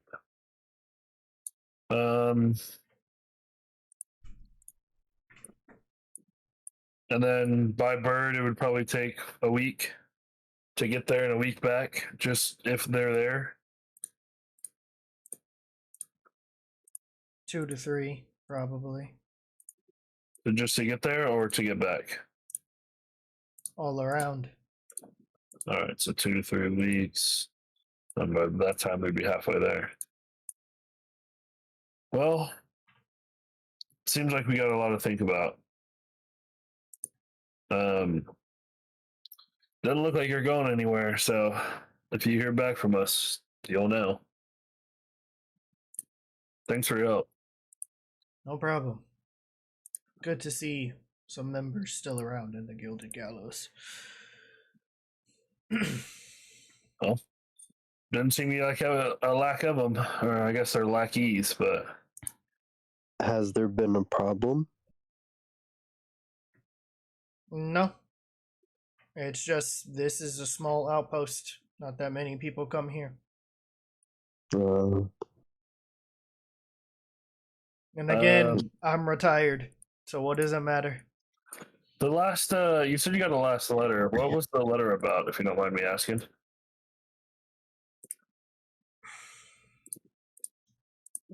I mean, it was months ago, and it really was just supplies. So it wasn't really a letter, it was just sending. Yeah. Okay. So one of the ships that came in, they brought some supplies. That was about it. Well, we still have some stuff to do. I know you have that, hopefully have that letter somewhere, or the log. If you could find the port that the supplies came from, that would be very helpful. Or if you know it right now, would be great. I mean, it's somewhere in here. I gotta dig through these papers. Well, we'll be back for you to find it. We do have some light stuff to do and a lot to discuss. Very William, well. you need anything else to say, Fuller? Y'all go on ahead. I'm gonna ask him something in private real quick, and then I'll catch up with y'all. All right. Oh, Fuller left. Yeah. All right, so Arden, Zarlius, Fuller, Name, Nevri, and John walk out of the room. The door shuts behind. Is this like a bar or just like a kind of chill? It is legit like a tavern, kind of, but there's a bar, there's a bunch of round tables, there's intricate stuff all over the walls. It's Okay. it's not really a hideout. Right. So It's more. It's just a place. Yeah. Yeah. It's like a fucking literally a guild hall, but for members. Yep. I'll just walk over to the bar, take out 10 gold, and get a bottle of whiskey, and then go. Arden, you ready for round 2? All right. So you go over to the bar, and there's this big burly man. His name is Grom. And You ask for, what was it, the whiskey? Yeah, just a bottle of whiskey. He goes, Arden, what were you drinking in the last episode? I'm still drinking gin. I'm not mixing anything today. Yeah, got it. I'll Right. take out 20 gold and get a bottle of whiskey and a bottle of gin. All right. He takes the gold from you and looks under, grabs one bottle, puts it out, looks over again, turns around, grabs another bottle, puts it in front of him. Do you mind if we have 2 glasses? He turns around again, puts down 3 as another person walks up. Oof. Just a random person. Okay. It's just like, hey, I'd like some of that too. You guys about to do a drinking game? Oh. Arden, do you have somewhere to be? Why not? I mean, you need a redemption. You already lost before. Yeah, we'll go. Let's go. Okay. All right, go and do Nate's thing first. All right. Yeah. We'll cut back over before this starts. William, you are currently in the room with Harlan.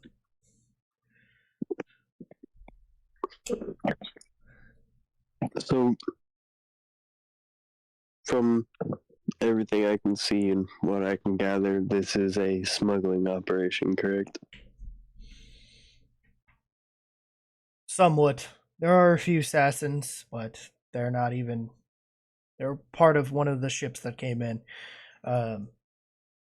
Some of them, mostly this place is not really run down.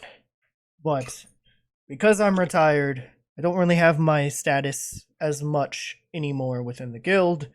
But because I was a trusted member, they let me keep this outpost and run it. So whoever comes here looking for jobs or close to quitting, this is kind of the place where they come. But yes, Elloria is our smuggler who knows and operates mostly. Well, I come from a not really assassin organization, but that's what I specialize in. Got any contracts? I need some money. He goes, well, lately there hasn't really been any assassination contracts, but on our quest board there's a few monster hunts, possibly, as well as some treasure retrievals. But then, if you want to try your luck, there's another room that does that's pretty much the gambling den. Other than that, there are a lot of pirate activities, hidden treasures, and just strange occurrences in the waters around Bitterbrook. We haven't really had much of missing cargo, but there was one merchant that helped us out one time, and some of their goods got stolen. And then there is also some rumors of mysterious sirens that lure sailors to their doom. And then he pulls out this other kind of map, but it's not really a detailed map of any kind. And it says, this leads to an underground or underwater cave. Rumors say that there are ancient relics that were possessions of local fishermen years ago. But who knows? Honestly, I don't really care, and it's not my kind of thing. So, but this came up, and I've kind of had it here. Nobody else has really wanted it, and honestly, I don't really think it means much, especially if it's ancient relics. Who knows what that could be? It could be simple stuff, especially for fishermen. And that's pretty much all he has. Well, So if you're looking for hunting or monsters or whatever, I'm sure the quest board outside has something. If you're looking to gamble, there's another room next door or a little ways over. They got stuff. I don't actually know. I haven't really been in there in a while, so there could be anything. that's probably good. Stick to making bets you know you can make. And win. Well, most Alright, well, most I of the figured bets. I'd ask. He says most of the bets is keeping most people alive. That's what I like to do. Yeah. Well, figured I'd ask. Towards the end of your conversation, you just kind of hear like cheering as the competition is going on in the back. Yeah. You can just tell it's getting rowdy in the bar area, Okay. but in a good kind. Yeah. So, first off, with that, William, you will be joining this in a second because you're about to walk out the door. But, all right. Arden, Walk in. John, Mhm. and this random dude. Roll initiative. You're And tell me 23. 23, okay. How in the hell? 11. 11, and then Bro, I fucking rolled a 19 and a 1. What the hell? and then 8. Okay, so John's first, then Arden, and then this random guy. First off, the drinking rounds. Each round represents Where's our tavern music? one single hold on. Yeah, it's like when we need our party music. Yeah. So, oh yeah, here. Let me actually get the tavern one. Hold on. There, I got you guys. Go ahead. Hold on. Stop. Oh, it's been bars. No. Okay. Bars. So. Oh, perfect. So. Witcher's 3, baby. Right off the bat, here's the thing. So, each round represents a single drink. First one is Constitution saving rolls. Okay? Each participant makes a Constitution saving roll to determine how well they handle the drink. DC 10 for the first drink. The DC increases by 2 for each additional round. So that'll be the first thing, and then we'll go from there after that. Oh. So. Oh, baby. That's 22 for me. All right. You're good. Arden, you're next. What am I rolling? Oh, wait. Hold on. Constitution saving throw.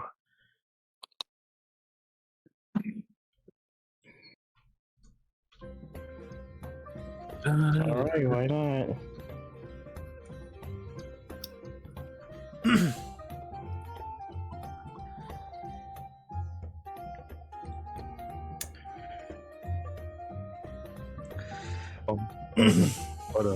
Okay, what is your Constitution?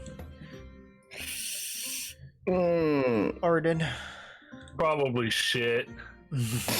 All right. Okay, now. Is it 16? 16. Okay, you're good. The DC was 10 for the first drink. Thank God. Okay, the next one is the random guy. Dirty 20. He's good too. Arden with the lowest roll. All right. Next round. This is another round of DC drinks. 12. DC is 12. All right, let's go, baby. Here we go. Oh, yikes. All right. So Yikes. here we go. On a failed save, roll on the drunken effects table to see how the drink affects the participant. So roll a 1d10. D10. That is a 6 for me. 6. You are overconfident. You claim you can drink 2 more without issue. Yeah, okay. What is this just it's just my character? Cool. Increase the DC by a +4. For me? Yes. Oh, Lord. So What is it? 18 now? No, 16. So That's hard. it'll be 16 now. Yeah. I'll write it for But me or just Arden for you. It's just for you. It's just for you. I'll keep track. Arden, roll your. Oh, you rolled your con Here we save go, already. 2. Okay, so 2. You have a loose tongue. You reveal a personal secret to those nearby. Uh-oh. Oh, that's. Uh-oh. Oh, shit. All right. Hey, you got to do it. What you revealing, bro? Personal secret. So help me God, Arden. I'm gonna hurt you if you spill a word about Nox. Okay, well, here, let's do this. Pick 4 things and then roll a d4. Yeah. Leave it up to the dice. So pick 4 things that are Just- revealing about yeah, your character. Yeah, think about and it. then not like, oh, I have 6 toes. You know, not. It has to be obviously something a little decent. Okay, I got So you. if you have 4 things, think of it. Roll a d4. Ooh, I wish Zarlius was here. Okay, I have to, all right, cool. I think I got my 4. All right. Got your 4. Roll a d4. Okay. Roll a 1d4.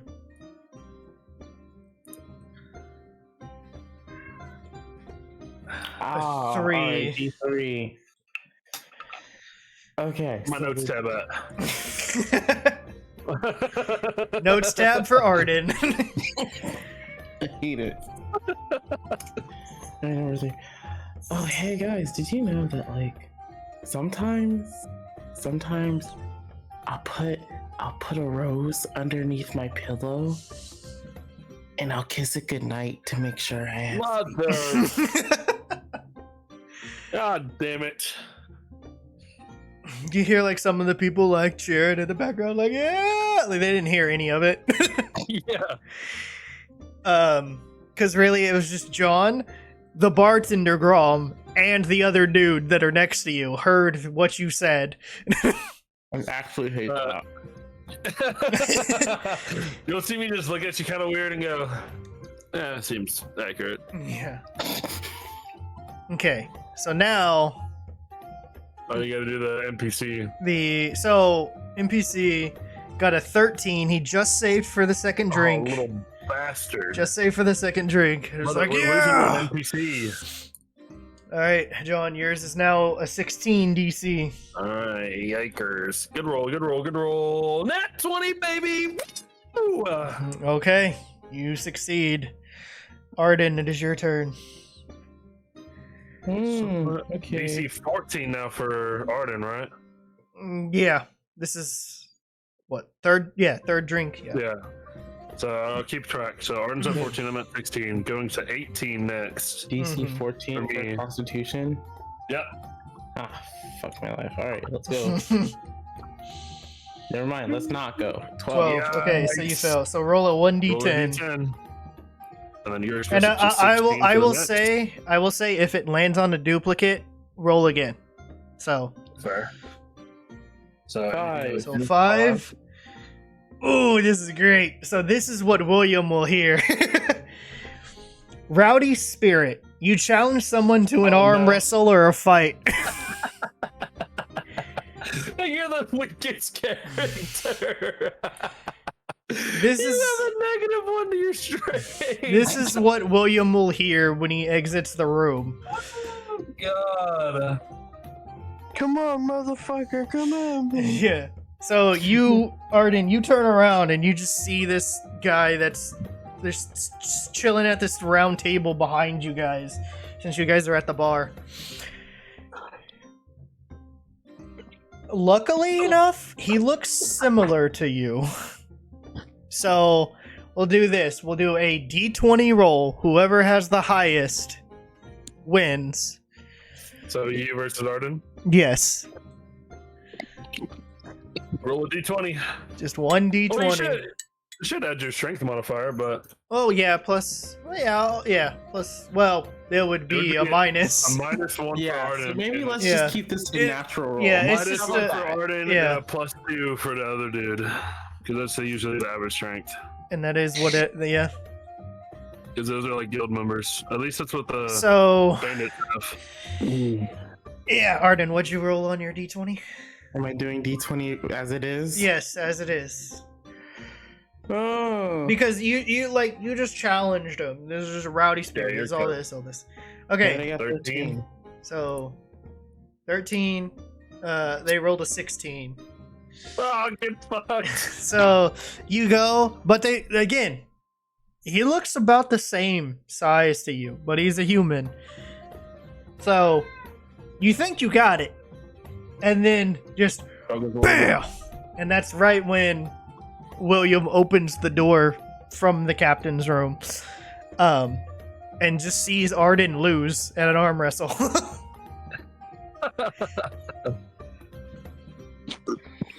Like, dang it. Here I thought this lucky old arm of mine would have did some tricks. I'll go and up. I I'll go pull out up. my arm. I'll go up to Arden and be like, "Hey, it's all right. Here, take another one, and maybe it'll help you ease the loss." Okay, so it is. Well, actually, now it is the NPC's turn. Right. They failed with a 10, so a 1d10 for unsteady legs. Your speed is halved for the next round. So you see the guy who is sitting in his chair. He goes to kind of like stand up to walk over to you guys, and you see him like wobbly legs. Ooh. He goes, "This is nothing," and you see like literally the full-on wobbly legs walking over to you guys. Okay, John, it's your turn. It is now a DC 20 For no 18. or 18. Okay. Yeah. And then Arden's at 16 now. Okay. Yeah. Or both of them are at 16.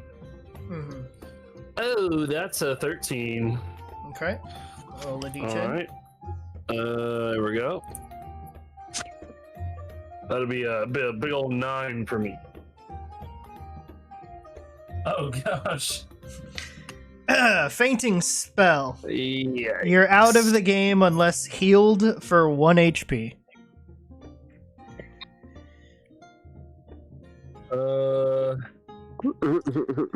Arden, you want to heal me? Arden, it is your turn. You get to decide if you want to do that or continue drinking. Wait, hold on. So, how did he get injured? Just so I can clarify again in my No, memories. so I took a. he took a drink. Falling asleep. Is Yeah, what it basically he is. took a drink. He failed the save, so he had a fainting spell, where he is just out of the game. He fainted. He fainted. Oh, okay, gotcha. So, what you can do is he's out of the game, so you and the NPC can do another round without him, unless you heal him, pretty much. And really, it only needs to be 1 HP, if anything. Oh, okay. Put a band-aid on me. Or you could just keep him out of their game. Right. Yeah, I throw a single rose on him that I conjured from my hand and was like, well, rest in peace. Happy night. Game on. Well, see, your roses have magical healing, so he actually heals me for 1 HP. Fuck all that. No, they. I was say no, they don't. All right, so Arden, roll your con save. It is an 18, or is it a 20 now? I thought it was 18. I think it's 18. Yeah. Okay. Either way, it doesn't fucking Yes. matter. Got a Yep. 16. It'd be 16. 18 now. So, all right, 1d10.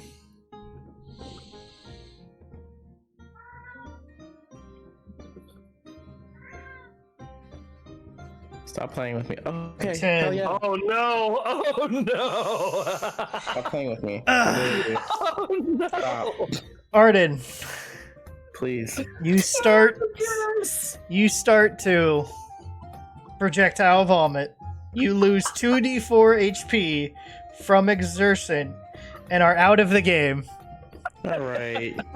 Oh my god. 2d4. Oh, that's fine. I just lost 2 HP and I'm You out lost the your game. HP, And then you're but just but you out of the projectile game. vomit in front of everybody. In front of though. everybody, and William is standing behind you.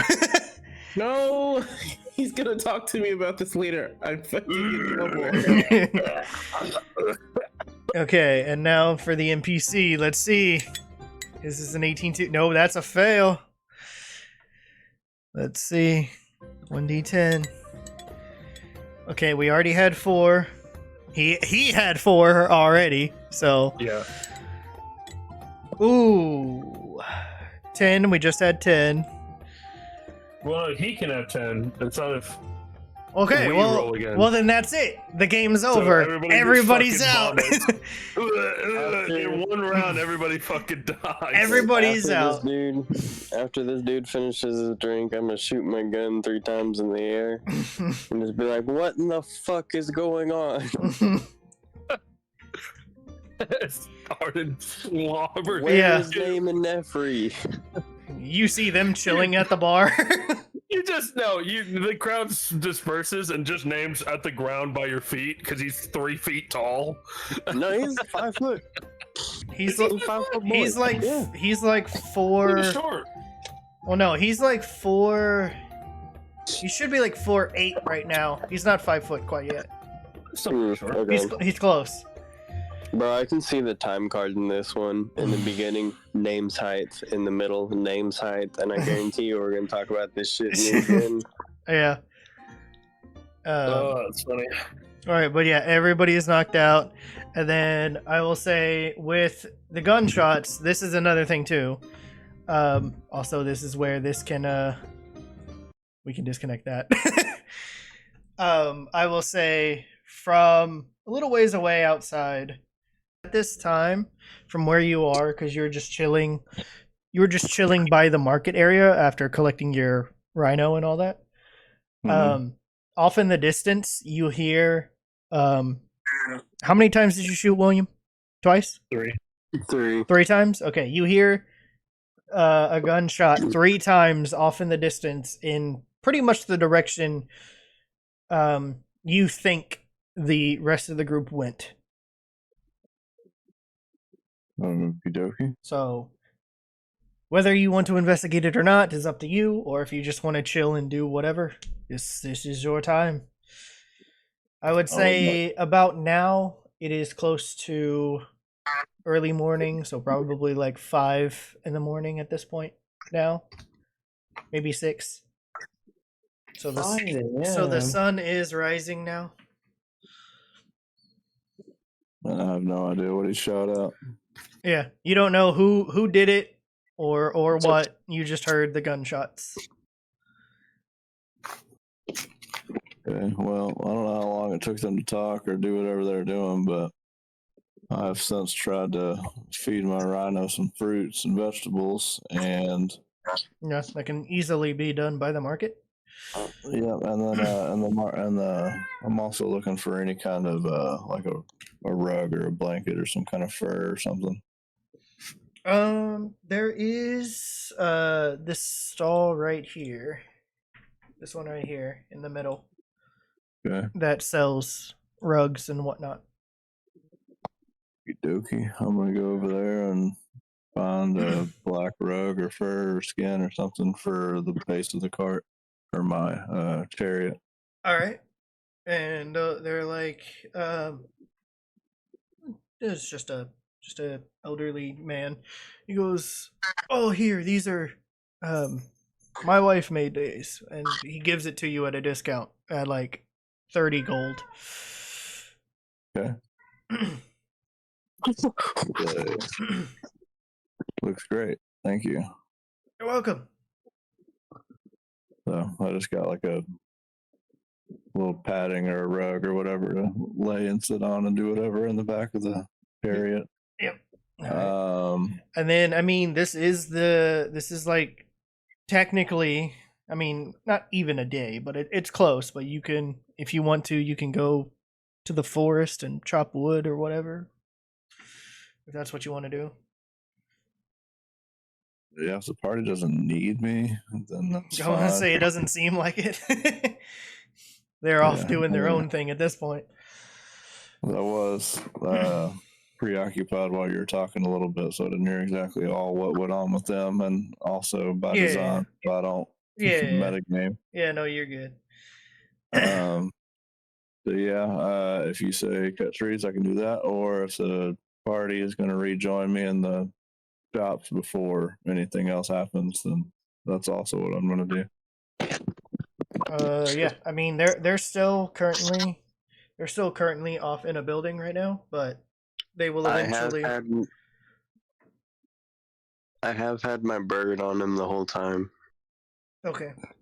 Remembering his last episode, I sent him off whenever he went towards the market. Oh yeah. He's just been around. Yeah. So yeah. Yeah, that's pretty much it. So I mean, like, yeah, if you want to go and start doing the wood haul, that, I mean, that also helps out the blacksmith too.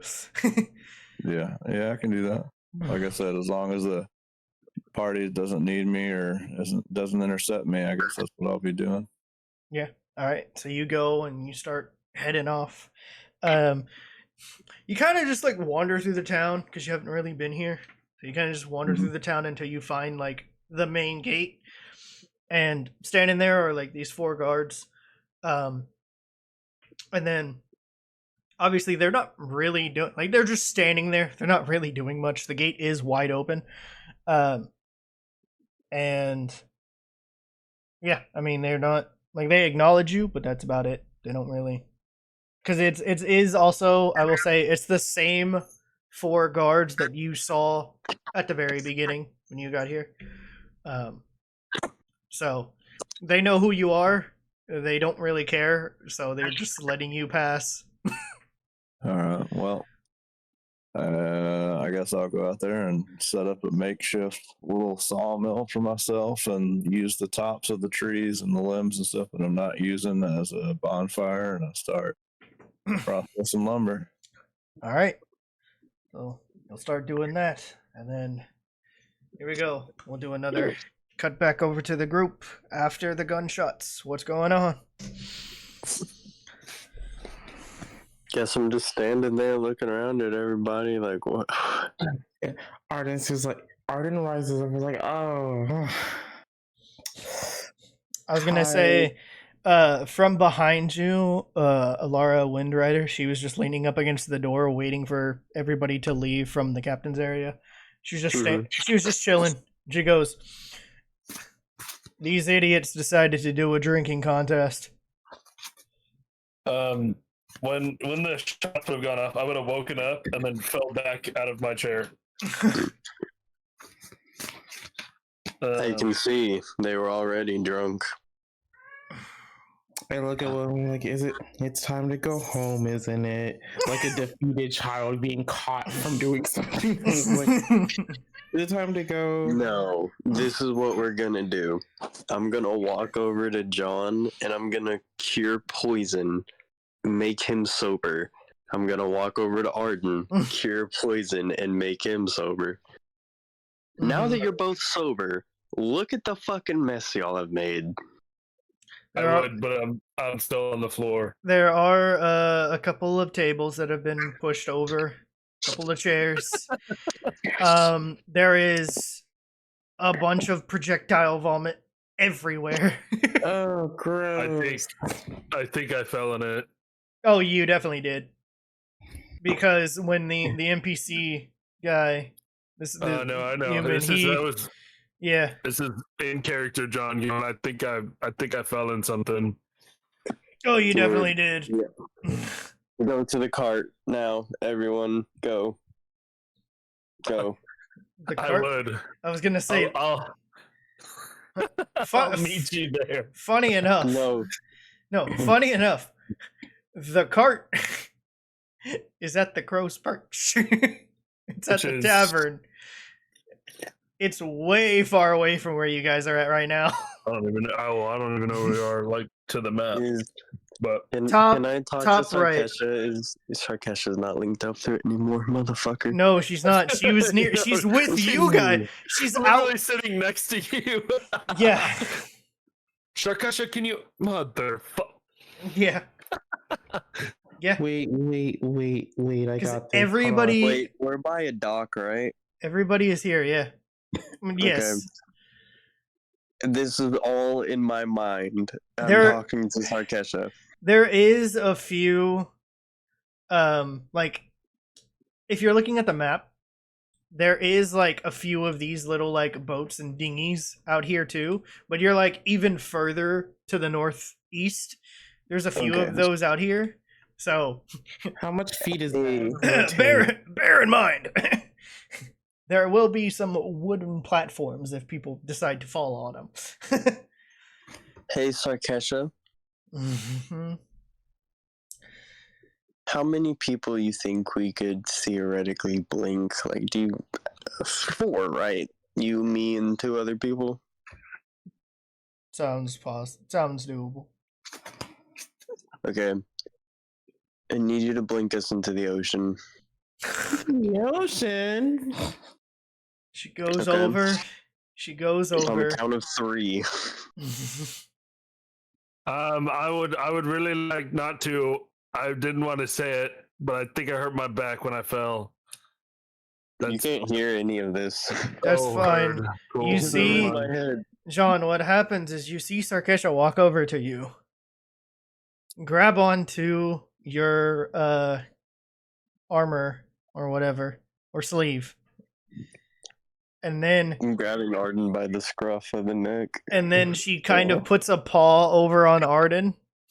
and then Rolled around my head, please. well, William has you too, so both of them are touching you. And there's a and as you guys land into the ocean nearby. I was gonna try to do something if I could. No, you have silvered up, but you still have your broken back, and you're still injured. All I was gonna do is put my hand on my sword and activate the anti-magic field. No. Nope. So that's Sorry. Sarkesha can't do it. Well, Can't say already did. I didn't even get a chance to speak. What do you mean exactly. already So it did? already happened. Yeah, they talked Okay, in their mind, whatever. and it happened literally a second later. So yeah, Um, and then you see as Now everybody's clean. you just see as John starts sinking to the bottom. as you guys come up, or John sinks, whatever. You see Zarlius, Fuller, Name, and Nevri just walk out of the place and look at you guys for like a good second, just to check on you guys, Mm-hmm. and then they go back inside. This is nice. Okay, Sarkesha, can you go get him before he drowns? If you pay attention, you could see a dark liquid coming from my body. Gross. Not associated with the liquid that I was in. Looks like blood is what it looks like.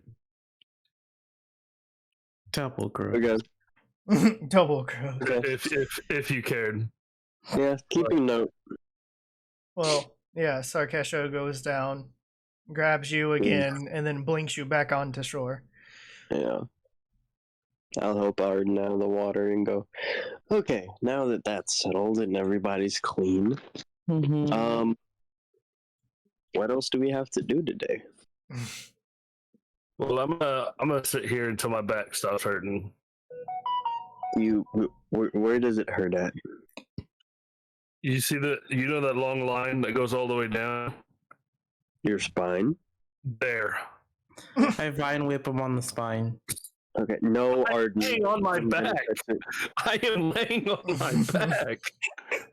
Okay, turn over, flip over. Is Sarkesha Yeah. still near me? No. All right, you have to give me about approximately 3 minutes. Do you want the dog to flip you over? Sarkesha, come here, please. Okay. Funny enough, Sarkesha, she was still standing just, by like, you. Grab onto the fur and then just like just like ragdoll you. pull over. Yeah. Okay. Wherever it hurts on your back or just across your whole back, I'll just put healing hands. Lay on hands. For how much? 15. Dope. So now I'm back up to 45. Here, this should help. You actually audibly hear like cricks and cracks. My back starts to pop as you do it too. Yeah. Oh. Everything resetting. Fuck yeah. Yeah. Oh yeah. Yeah. Thanks. Appreciate that. No, I know you probably don't want to touch me any more than you would like to, but appreciate it. Yep. All right. What else we got to do today? Does the big stretches to touches his toes, does a little cross. Oh yeah, back to my young self. Young. Hey, listen here, Bucko. I still have the ability to punt you in the ribs. Fair enough. Yeah. Okay. Arden, you said you had to go shopping? Yeah, I need to go shopping. You can tell on Arden's expression is like he's kind of embarrassed of what just happened, but also I'm like, okay, back on track before we were sidetracked. You are now fully sober. Yeah. I go, whose did I land in? Yours or the other guys? It doesn't matter anymore, John. Yeah, you're right. You hear from the from the door as he's like crawling out. Mine. As he falls on the ground. As he fully like passes out. Oh, yeah, because he's still drunk too. Ugh. Yeah, that guy, he'll be fine. Hopefully. Do the collective sorry, Will. Okay. Yeah, I need to go shopping and do other things today besides get drunk. So Arden, do you have anything to like, make us smell a little better? make you smell better? Us. We all probably don't smell better right now. Oh, Yeah, it is. So, and Arden just like whips his hair back behind his head. It makes no. We're choosing magnolia blossoms this time, so I smell like magnolia blossoms. I'm like, well, speak for yourself. Okay, let's go shopping. You still got a chunk in your shoe. I'm just gonna light up one of my cigarettes. Name, Nefri, Fuller, Zarlius, whoever the fuck else in the guild that wants to go shopping with us, let's go. Just like, no, we're good. We've had enough fun for today. Well, I need to go too. And then, as they say, "Oh no, we've had enough fun for today," you see Elloria shut the door. She's so over. She's so over you guys. Yeah, I need to go buy some stuff too. Come on, silly Willy, let's go. Silly Willy. Ugh. Kick you in the ribs. Well, after y'all, I need to go to either a magic shop or the black market. Or sorry, not the black market. The shrouded thing. Look, you give me like 20 minutes and we can go wherever, but right now we need to go to the Shrouded Market. That's fine. I'm here for the ride. Sorry. Hey, I know you sobered me up, but God, my fucking head hurts. If you take another drink, there's gonna be a lot of drop kicking today, I swear to God. But I'm like kind of like really dehydrated right now. Okay, so like Here's some water. So these Take are this. Thank you. these are the You said I couldn't take a drink. conversations you guys are having on the way. No, yeah, I know. Yeah. It was just role playing. Damn. I know, but you gotta say you're doing this on the way there. Well, obviously, that's true. Okay, you guys make it to the outside of the Crow's Perch and the cart. Does it look untouched? Yeah, that's fine. I almost wanted to like metagame or say metagame and be like, "Hey, do you think I could stay in my room tonight?" Yes, 100%. Fucking go sleep. You gave my room away. I'm thinking about it. I haven't done it yet. I thought you said you did. No, I said I'm thinking about it. Oh, heard. But we Okay. gotta go shopping anyway, so do what you gotta do. Yeah, just everyone sit down in the living room. Give me like 20 fucking minutes, and we can leave. Okay, I promise. Just sit down and chill. Go eat something for your stomachs. Arden, do you sit in the living room? So with that, I'll say with this, that's when Fuller, Zarlius, and Name kind of just return to their rooms for right now. Yeah. Arden, do you sit in the living room? Question mark. I was gonna go to my room, but now I'm kind of interested. What are you doing? So as we're waiting, and you to figure out what you're gonna do, I go, Arden, do you mind if I ask a favor? This favor depends on how hard I have to do things and how much effort I feel like doing. But go ahead. I'll pull my cloak back to reveal the fucking giant slash in my side. I go, do you mind healing that for me, please? As it's kind of it's soaked. It's not a bandage anymore because it got dropped into the ocean. It's now water and slightly still cut. It got healed a little bit, but bleeding. Mm-hmm. I go, do you mind helping me out here? Yeah, I got you. Hold on. So I walk up to the wound, examine it a little bit. See my six pack. My six pack. Oh, just kidding. Gotcha. And I cast Burning Hands on my hand. Yikes. Deserve that. And you're going to hear the Tom and Jerry scream. I really wish Hey, now that you're all cutely cauterized, I need a nap. It says yell. That's not it. All right. So, with that, Arden, you leave. At least I'm not bleeding anymore. See, there you go. How much damage does Burning Hands do? I know it does damage. How much does it do? I think it's a. Is it a 1d4 or 1d6? Just to cauterize you good, bro. Maybe I should have just said Burning Finger. While they're doing all that bullshit, I'm casting Identify on that little golden ring. Golden ring? It is a ring crafted from pure gold set with a large, flawless sapphire. Intricate engravings of arcane. It's the Ring of Grand Visor. Okay. Then, yeah. Search for it in the inventory. Oh, I have. I've searched for the next couple things I'm fixing to say. Okay. Already. So, yes, you identify and you see, yes. Yeah. Do you even have that, Arden? Yeah. I do. Using the ring, I'm going to identify the black stone, the 2 books, the chalice, and all 3 of the amulets. And then everything else I'll go through later on. Or 2 of the amulets. 2 or 3. Yeah, I can't remember. I was about to say, yeah, there's a pendant and an amulet. Yeah, the pendant and the amulet. I haven't added the pendant yet, but I added the amulet. Okay, yeah. And then I'm gonna go, hey, Arden. What's up? As like You wanna Arden check is something walking by. You want to check something out?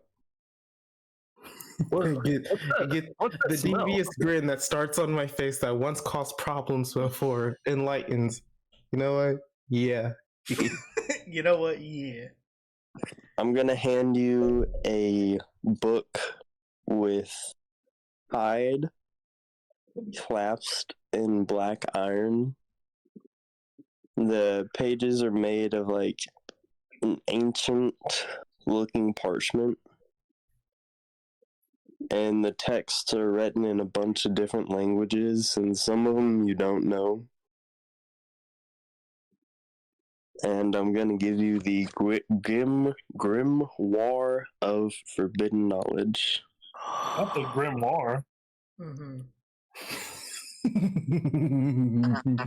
T, you should probably go through that item and look at it, Yeah. because you gotta make some choices.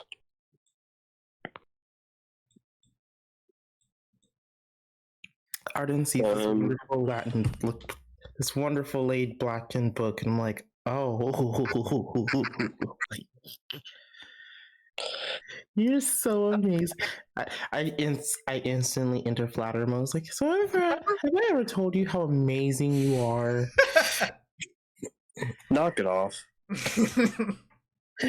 He's like, don't blow shit up, and please don't start any problems. Yes, please to God, and I swear to God, if you raise an undead family, I'm gonna hurt you. But what if they're a cute family? No. No.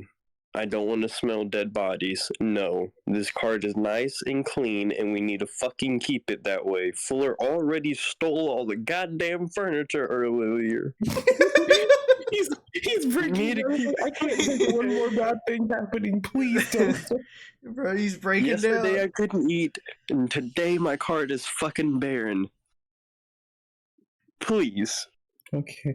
It's like Scout's honor. John, do you want something? I got a bunch of shit from the market earlier. You hear a light sizzle as I'm like, Rounding the corner. so how much damage did I do, by the way, so I can put on my thing? Oh yeah, I got you. Just do You're 1d6. yeah, you'll be okay. You'll be alright. Kills me. 24.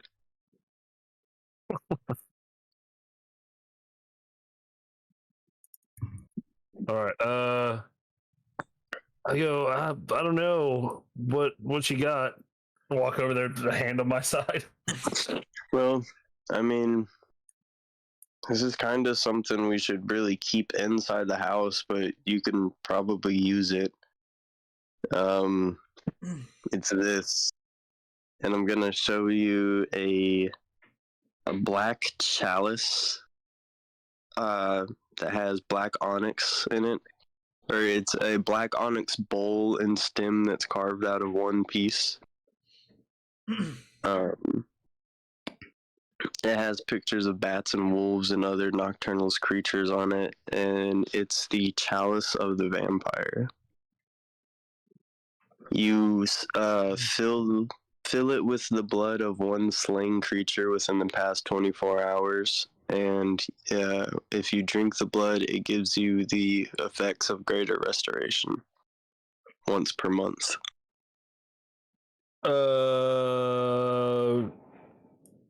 Sure, that sounds cool. I'll put that in my room for preparation. Yeah, and like I said, you're not gonna be able to use it all the time, but whenever you need it, it's gonna be there. Oh, fair.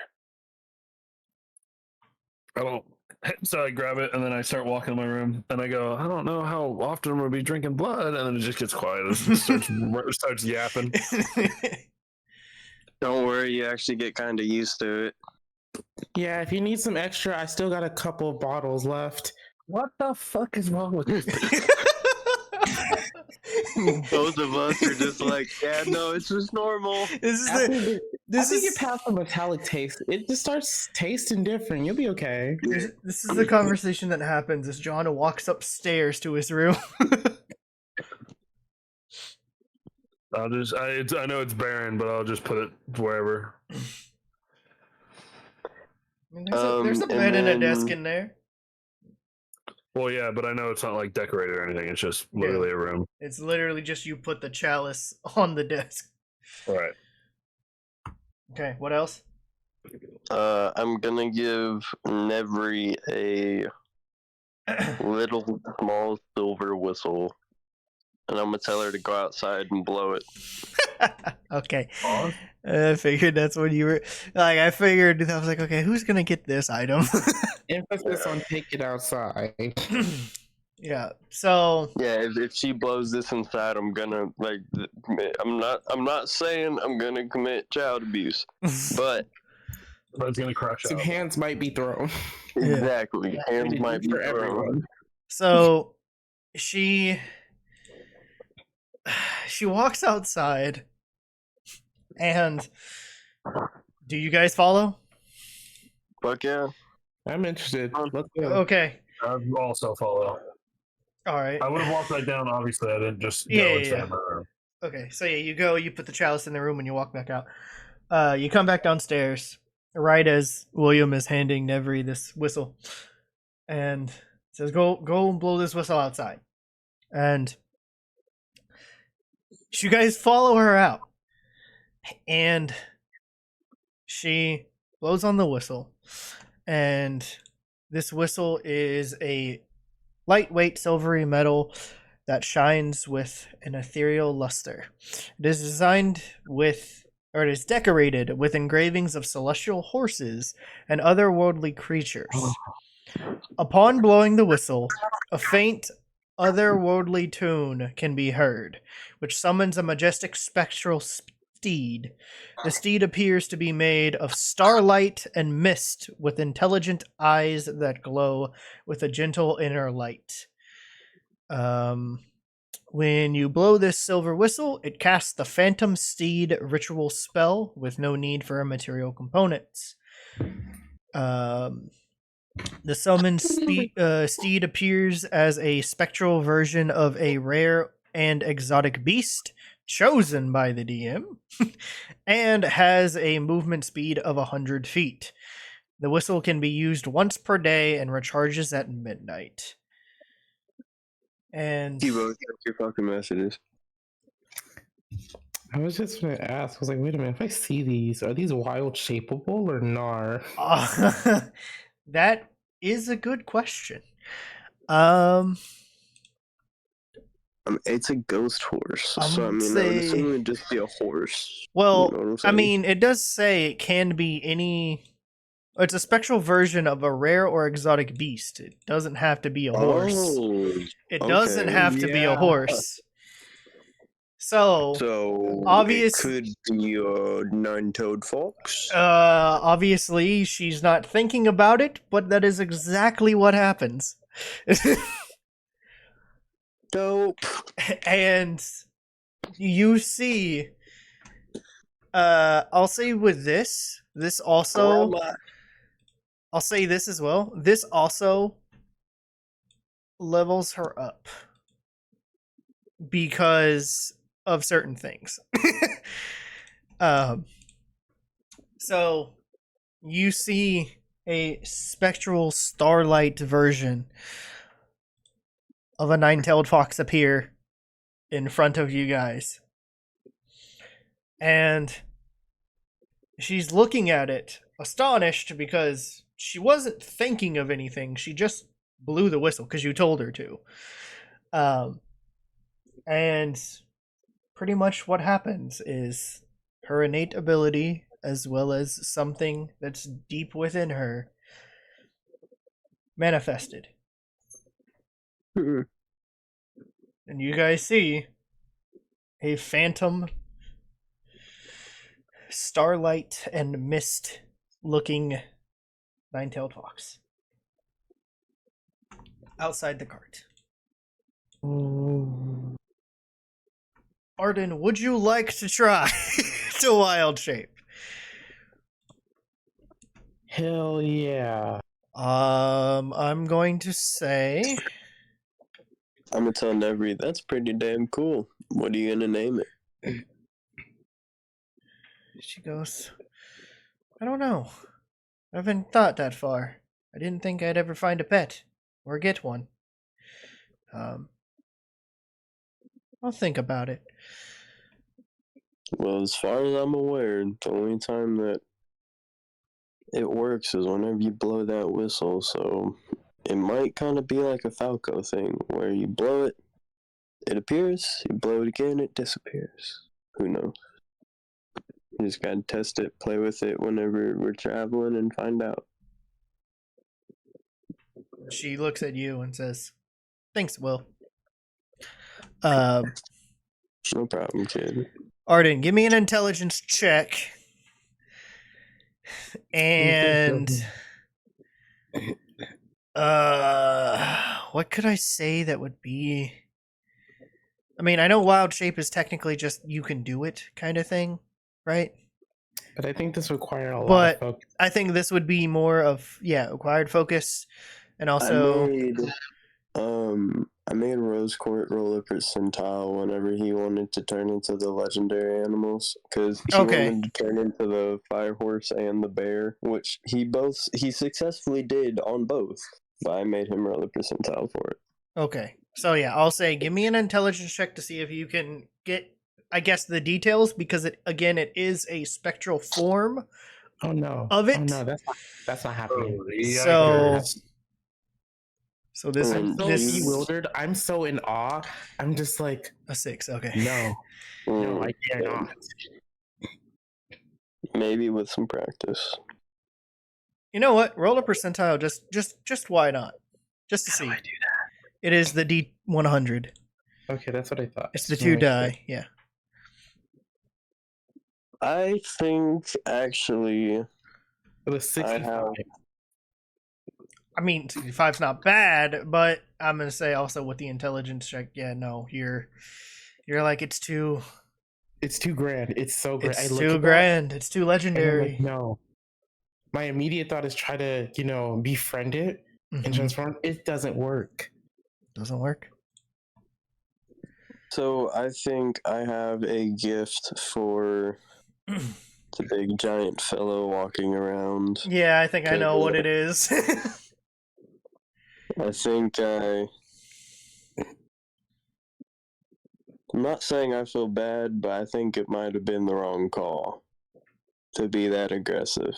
But then again, he was holding a body and no one else was fucking doing anything, so yeah, who knows? I'll give this to him, and whether he likes it or not, he can fucking take it. Yeah, I think I know what you're looking at. Likes me or not. Yeah, I think I know what you're looking at. Yeah. Does anybody know where he is? Nope. Nobody does.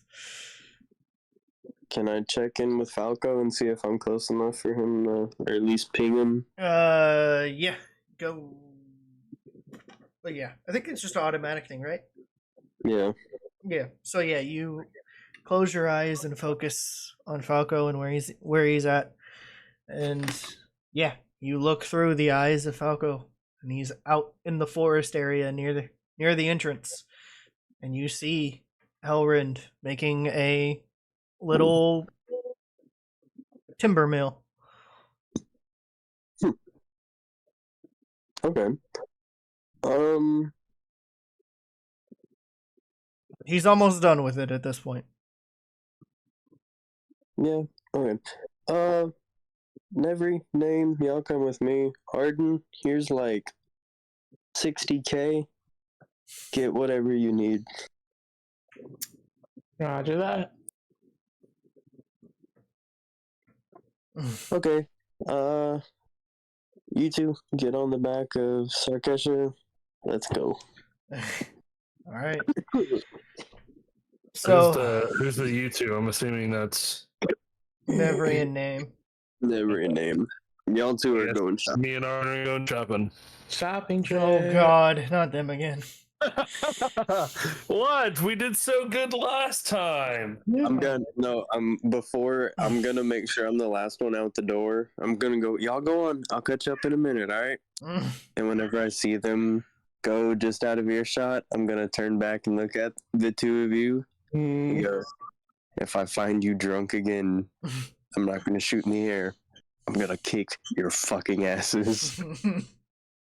Okay, And what then I give you about to the like? dog. What about like tipsy? That's not drunk. John, I will give you to the dog. What about when I get back? Can I drink when I get back? When I'm at the house? It's a dry day, I swear, Will. When you're Let's back go. at the house, I don't care. But Oh, while you're out all right, shopping, all right. I better not find you out in the town. Capiche? We're gonna be sober brobers. I got you.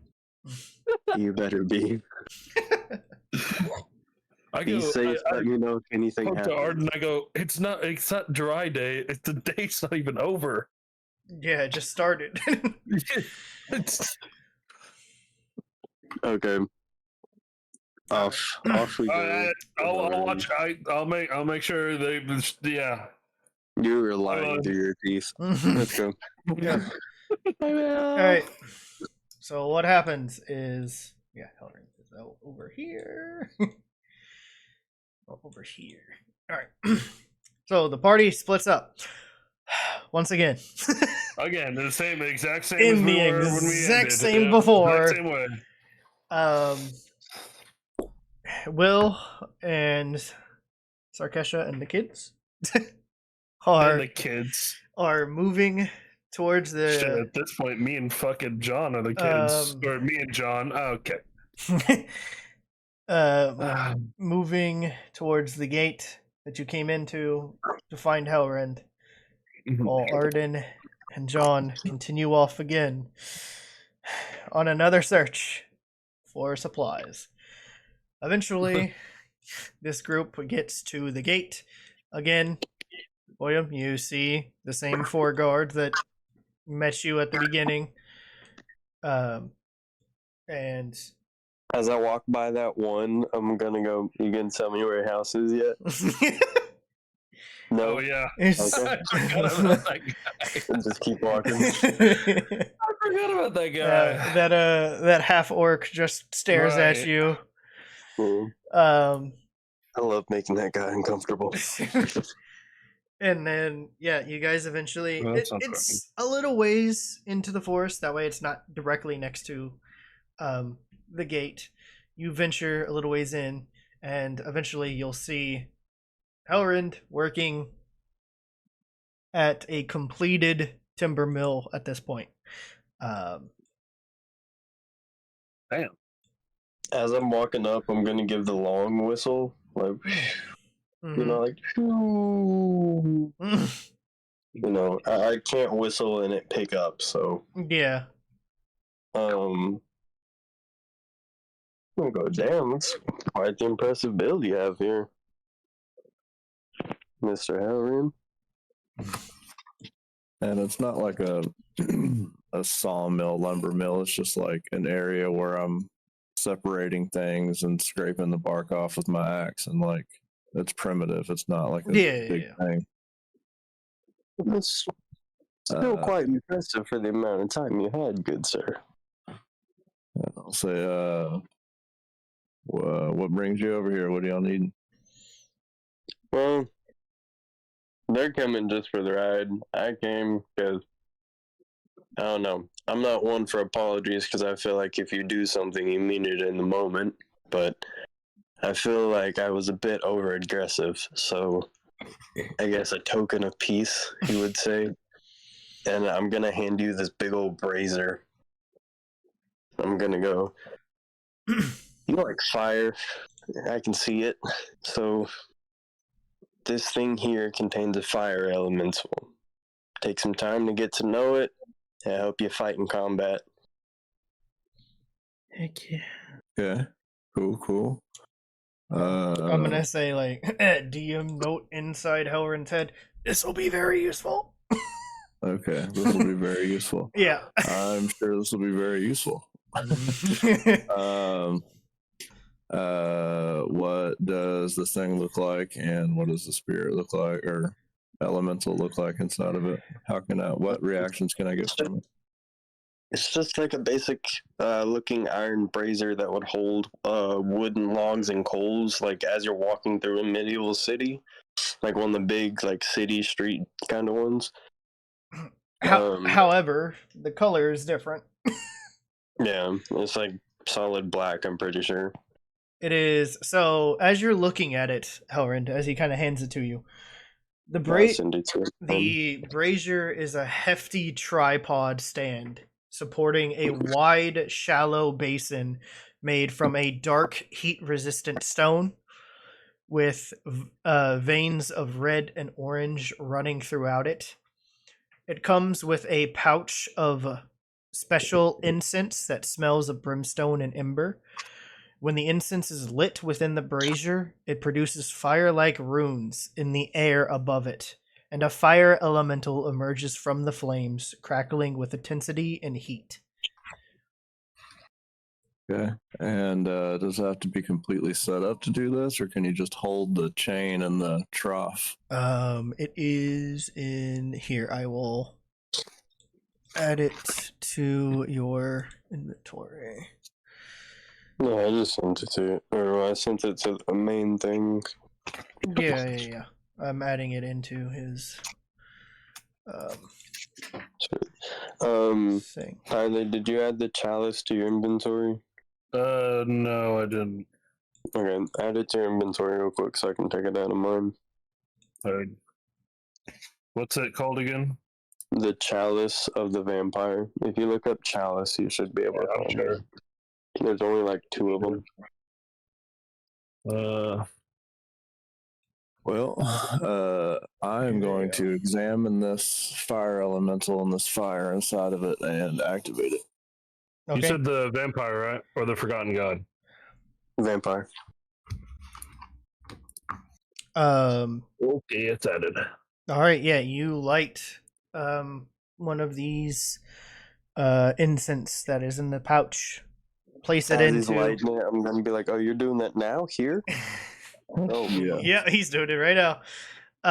He lights it, puts the incense into the brazier, and then you guys start to smell brimstone and ember, and eventually you start to see fire-like runes appear in the air above, and then this fire elemental just bursts out, and it is red and orange, similar to the flames that you burn, Hellrend. And you pretty much just conjured an elemental. Okay. Is this just a roaring fire figure, or does it have like matter to it? No, it is a fire figure. I'm gonna will it to pretty much. Is it bigger than me? As big as me? Small? It's a large creature. Yeah. I got my one hand on my gun, the other hand like kind of shielding Sarkasha and the kids. Okay. That's what it looks like, by the way. It's in images. Oh well, yeah. What the 1990s Nintendo 64 character. Hey, that's off of the book. Straight from the book. Oh yeah. Yes. So I summon it. How large is this thing? Very. 15 feet, I think, is large. Okay. I'm going to hold my arms up in the air and let it permeate me with fire, I guess. Will it to engulf me in flames. All right. So you do that, and it swirls around you for a second, and then engulfs you in flames. Yeah, it's double the size of a human, so between 12 and 15 feet. Yeah, and he's 9 feet, so it's gonna circle around him for a bit and then engulf him in flames. Yep, I'm just gonna soak that in and breathe that in for a little bit. All right. About 30 seconds or so. What I said. And then I'm gonna send it over to the wood pile and start burning the lumber, charcoaling the outsides and treating it, and just separating it while it's sliding it through and searing all of them. Yeah, it is at your command, so it goes over and it starts doing this. William, you are in shock. That's pretty sick. You see, my thing's not really fire; it's more like shadow. So I can do this cool thing. Can I show you, if I may? Yeah, I guess I would, before you say anything to me, I would just say, man. Guess I would say, what an interesting creature. Thank you for this. And say, it's going to serve me and my rhino well. You have a rhino? Yeah, he's over there grazing at the tree line. Yeah. Oh, shit. I'm going to be honest, not a lot gets past me, but a fucking rhino, that's a new one. Holy shit. William, give me a perception check on the rhino. Can you roll a d20 for me? I'm currently outside. Okay, I got you. It's Or actually here, just three I'll people roll your perception. Yeah, just d20 plus Okay. 12. Well, I just did it. Yeah, it's a 27. There you go. So yeah, with the 27, as you look over at the rhino that is grazing, it doesn't look like a normal rhino. It looks like it's like outer like layer kind of looks like rock a little bit. So it looks more like a rock rhino type thing is what it looks like. But it still acts like a normal rhino. There doesn't seem to be anything different. It's just its texture is more rock-like. Kind of how like essentially like a volcano rock, like just the rock part of it. That's pretty cool, Mr. Hellrend. Well, Yeah. my thing is shadows. Not really fire. Can I show you? Of course. Okay. I'm gonna stick my hand out to where my shadow, the shadow of my hand is touching the shadow of you. And then I'm gonna make your shadow do like a little dance, like side to side, like the shoulder wiggle thing. Raise its arms up, walk over to you, and like put its arm on your shoulder, then walk back and lay back down. My arm will come back to me. I'll walk back over. Yeah, that's about it. I can't make him fight yet, but I can make him do funny things. I love that. And I'll just kind of grunt and say, interesting. Yeah, you don't look like a guy that likes to be touched, so I figured getting touched by your own shadow wouldn't really, bother you. Well, it touches me all day, every day, so I guess not. Pause. Fair. So, but yes, thank you for this elemental.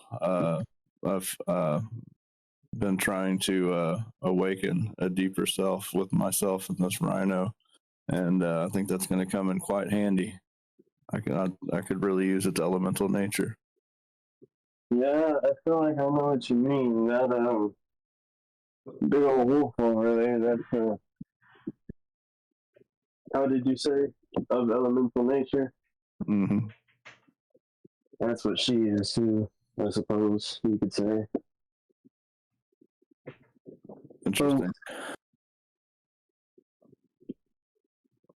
What's your story? Like, why is there a giant in the middle of the shadow content?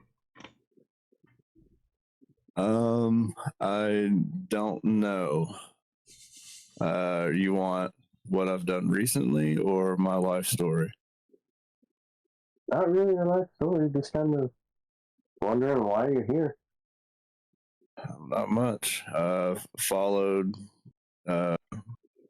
contestants anywhere and everywhere. I heard of a story. I seeked them out and offered them a fight to the death. And the ones that agreed, well, you're here talking to me, and they didn't quite make it. Okay, that's fair. Well,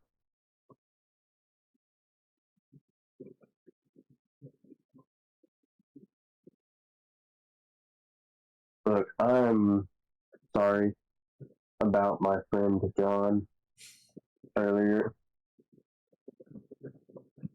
I will make sure that doesn't happen again. Oh, it won't. Like I said, I haven't left anybody else standing. So anybody that challenged me, it is to the end. Well, you see, big man, you can't take him out. That was mine. And I'm going to pull out of my pocket a little bullet, and I'll flip it to you. And if you choose to catch it, yeah, I'll catch it and ask what this contraption is. Oh, Oh yeah, people don't know what bullets are. This thing makes people go bye-bye. You know the concept of a bow and arrow, correct? The projectile system. Yep. This is a different version of it. It's a lot faster and smaller and a lot more powerful. And that little top part right there, that metal piece, is the arrow. And that big casing on the bottom where you see the lip ends, that part stays. Kind of hard to explain without showing it to you, but just know shit hurt. And on the side of it, you'll see the word John on it. Okay. And I'll toss it back to you. And I'll say, I prefer to feel my opponents defeated in battle. And I'll just kind of grip onto my axe and show it to you. Oh, damn, that And is nice. yeah, William, this is your first time fully looking at this weapon. It is a very intricate weapon. May I? With your eyes. Okay, that's fair. What's it made out of? Do what? What's it made out of? I'm a bit of a craftsman myself, you see. Some metals deep out of a volcano that I found myself in. Well, I've never been to a volcano, but my home, there's this type of obsidian that's kind of special, and I'll pull out one of the pieces of it. And it's, how big would you say, Trevor? Like a pretty decent, like hand-sized piece of obsidian? Yeah, I think so. Okay. Pretty decent sized piece of obsidian, and it's like, it looks like regular obsidian, but where regular obsidian is just glass-like and just black, this one's matte black and has like starlight running through it. Okay. Are you handing this to me or just holding it up? Yeah, I'll hand it to you and let you look at it. Okay. Well, since you handed it to me, I'll accept it and look at it. Can I tell how this rock was melted to make this obsidian? Like, does the texture seem familiar to me? No, it does not. Okay. It looks like there might be a different process. Okay. I'll I'll say this doesn't look like any of the obsidian I've seen, and I've seen some of the purest dragon-fired jewels you could find. Yeah, as far as I'm aware, the place I'm from, the how do you say it? The pressure of I'm not smart enough to know what I'm talking about here. Well, you said pressure, so I would say interesting. Pressure. The Only pressure, seen this done by heat. Compression.